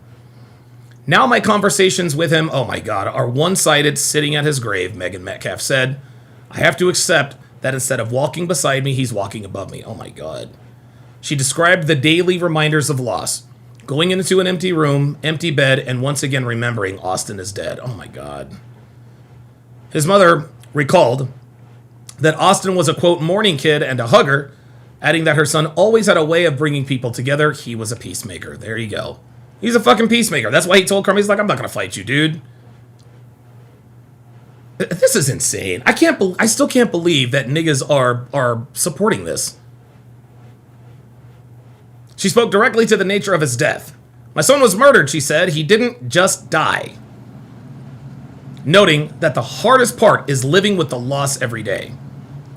She reflected on her love for her boys, Austin and his brother, Hunter. Watch out for Hunter, y'all.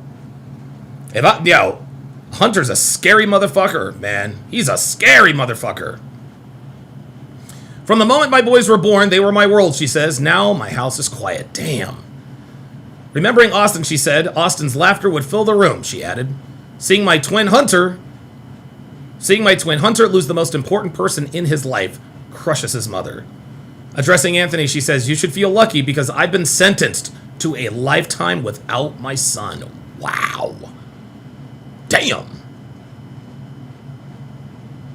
Dad speaks of loss, rage, and resilience. Oh, okay. Jeff Metcalf, Austin's father,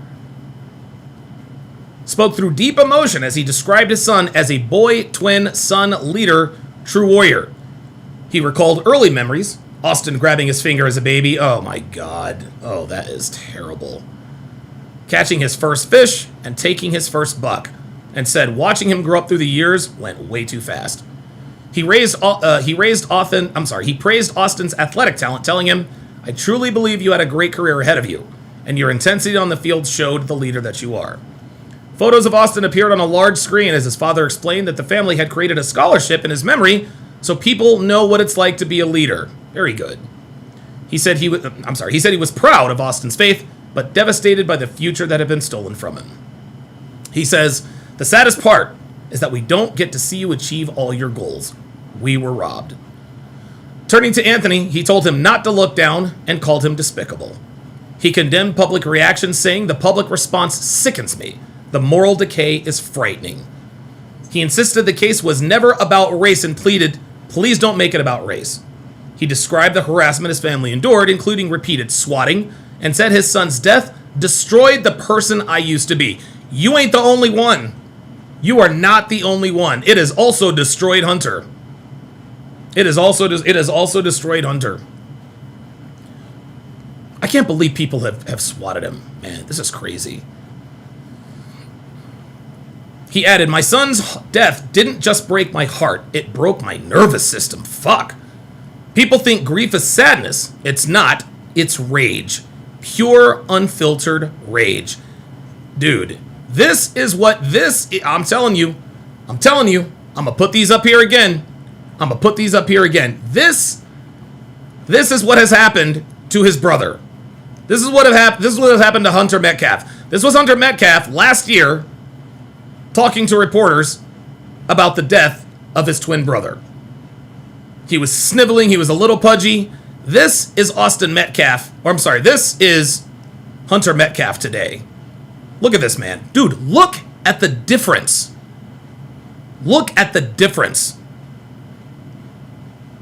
Like, and guys, again, that to me was the most telling element of their press conference yesterday, was just the emotionless expression.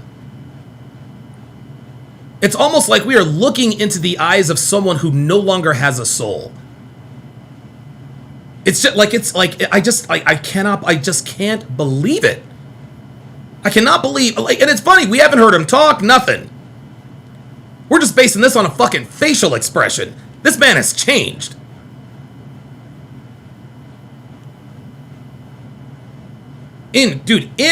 Guys, this is what tragedy does to you. Man, oh man. Dude, I feel sorry for this kid, man. I really do. It continues. Looking directly at Anthony, he said, you failed your parents. You failed yourself and you failed society. You don't belong in this community. Good for him. You should have said his parents failed him. He pounded the podium as he continued. You can't even look me in the eye right now, but you can stab my fucking son in the heart. Damn. He ended with R.I.P. Austin Metcalf. Love Pops. Oh boy. Ooh, Hunter. Oh boy. Hunter Metcalf. Oh boy. Oh boy. Now it says, brother speaks to the grief and forgiveness.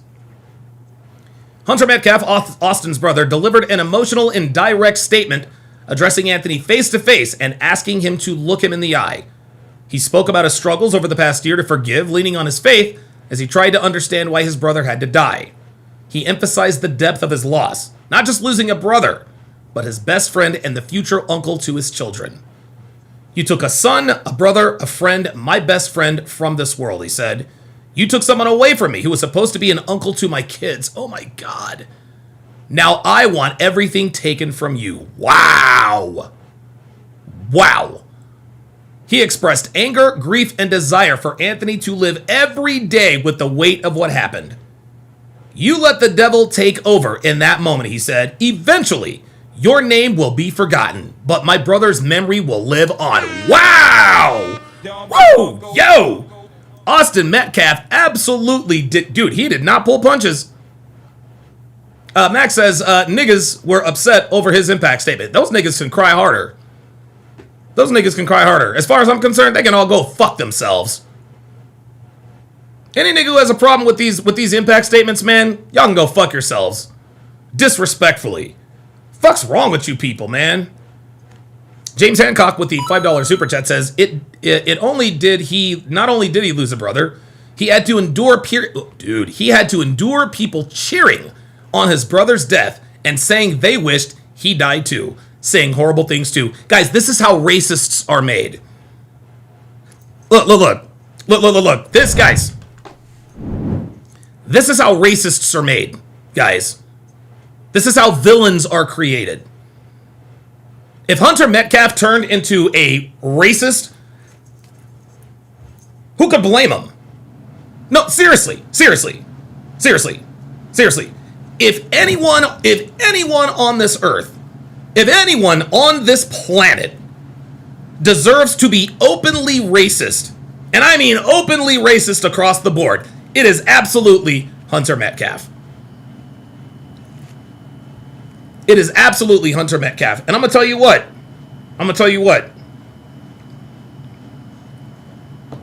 I have faith in the character of Hunter Metcalf. You want to know why? And this is real shit right here, guys. Listen up. This is real shit. And this might sound hokey and corny, but I'm telling you, this is real shit. I don't think Hunter Metcalf is going to become a racist. You want to know why? Because he knows that is not what his brother would do if the situation were reversed. That's why. Hunter knows that his brother Austin would not like it if he became a racist. Hunter knows that if he really became this open racist, in his mind,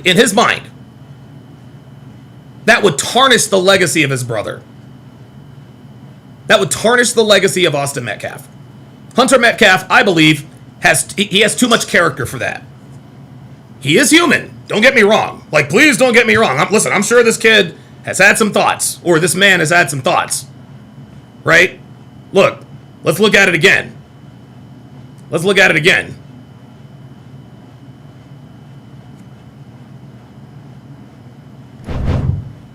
sure this dude has had some thoughts. Just look at the difference in these two photos. You don't think the dude on the left has had some thoughts? Like some seriously intrusive, fucked up, psychotic thoughts? You're goddamn right he has. Of course he has. Yes, he has faith and he's religious, but he's also human.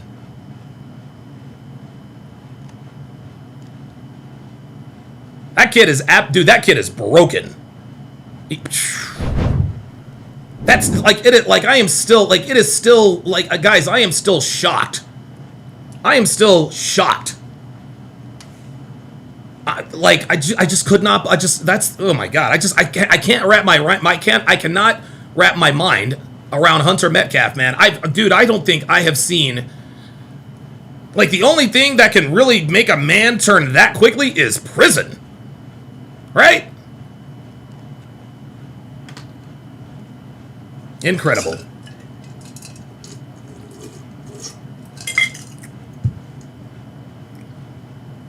Hunter said, continuing, his brother's memory will endure long after Anthony's memory fades, and he closed by describing the values he and Austin shared: loyalty, respect, and kindness. He's probably not feeling much kindness or respect, but he will be loyal to his brother. He will be loyal to his brother. And I think when those intrusive thoughts start to enter into his mind, and trust me when I tell you, they absolutely will, he's going to think to himself, what would Austin think? He knows what Austin would think. He knows what Austin would think. Let's go to the next one. Aunt shares pain of permanent loss. Austin Metcalf's aunt, Marley Needham, described the day he died as, quote, a day I'll never forget. She said she never truly believed that Austin could be gone and recalled the heartbreaking moment she had to tell Austin's grandmother. Oh my God. Needham called the impact of his loss permanent. There is a void in our family that can never be filled, she said. Needham explained that the family has leaned on its faith, though it hasn't eased the pain. There you go. There you go. We must trust in God's plan even when we don't understand it, she said. She shared that Austin often babysat her daughters and said, I loved watching him compete and excel as an athlete. She added, we will never know what his future could have been. Becoming emotional, Needham noted that, quote, Hunter must live every day without his brother. She continued, one question will always remain, why? The question may never be answered.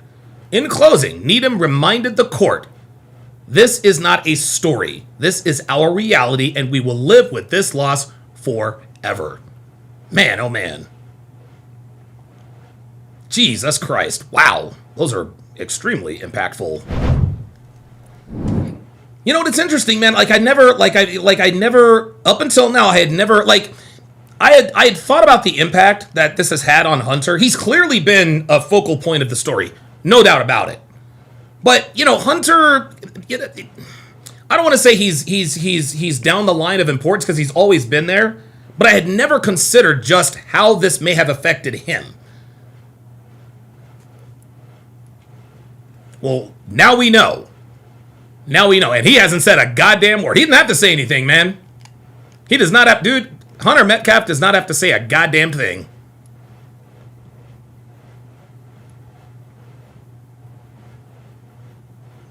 All right, let me... All right, I'm going to go ahead and open up the... I'm going to open up the pull-up line for people who agree. If you do agree, whether you agree or disagree, come on up and we can discuss the Austin Metcalf. We can discuss the Karmelo Anthony conviction, as well as the sentence. With Ghost with the $1 Rumble rant says, how to spot a Karmelo Anthony supporter. They're black and can't speak English properly for very long.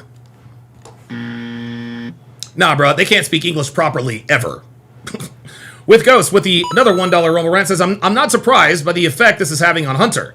Imagine, oh my God, imagine every time you look in the mirror and literally see the face of someone you cared about the most every day. Wow. Oh my God, that's insane. Oh my goodness gracious. And niggas just don't understand that. They do not understand it. They do not understand it. Robert Anderson says he's more forgiving than I would have been. Yo, I'd have killed that nigga. Look, I ain't gonna lie. Look, man, I am not gonna lie. Straight up.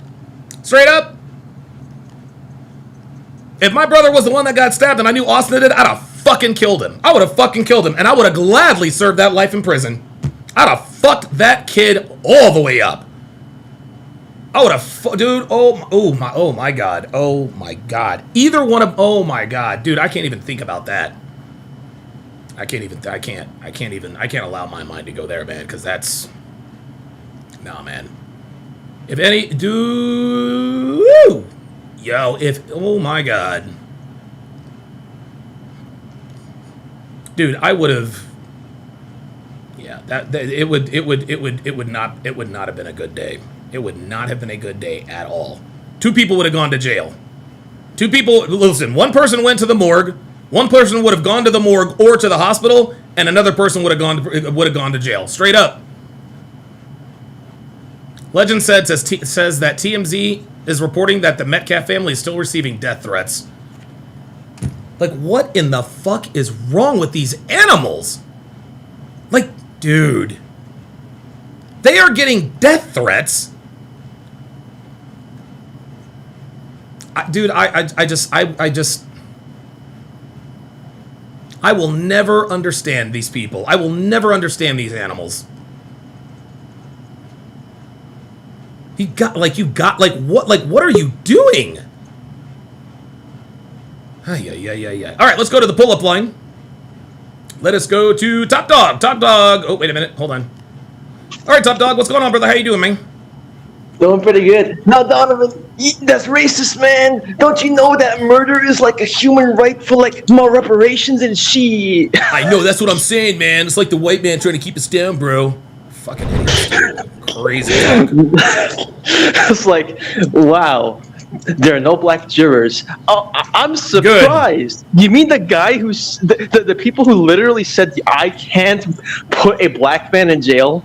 Yeah, right. And then they all wonder why there's no black jurors. Yeah, that's why, you fucking idiots. I can't tell. Okay. On the serious note, I have a theory, right, that I believed in a while. There are certainly like a lot of words that are retarded, right? But I think a substantial, maybe not a majority, but a substantial number of them aren't as dumb as they act, but they know that they have to act a certain way to try and take advantage of the way society is these days, right? Yeah. I think a lot of them don't actually believe this shit. It's convenient, they're scamming. You know what? I think you're probably right. I don't know what the percentages are in terms of who genuinely believes it and who genuinely does not. But here's the thing. With the so-called black community, it's not about what they believe or what they don't believe. They're not even thinking about that. All they're thinking about is tribalism. Okay? We want a black person killed a white person, and we want the black person to get away with it. They don't care about the truth. I don't even know that they're aware of the truth. Well, here's what I say, right? You notice like a lot of black people, they openly claim Jesus and all that stuff, right? And Jesus. I'm like, Jesus. First of all, Jesus would not support any of the shit you're doing. Hell no. But second of all, I don't believe that a lot of these N-words are genuinely Christian, but I don't believe they're atheists either. I believe that they are very religious. They do have a religion. They worship the false god of blackness. They worship the monkey god. Yep. The monkey god. Yep. Absolutely, man. And the thing is this. And sorry, I had to take you off the screen because I've got to. I'm getting ready to break down this TMZ article. But the fact of the matter is, man, is that and again. I've got the TMZ report here. Austin Metcalf family still getting hate-filled threats. Your son fucked around and found out, it said. What are your thoughts on that, man? I still can't. This is crazy. Are you there? Oh, I guess I lost him. Can you hear me? Hello? All right. You'll have to jump back in, Top Dog. For whatever reason, I couldn't. For whatever reason, I can't hear you anymore. Jump back in, Top Dog. Jump back in. And all right, let's take a look at this TMZ article here. This is incredible. This is insane.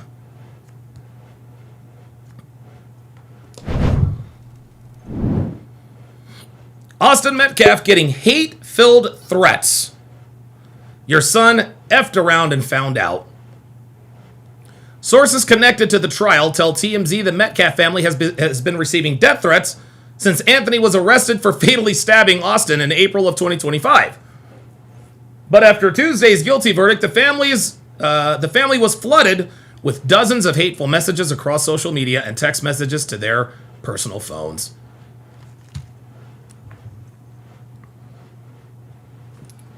Can somebody please tell me?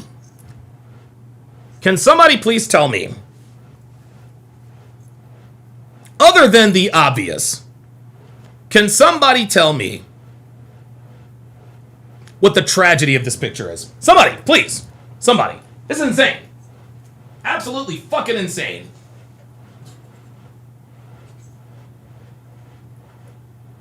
I know one of y'all knows.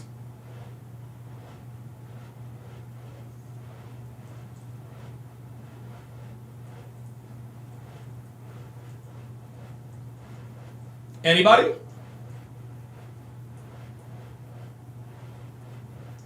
Any takers?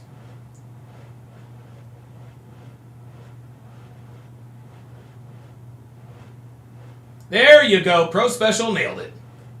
Pro Special nailed it. You're just mad because Austin is no longer living. Yeah, no shit. Of course he's mad. His son is dead. What the hell kind of statement is that? You're just mad. Dude, I swear to God. You know what? That is some typical nigga shit. That is some typical nigga shit, yo. Anytime niggas, for whatever reason, niggas like to claim, oh, you mad. If you're mad, I guess they won. Should have stabbed Hunter too. Look at this. Didn't you beat Megan too? I blame you. Oh my God. He fucked around and found out. Yeah, so did Karmelo Anthony, and his ass is in fucking prison. TMZ obtained one of the hostile messages, which you can see above. Someone told the family Austin's twin brother Hunter should have died, and that Austin fucked around and found out. TMZ also learned that people are threatening to show up to the Metcalf family homes, taunting them by saying they're soiling.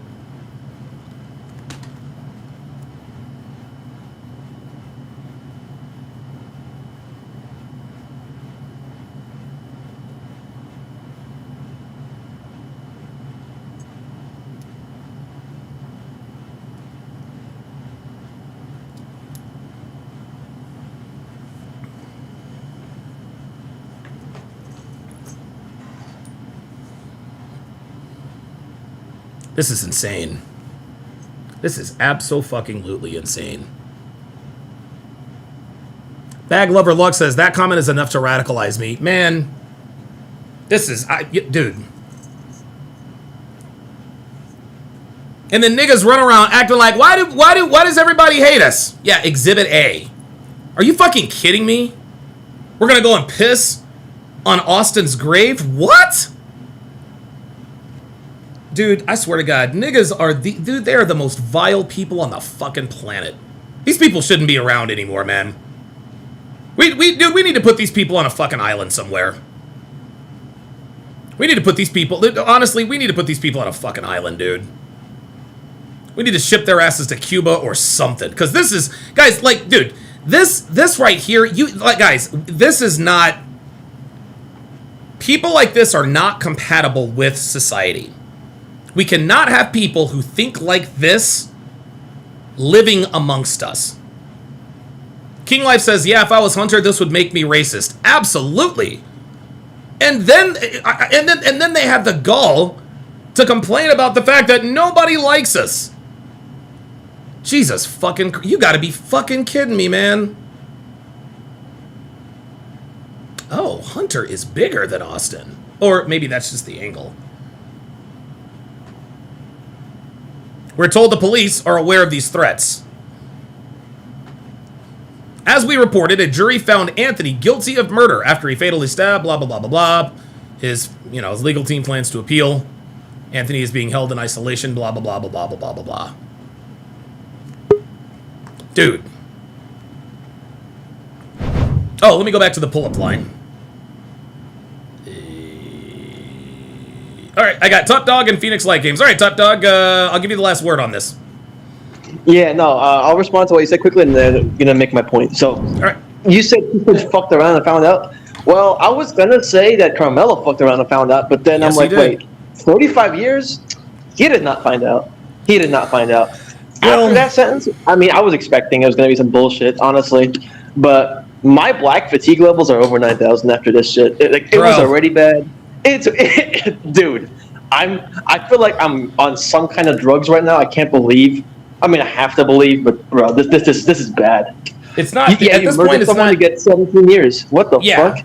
Right. This isn't black fatigue, man. It's black exhaustion now. And I think white people are going to start retaliating, man. I really do. I really do. Because I'm going to tell you what. This is going to be another summer of love. This ain't the first black on white crime. I'm going to make this prediction. And I'm going to give you the last word. Okay, guys, we need to pay attention. We need to pay attention. This is not the last This is not the last high-profile black on white crime. It's not. There's a manhunt for 2 niggas in Philadelphia for shooting a college kid for a cell phone. This is going to happen all summer long. This is going to happen all summer long and maybe even longer. And I'm going to tell you what, if niggas continue to do what they're doing, guys, I'm telling you, it's going to get real bad real quick. I'll give you the last word. Yeah, I'll bring up one point and then I'll end it off with a quote from a certain guy that you know. All right, so this was bad, right? So recently, you know, we talked about the Irina case, right? Yesterday. Yeah, Irina Zarutska, yeah. Yeah, that guy, I don't know if you know this, but like as of yesterday, a couple days back, the case was already dismissed. The state case was already dismissed before. Then the feds picked it up. Yeah. And now a federal judge dismissed it, or they ruled him incompetent. I'm like, right. First of all, he was plainly competent when he stabbed her in the fucking neck and said, quote, "I got that white girl." I don't want to hear shit about incompetence. And I'll give you a quote from Myron. Well, 2 quotes. Okay.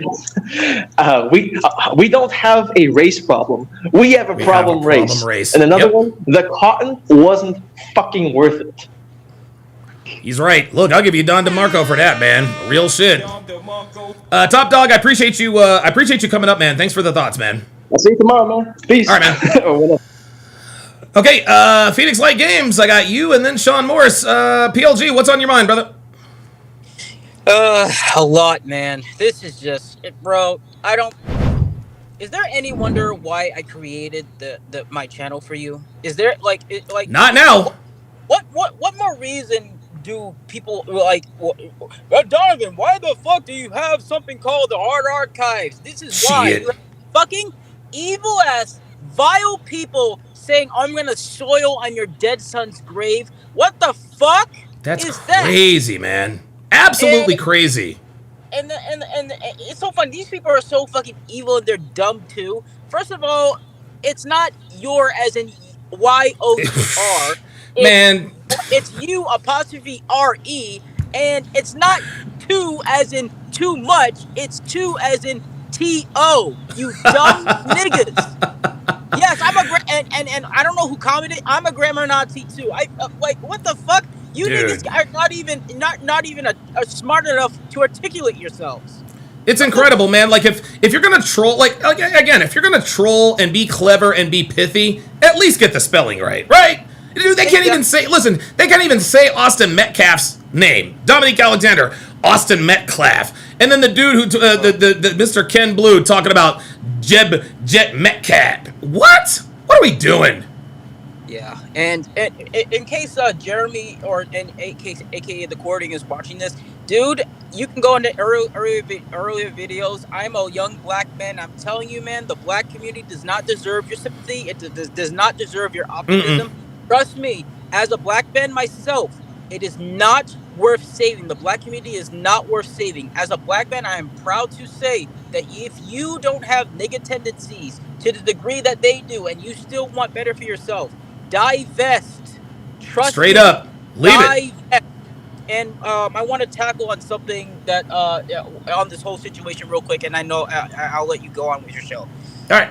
This sort of tribalism is what I discussed the last time I pulled up to discuss the reaction of the Charlie Kirk assassination. Okay. The reason why niggas are going so hard on the Austin Metcalf family is they have the moral high ground and they don't. That's the reason why. Right. Oh yeah, that makes sense. Yeah. People with victim mindsets, like people in the black community, they can't stand it when other people are actual victims because they actually have the right. Like, bro, nobody other than Hunter has the right to say what he feels. Right. And, like, vent out what he does, and they know this, and they know that he has the moral high ground. That's why they're going so hard after him, because they don't have it. He does. It's incredible, man. Like, dude, black victimhood is just like it's old. I'll give you the last word on this because I got a word to say about black victimhood, man. No worries, man. I just wanted to come in real quick and hope everything is going good. And if you do have time, if you do have time, I did send another booty video. If you want to watch it. I tagged you in the Discord. The guy's name, if you want to know what he was, I know you asked it. His name is Trey Rags. It's already in the Discord. I tagged you. A man's butt. Phoenix Light Games, thanks for coming up, man. No worries. Oh my god, dude, I can't get enough. Booty. A man's butt.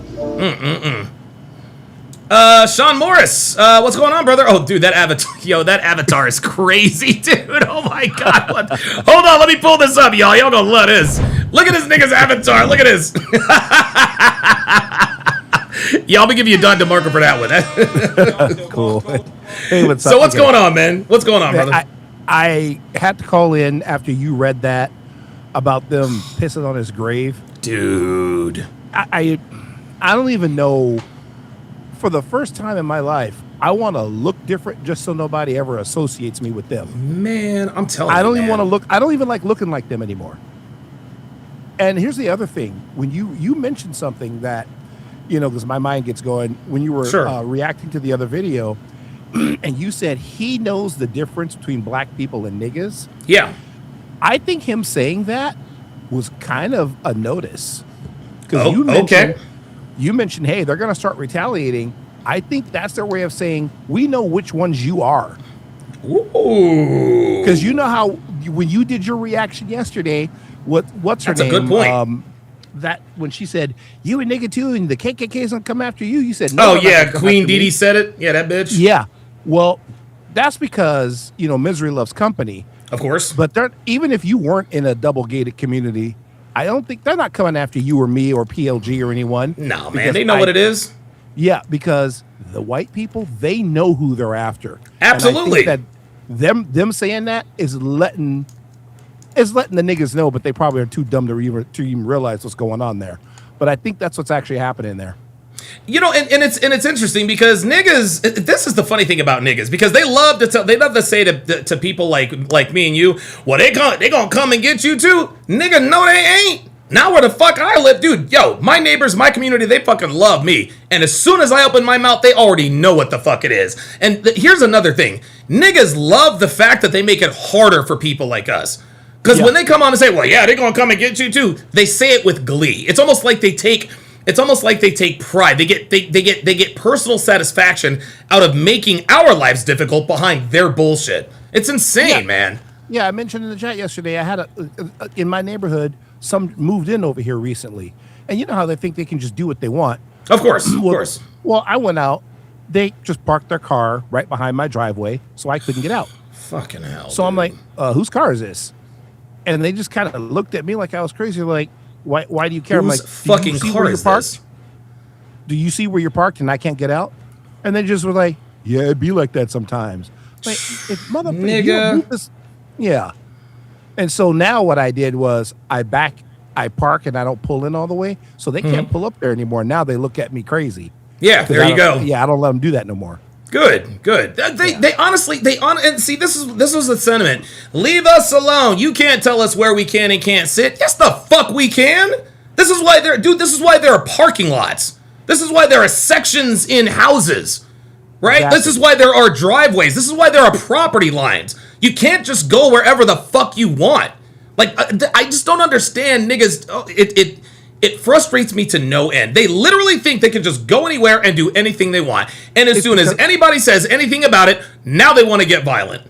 It's because their single mothers tell them that. There you go. They'll be like, nobody can tell you nothing. Nobody can tell you where to go. If somebody tell you something, you go ahead and tell them what. No, that's why they think that. There you go. Because they're told that when they were kids. And then they get out here in the real world, and the real world starts teaching them how it really is. That's right. And then they fall apart. They can't handle it. Insane, man. I'll give you the last word, Sean. No, that was about it, man. I just want to come in and vent after you read that because that got my blood boiling. Dude. And good show as usual, man, and I'll let you get back to it. Thanks, man. I appreciate it. Sean Morris, thanks for pulling up. Let's go to Aaron Moses. All right, cool. What's going on, brother? How you doing, man? What's up, man?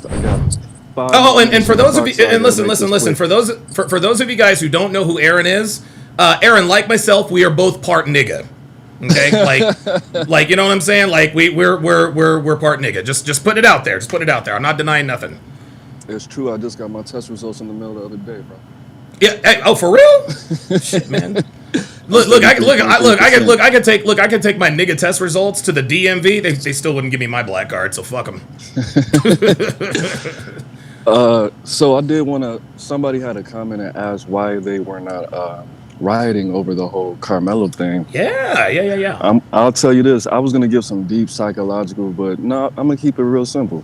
Okay. So basically, niggas only really have 3 enemies. Number 1, not white people, police, because the average nigga is not exposed to white people enough to truly hate white people. So logically, that doesn't make sense. Okay, wow. Number 2, they hate black people. Because I would be, if I approach a nigga and I start having certain conversations, they'll look at me like, oh, I thought you were a nigga. I'm like, I'm part nigga. But. Part nigga, right. So they don't like that. They don't like black people just like we don't like niggas above 63%. Yep. They don't like black people. Number 3, what I said, the police is their enemy. Mm-hmm. Black people are their enemy. That's who they hate. And themselves, right? Yep. That's number 3. The reason that people are not rioting, but they're being so ignorant about the situation is niggas just have misdirected anger. The fact that they have a reason to chimp out and they have a reason to act their ass, they're just taking that opportunity. I'll give you an example. Okay. When I first moved here from Chicago to Atlanta, my cousin passed away. And this is like my little sister, man. Like I stayed at her house when I was in like kindergarten into 1st grade. Like I used to go over there. She used to stay down the street from me. She ended up passing away, and she was my age. But I had so much already built up. Excuse me? How old was she? I'm 35, so she was 33, I was 32. Oh my she God, died from, dude, 33? Withdrawing from cocaine, yeah. Oh my God, God. Yeah, she had a heart attack in the shower and had brain damage. Oh my God, Jesus fucking Christ. Well, I'm sorry to hear that. Jesus, fuck. Yeah, I appreciate that, man. But I already had so much built up. So I kind of took that as like how I was crying. Like I couldn't understand. Like I was just bawling and bawling. But I came to realize it's because I was broke as hell. Yeah. I have a newborn son that's like 3 months old. She never got to meet him. I just moved to LA, so it's a whole culture shock thing. Of course. My girlfriend's going through, it was just all these things building up. My house is loud as hell. Postpartum depression, all that, yeah. Yeah, it was just a lot. That's what niggas go through every day, bro. They have an excess of energy. They have all these issues. So when they take that opportunity to be nasty, they're gonna take it. Niggas don't really care about the Karmelo situation. That's why they don't riot. Of course. They really only want to riot over police. That's all they want to riot over. They don't care about white people. Their number 1 enemy to them is the police, bro. That's why they didn't riot. And niggas know they only have a few more times to riot, so they're not gonna. You got that right. You got that right. Hey, that's a good question because niggas are like, listen, there were the Watts riots. Okay, they got away with that one. Then there were the riots back in '92 after the Rodney King situation. They avoided one when OJ got acquitted. Then they had a really big one in Minnesota. I think niggas, honestly, man, I think niggas got one. Dude, I think niggas got one more time to riot. One more time to riot, man. Do you think they? Okay, we'll put the over under at 1.5. You'll take the over. I'll take the under. That's actually a very good point. And yeah, I agree with you. The black people, dude, niggas chipping out about this has very little to do, I believe, with Austin Metcalf. It's just that that's who they want to direct their anger toward. But they're not really angry at Austin. They're not angry at Hunter. They're not angry at Jeff. They're angry at the system. They're angry that they can't go anywhere and do whatever the fuck they want. So just to put this in perspective for all the people who have fortunately have never been around a nigga, what a nigga is essentially is a black person that is ignorant. And when people are not educated, you tend to make stupid ass decisions and get in more accidents. There's a correlation between your reading abilities and the amount of accidents that you get in, just like there's a correlation between your mathematical abilities and your logical skills. Oh shit! And this is the last thing I do want to say, bro. When I was going to jail, when I was 19 to 24, so 2011 to 2015-ish, in Cook County Jail, there is a 75% population Yeah. That's why I've never been to jail. No, yeah, that's right. But once was enough, my guy. A couple times, bro. I didn't want that smoke. 75% of inmates cannot read above a 4th grade level, which effectively means that they're illiterate. Guess what else they have 75% of? What? Single raised ass niggas. Yep, there it is. So Single you moms. bitches, you got to start teaching your son how to read, or he's gonna end up in jail. Holy shit, man! God damn. And the last thing I do want to say, man, have you ever heard of the Savage Life video by Joe Rogan? No. Okay, now there's a rapper named Rico Reckless, and he speaks about something called Savage Life. It's something they do in jail. I think that would be interesting if you played that. You can just type in Rico Reckless with 2 Z's, Savage Life. It's pretty disgusting. Savage Life. All right, cool, man. Yeah, I'm going to check it out. Savage Life. All right, cool. Man. Well, thanks for chiming in, man. Appreciate it. I appreciate it. Much love. Aaron Moses. Yes, sir. Aaron Moses chiming in. That's actually a really good point. That's actually a really good point. And again, I thought that niggas was going. I thought they was going to riot. I really thought they were going to riot. Damn, Stephon Castle with a 3. San Antonio with a 9-point lead early. Rico Reckless. All right, I'm gonna check it out. Oh, he's from Chicago too. All right. But yeah, okay. So the deal is this, guys. And I said I was gonna say something about this. I am sick. How can I gotta gather my thoughts? I am sick the fuck to death of black victimhood. I'm fucking sick of it. I'm fucking sick of it, man. I gotta watch black people being openly racist against Asian people because of the Rick Chow verdict. And now I got black people crying and complaining again, talking about how all the other races don't like him and about how everybody mistreats him. And we sit around and we wonder why. We just saw in the TMZ article why. Right? But meanwhile, they never want to talk about how we're the worst to each other. They want to pretend that black on black crime doesn't exist. They don't want to talk about these black teen takeovers. Let's keep it real. They don't want to talk about these nigga takeovers. They don't want to address this degenerate culture that glorifies violence.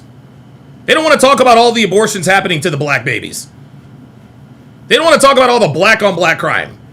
They don't want to talk about us getting into these brawls with each other on World Star.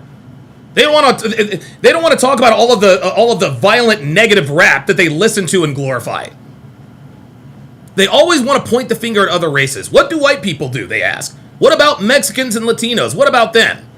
But I gotta listen to black people moaning and groaning and complaining about Asian people, mistreating them and racially profiling them, when it's clear that all these young niggas wearing hoodies, robbing people, doing these nigga takeovers, disrupting the peace, breaking the law, and even assaulting their own parents?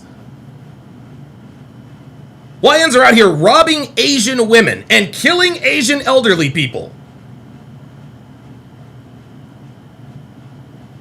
But y'all ain't got nothing to say it in, right? Y'all ain't got nothing. But now y'all want to play the victim. Now you want to try and penalize all Asian people for the actions of one Asian? Think about how you guys think about this. Think about how the rest of society looks at the actions of the black kids right now, right? If other races said, a black person killed one of us, so let's boycott all black people, you niggas would be moaning and groaning about how wrong it is to judge black people for the actions of just a few. Even though y'all are literally doing or trying to do the same thing to Asian people. The hypocrisy is crazy. And you know what? And real quick, actually, while I'm talking about it, speaking of boycotting people, y'all niggas talking about boycott Asian people. Niggas, I'm gonna tell you what, man. Niggas kill me every time something like this happens. And y'all know the situations I'm talking about. The situations where the black person was wrong, right? Where the black person was carrying a weapon.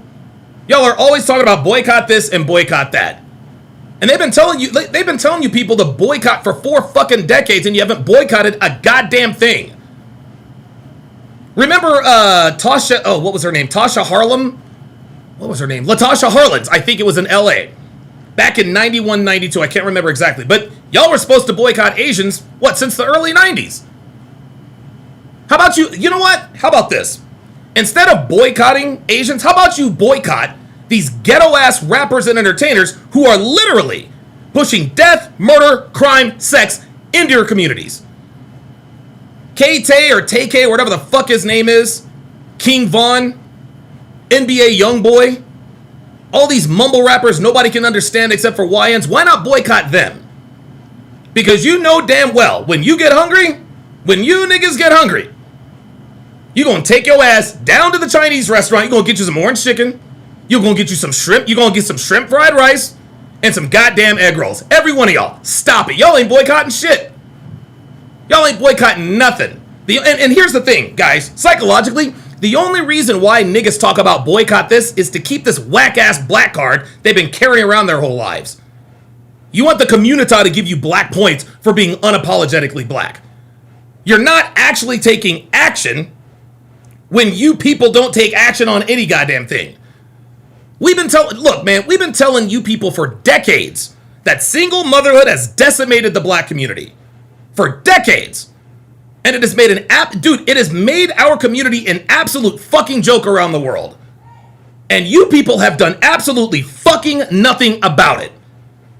Now we got these young niggas doing these nigga takeovers and giving law-abiding, upstanding citizens like myself, who actually follow the law, a bad name. Y'all ain't boycotting shit.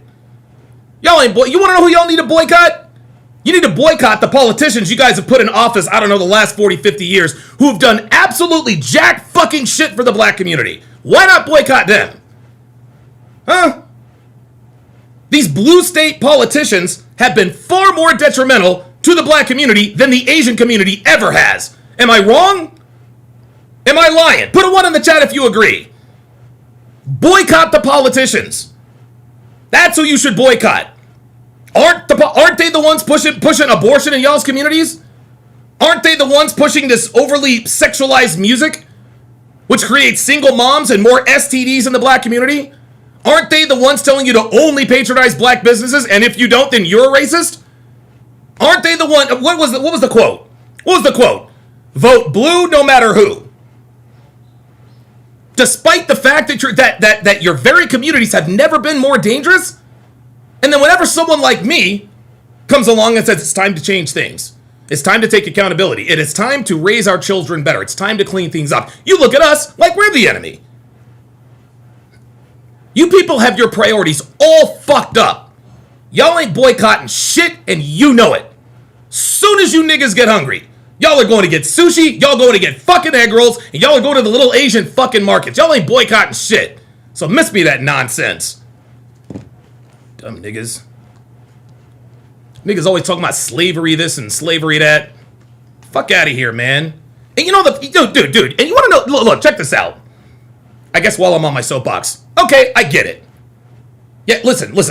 Yes. We all know that black people went to hell and back in America. We all know this. Nobody's denying that. But so did other races. That is historically factual. Why is it that black people get all mad when you bring up all the history when they say, know your history? You want to know why? It's because they want you to cherry pick certain parts. Slavery, for example. They want you to say that only white people owned slaves. They don't want you to bring up the fact that black people sold slaves. They don't want you to bring up that black people sold slaves to white people out of Africa. They don't want you to know about that. They don't want you to bring up or acknowledge that in America, that there were also black slave owners. So you people can miss me with this know your history unless you want me to know the full history. And again, there are way too many black people in this country who are holding on to their history as an excuse for their failures. Right?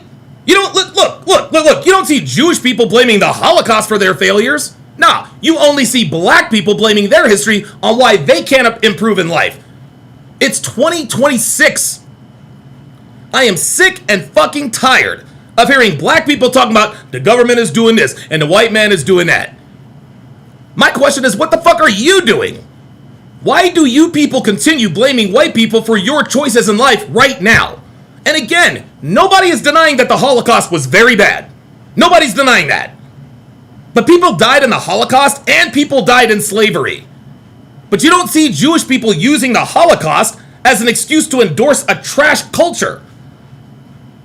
They're not blaming the Holocaust for their garbage life because of what happened in their history.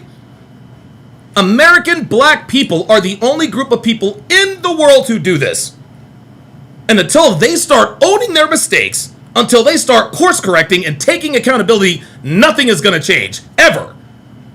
It's insane.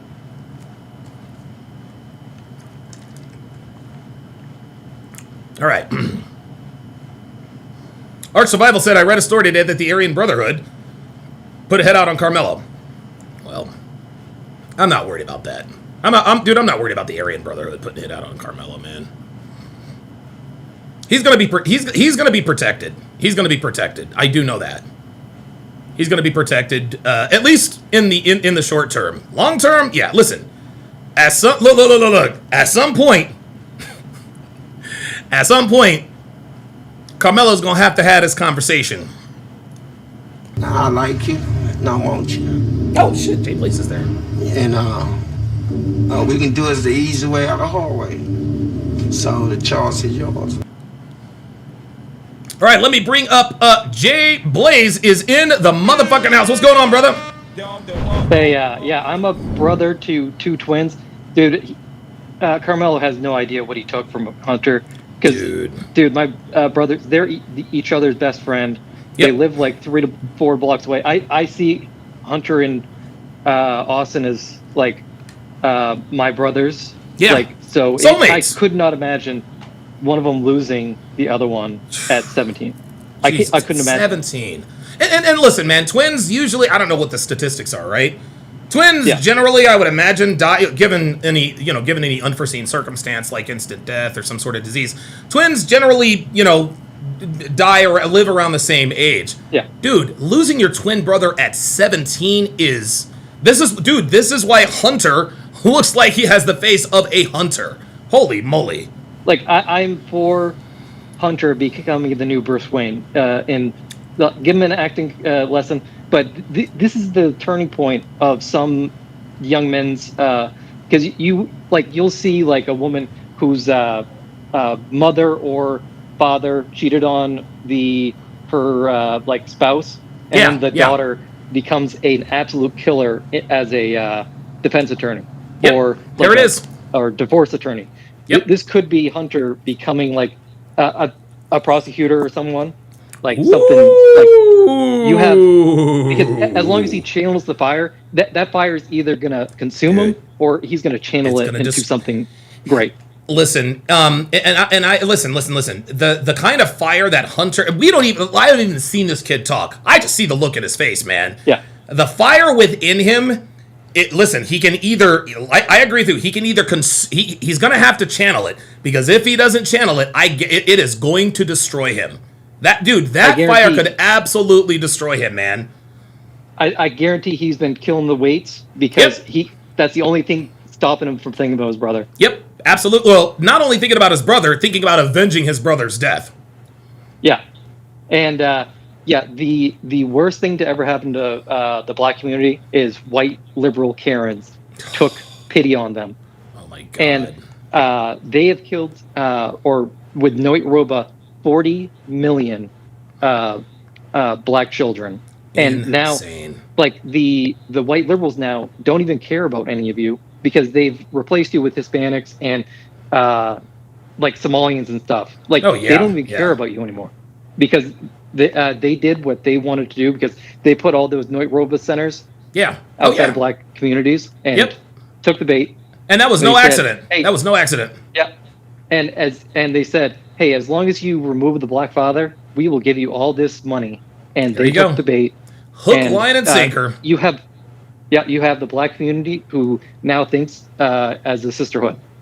Jesus Christ. Black operator on the Rumble side says Hunter is going to become the next Michael Myers. No, he'll become the next Michael Myers in the courtroom. I don't think Hunter's...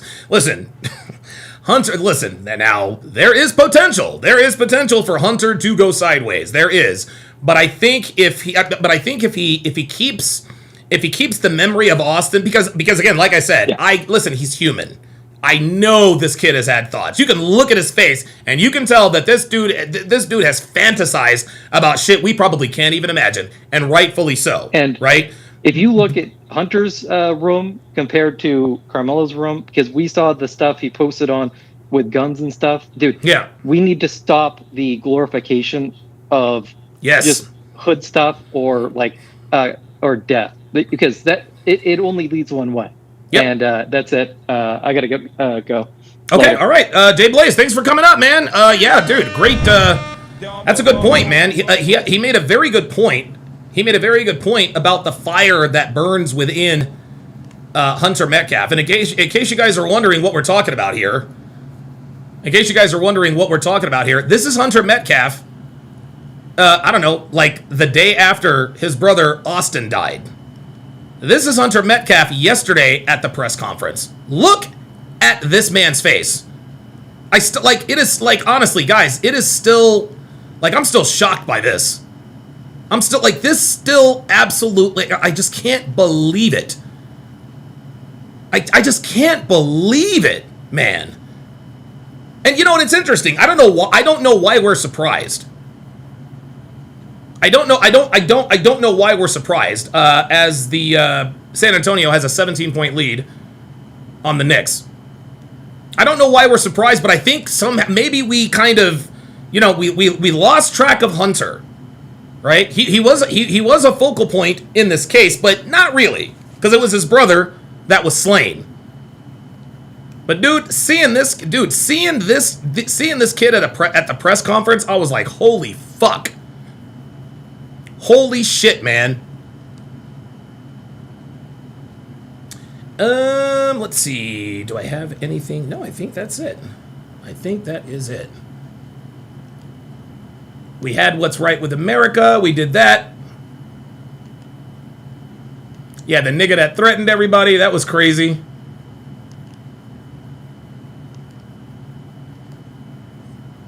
Hell of a show today, guys. Hell of a show.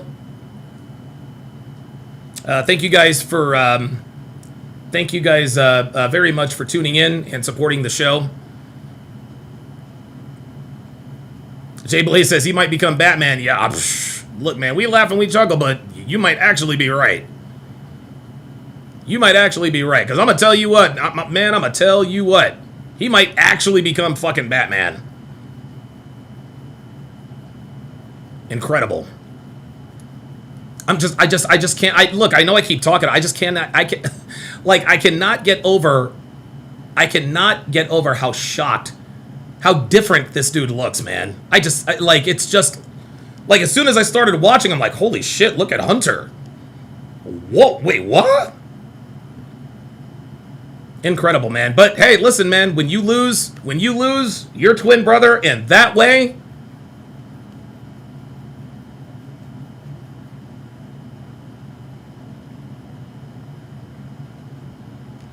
oh, look at this. This was funny. Look at this. Look at this. Look, example for bullies. One day you're going to bully the wrong person. Ha! I swear to, dude, I'm going to tell you what. These monkeys, these monkeys are out of control, y'all. Like, these guys are literally out of control. Oh, King Life sent me a video. Let's see, y'all. Oh, shit.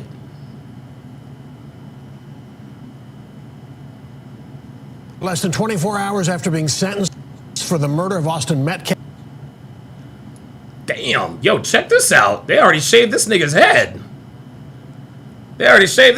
Yo, check this out, y'all. Damn, this is crazy. Karmelo Anthony. Less than 24 hours after being sentenced for the murder of Austin Metcalf, Karmelo Anthony has been moved out of Collin County and into the state's prison system. Oh, shit! Oh, whoa! Oh, shit! Whoa! Whoa! Wow. Carrie Schnat says, I learned a lot from the info you provided. Great show. Appreciate that. This nigga's already in prison. Already in prison. Booty. A man's butt. They done shaved this nigga's head. This is the picture just sent to us within the last half hour from the TDCJ. We're told he's being held in the Wallace PAC unit near Navasota, a little more than 70 miles northwest of Houston. Fox 4's Alex Boyer is following that and Anthony's appeal that started today. He joins us now live with an update. Alex. Yeah, a lot happening since he was convicted and sentenced, Steve. Karmelo Anthony has filed that notice to appeal. I can tell you it's with the 5th Supreme Judicial District of Texas. That's here in Dallas. And looking over the document, I thought it was interesting. Yo, he is going to lose this appeal, dude. This case was so open and shut, man. This case was so fucking open and shut, dude. Like, this case was as close to airtight as can be. That Anthony notes that he is destitute and is now asking for a court-appointed attorney. Damn, that's it. That's it. It's over, man. Now it's really over. Now it's really fucking over. Now it's over. He is destitute. He is now indigent, meaning he really is broke. He ain't got no goddamn money. And now this dude wants a court-appointed attorney to handle his appeal. It's done. It's over. It is over. He's going to serve every fucking minute. Every minute of that 17 and a half years. Every minute. As he should. I still can't believe these niggas still think that this dude should be free. I want to make sure that it's clear, I think, to everybody that when you begin to see appeals in the Karmelo Anthony case, it's not because something has, something is just glaringly like it was just this bias and everything was terrible. It is absolutely the next natural step. Criminal defense attorney Bree West, who is not involved in the Karmelo Anthony case, is I swear to God, everybody's fucking name is Bree these days. Giving some legal insight into what happens next now that the 19-year-old has been convicted of murder for the stabbing death of 17-year-old Austin Metcalf. This process is not over. I think that it's important that people Yeah, it is. Yeah, it is. Legally, it's not over. It's over. Understand that the appellate process is a necessary part of our criminal justice system. On Wednesday, no, this is a different woman. Wait, was that the same? Was that the same woman? Anthony filed a notice of appeal to the 5th Court of Appeals in Dallas. In it, Anthony states that he is a penniless, destitute, and indigent person. Wow! Penniless, destitute, and indigent person. This dude's family raised over $600,000. And now he is penniless, destitute, and indigent. Too poor to employ counsel. Holy fuck. I pray that the court will appoint an attorney to represent me in this appeal. Oh my God. Or to employ counsel. He goes on to say, I pray that the court will appoint an attorney to represent me in this appeal. You're going to always appeal on sizable sentences to make sure that as you objected, and if those objections were overruled for whatever reason, that some higher body, some higher court is going to say to that lower court, you didn't do that right. Or yeah, that ain't gonna happen. No, it ain't gonna happen. Fuck out of here. Yeah. It is the same bitch.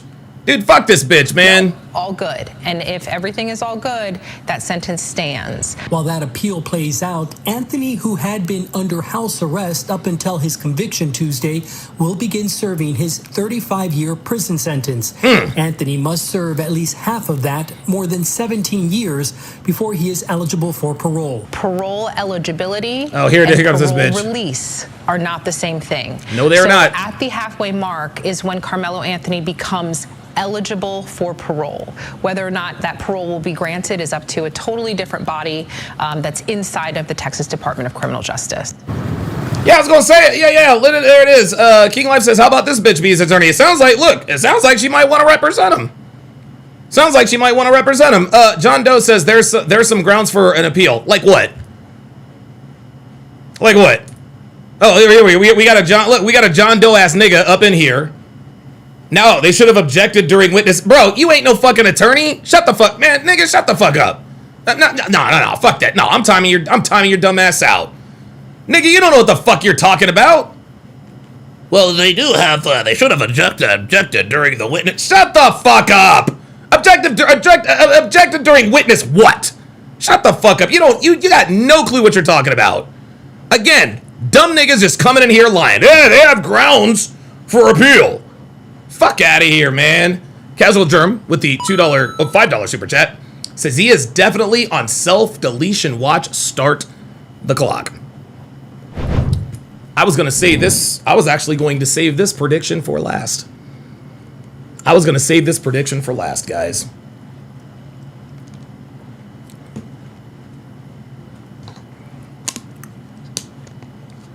One thing that we all know that niggas are.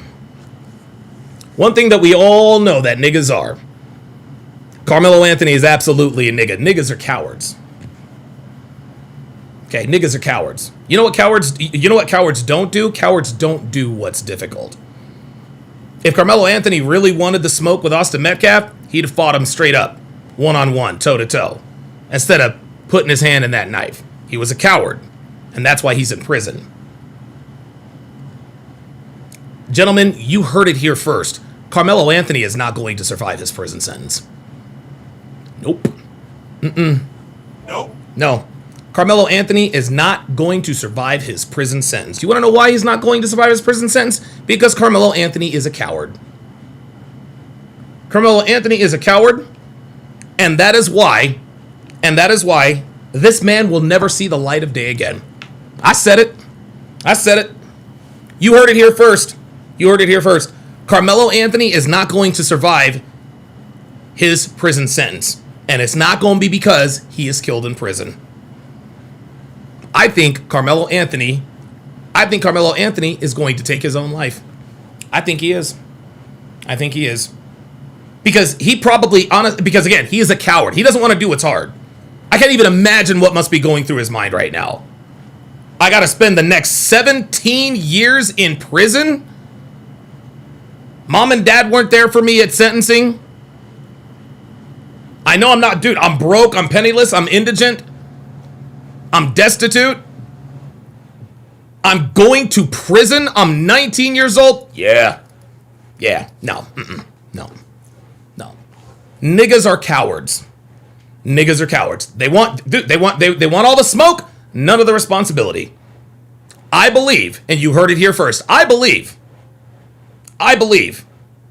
he is going to end his life. JD Cruz says, I don't know, you think he'd do it? I absolutely think he'd do it. I think he'd do it. Because again, cowards never do what's hard. They always take the easy way out. The easy way out would be the hard thing to do would be to serve every minute of that 17 and a half years. And if he gets parole after that. Straight up, yep, support from his family, gone. Money from the donors, gone. Give, send, go, gone. Hope, gone. They probably do have him on self-deletion watch. And I believe that Karmelo Anthony will take his own life before the end of his sentence. You want to know something? I think he is going to take his own life within the next 6 months. I'm not saying that's what I hope happens. Okay? Because that's a terrible, oh my God, that's a terrible way to go out. But lest we forget, Aaron Hernandez. Aaron Hernandez went to prison for the murder of Odin Lloyd. Do you guys remember the details of that? That was way back in 2013. Aaron Hernandez was sentenced to life in prison for the murder of Odin Lloyd. And the details of the murder of Odin Lloyd was that Aaron Hernandez shot him in the back. Like a coward, he shot him in the back. Aaron Hernandez is big, tough, one of the greatest college football tight ends I've ever seen. You guys remember him and Tim Tebow, the sinner and the saint? The original sinner and saint, right? Those of us who remember? Aaron Hernandez took his own life because Aaron Hernandez was a coward. He couldn't imagine serving a life sentence for, God forbid, something he had done. You shot a man in the back. That is the most cowardly thing you can do. Karmelo Anthony brought a knife to a fist fight and stabbed an unarmed kid who had no idea he had a weapon to death.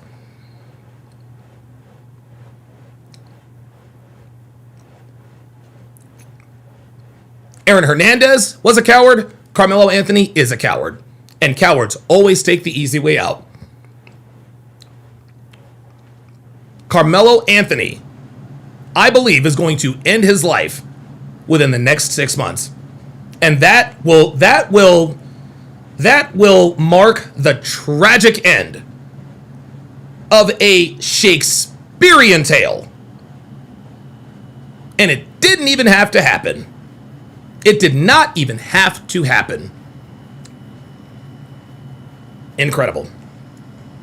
Incredible. Let's finish this up. And so it's worth pointing out that in the state of Texas, a convict does not have a choice as to where they will serve out their or their sentence, rather. Ultimately, it comes down to where there is room and where Anthony is safe. And as of tonight, we know where he's ended up. That's a wrap, man. It's over. It's over, man. This kid's life is over, dude. This kid's life is over, and I think he's going to take his own life. I really do. I don't want that to happen. And that would be an absolute travesty, man. I will tell you this, though. I will tell you this. Check this out. Check this out.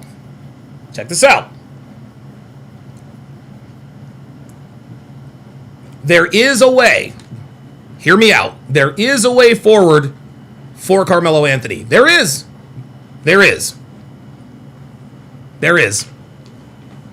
Karmelo Anthony is now the de facto poster child for black fatigue.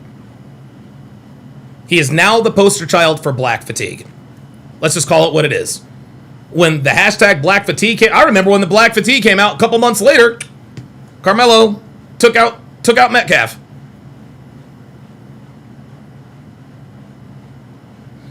If Karmelo Anthony decides to take it like a man, and I think it's very unlikely, I've been wrong before. But if Karmelo Anthony were my brother, I'm visiting him every chance I get. You want to know what I'm going to tell him? Be like, look, Melo, look, man, this is going to be tough. I'm not going to lie to you, it's going to be fucking tough. But if you keep your head down, keep your nose clean, don't cause any trouble, don't catch any charges, you might be out of here by the time you're 35 years old. Your life isn't over. And what you can do then is now you can make a difference in the black community. You can go out and talk to schools. You can go out in the neighborhoods. I'm Karmelo Anthony. I'm the kid that stabbed and killed Austin Metcalf. I made a stupid decision as a fucking kid. I made the stupid decision to take a knife to school, pick a fight with a kid I knew didn't have a weapon, and I ended up taking his life. And for what? I lost 17 years of my life over some bullshit. I see you over there in the dreadlocks with your pants sagged. You know what? I used to glorify that culture too. Yeah, I see her listening to whatever rap music. You know what? I used to listen to that shit too. You know where I ended up? I ended up in fucking prison.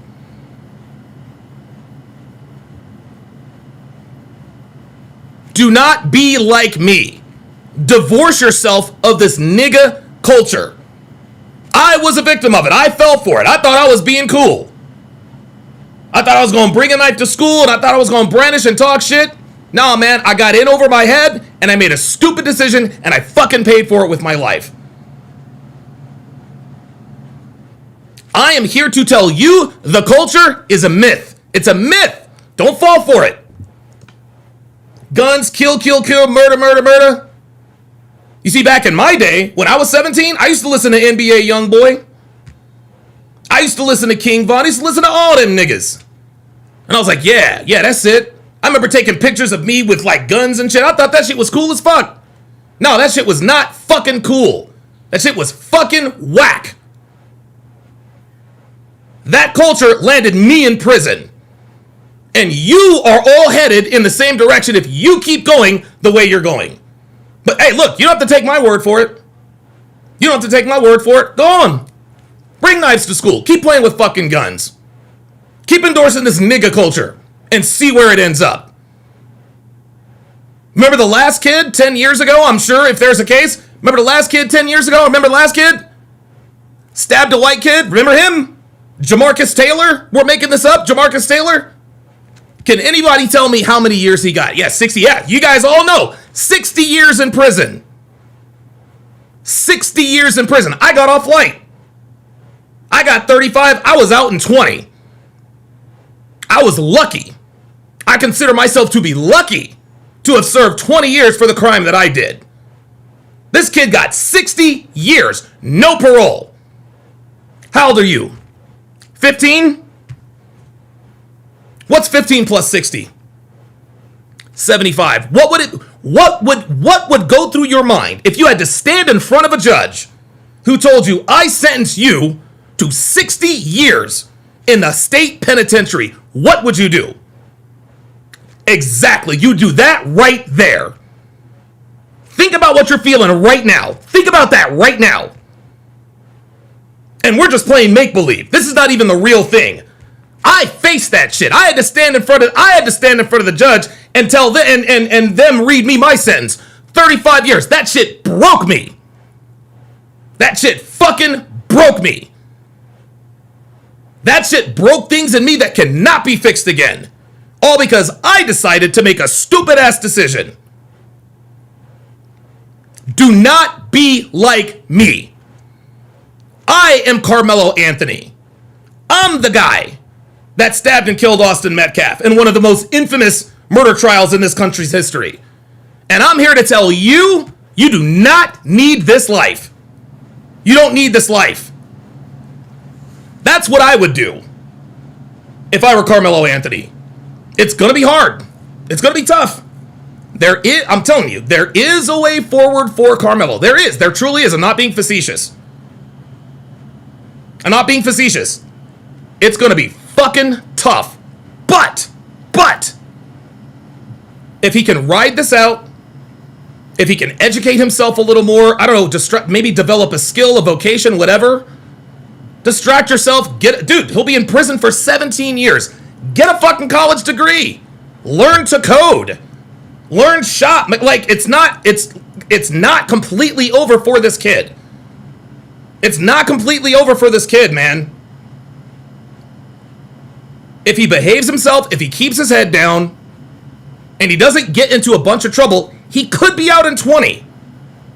If he were wise, he would use that 20 years to educate himself. That way, when and if he does get out of prison, he'll actually have a future. And at that point, he should 1000% dedicate his life to making sure no other young niggas become the next Karmelo Anthony. That's what I would do. That's exactly what I would do.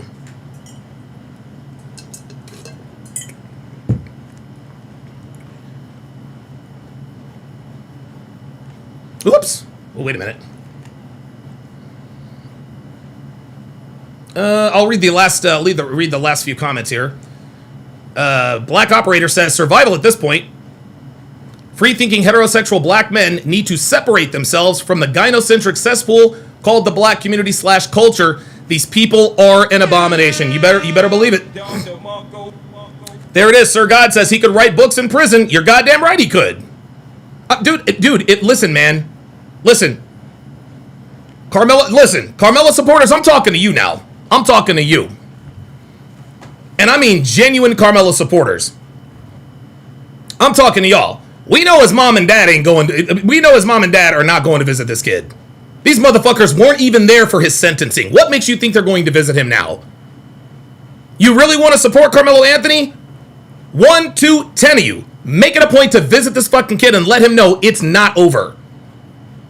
You need to put it in this dude's head. Hey, man, do not waste this time.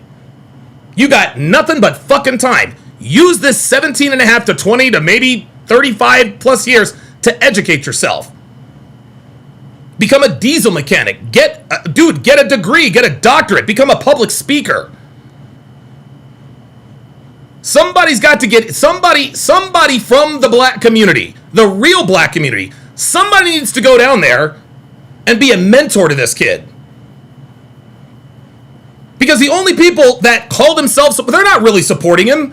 They're using this verdict and this sentence as an excuse to act stupid. No, you guys want to show you really care about Karmelo Anthony? Get your ass down to Texas and support this kid.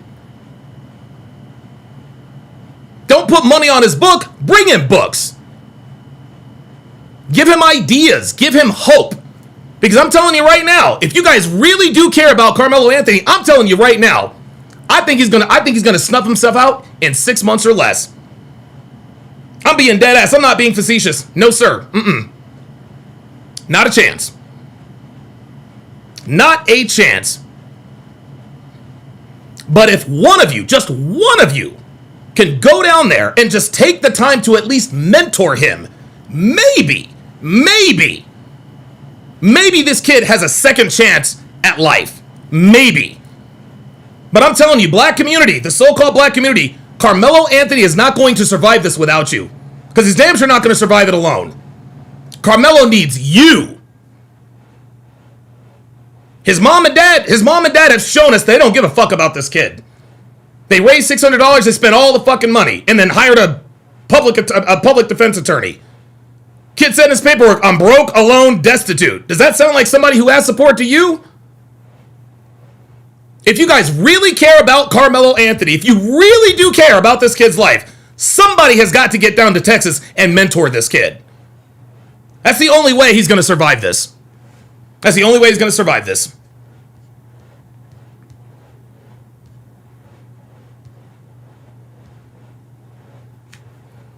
King Life says, bruh, 60 years you might as well stay in.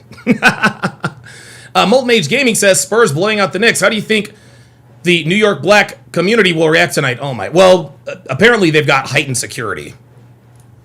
Apparently they've got heightened security. Carrie Schnatz says, my neighbor sold drugs. Today he is a counselor. You can change. There you go.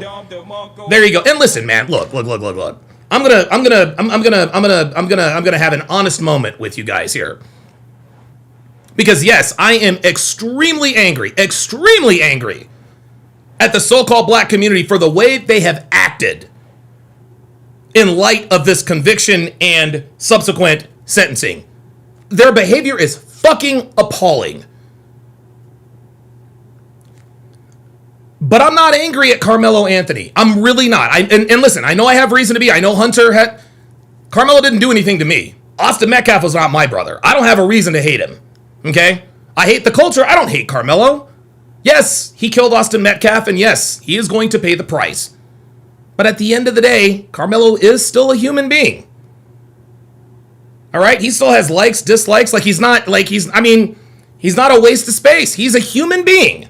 I was a young black 19-year-old too once. You know?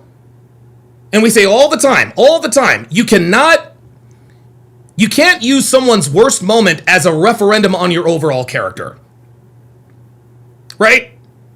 Because I'm pretty sure that Karmelo is very regretful and very remorseful now. He can't even look Jeff and Hunter in the eye. He can't even do it. And to be honest with you, I don't know that I'd be able to do it either.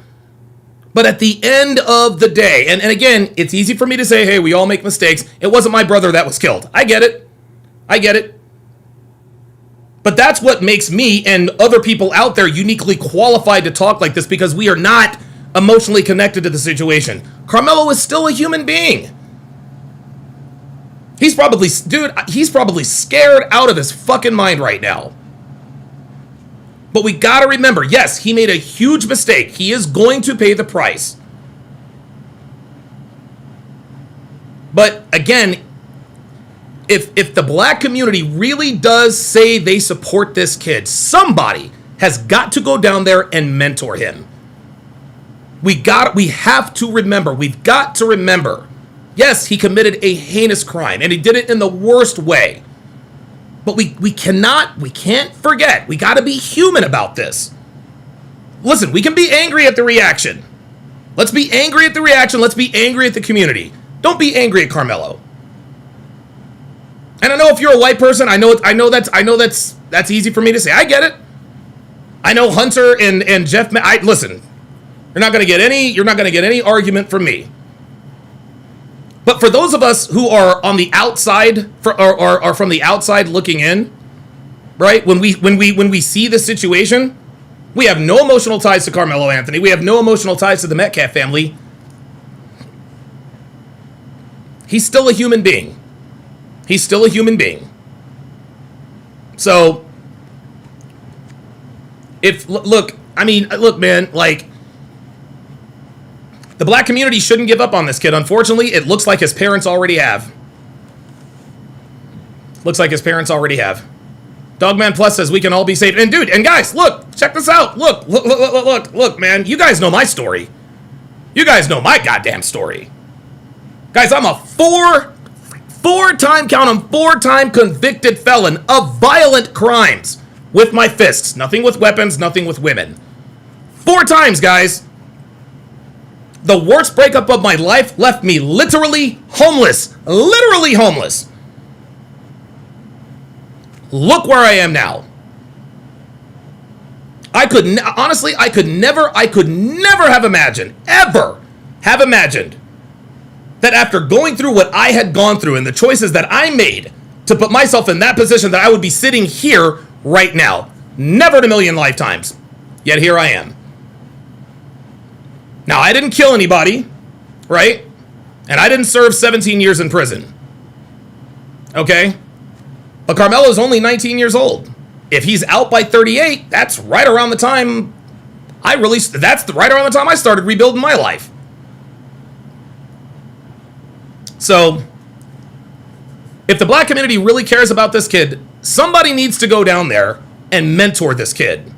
And say, hey, look, man, I know you're in a bad way. I know you're scared, and I know you've got a long road ahead. But it's not over.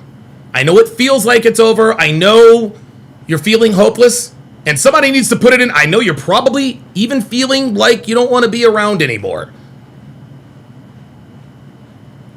Hang on, man. There is a light at the end of the tunnel. The tunnel is going to be long, but it's not over. You're still a young man. You're not even 20 yet.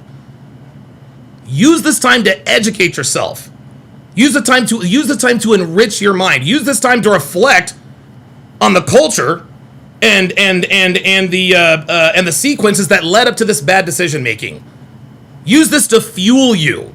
And when you get out, at least you have a shot at having a good life. Legend said with the $2 super chat says, amazing show, Don. You cooked tonight. Appreciate that.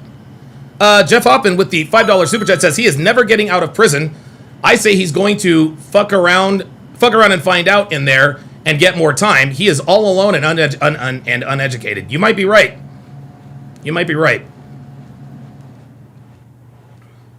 You might actually be right. Oh wow, okay, here comes the chat. Holy shit. Oh wow, look at this. Oh wow. Okay. Yeah, King Life says facts. He's gonna need support. He is gonna need support, man. We gotta remember. Listen, I know what he did is terrible. He is going to pay the price. He's still a human being, man. Like, we can't forget that he's a human being. We can't. He's not a totally rotten to the core person. He's not. Yes, he committed a heinous crime. He's gonna pay for that. But there is a way. There is a path forward for him.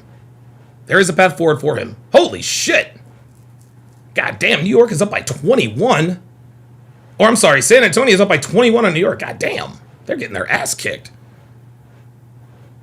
Dude, this is almost like the 2019 World Series between the Washington Nationals and Houston Astros. The road team won every game.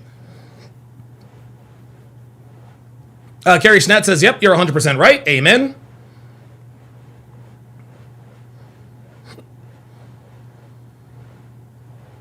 Oh, Ryan Olson says, you guys listen to this, man. Appreciate that. Yeah, Edward Cross says, that sounds like it takes heart. It's going to take a lot more than heart. But you're right. You're absolutely right. Alex Suds is in the house. Says, unbelievably well said, Don. Appreciate that. Alex Suds in Philly. I'm starting to lose my voice. Oh, no. King Life says 17 years of prison life. Booty. Oh, boy. Oh, no, Matt. No, you did not say holding pockets. Oh, my God. Oh, man, we already in the prison rules. Damn. Sean Morris, there it is, said get a business management degree. Home Depot hires felons and promotes with an education. There you go. There you go, man. Jay Blaze says he needs a Tony Dungy. There it is. That is, dude, I could not, dude, that's the comment of the day right there. Karmelo needs a Tony Dungy. He needs a Tony Dungy. You guys remember Michael Vick went to prison for 2 years or whatever for dog fighting? Tony Dungy went in there and mentored Vick. Man, he went in there and mentored him.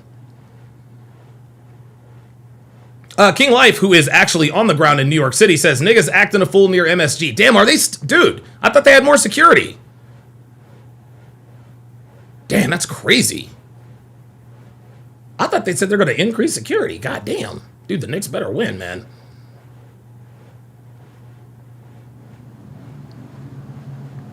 King Life says, Karmelo about to convert to Islam. He better. He better convert to something. Terrell Thomas says, how are you feeling about the Eagles? Listen, man, addition by subtraction. Dude, yo, peace the fuck out to AJ Brown. Dude, fuck that nigga. Like, AJ Brown, seriously, fuck you with the sickest one. That's how I feel about the Eagles. That's how I feel about the Eagles. I think we're going to be, I don't think we're going to be as good as we were in 2024, though you never know. But I think we've got a really good wide receiver crew. We've got Saquon in the backfield. We've still got, oh God, I'm drawing a blank. We just picked up old boy from the Vikings. We gave him 4 years, $100 million. Oh, I've already, what was it? What the fuck is his name? Either way, yeah, I think we're going to be solid. Oh, I hated that we lost Reed Blankenship. Oh! Yeah! King Life says they're fighting the NYPD. Now what? Young niggas at it again, man. Spurs up by 24 in the second quarter at Madison Square Garden. Yeah, Alex says, yeah, so happy AJ's finally gone. Bro.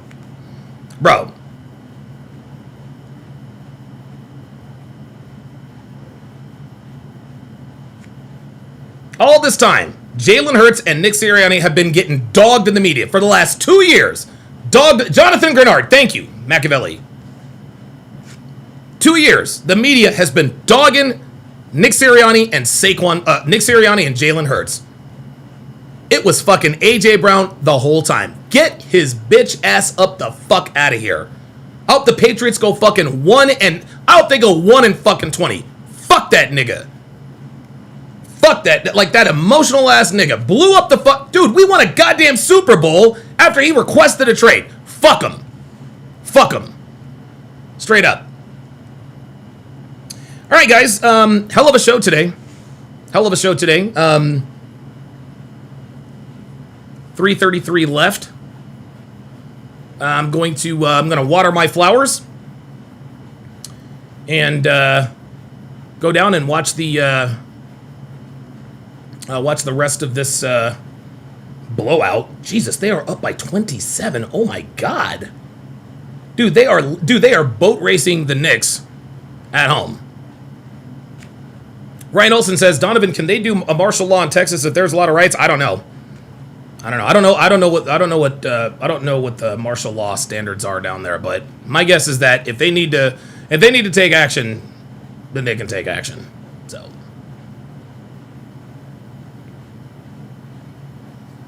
that's going to do it for this, the 1247th edition of TSR Live. My thanks to all of you who have super chatted and cash apped. Thanks for watching, guys. We'll see you next time.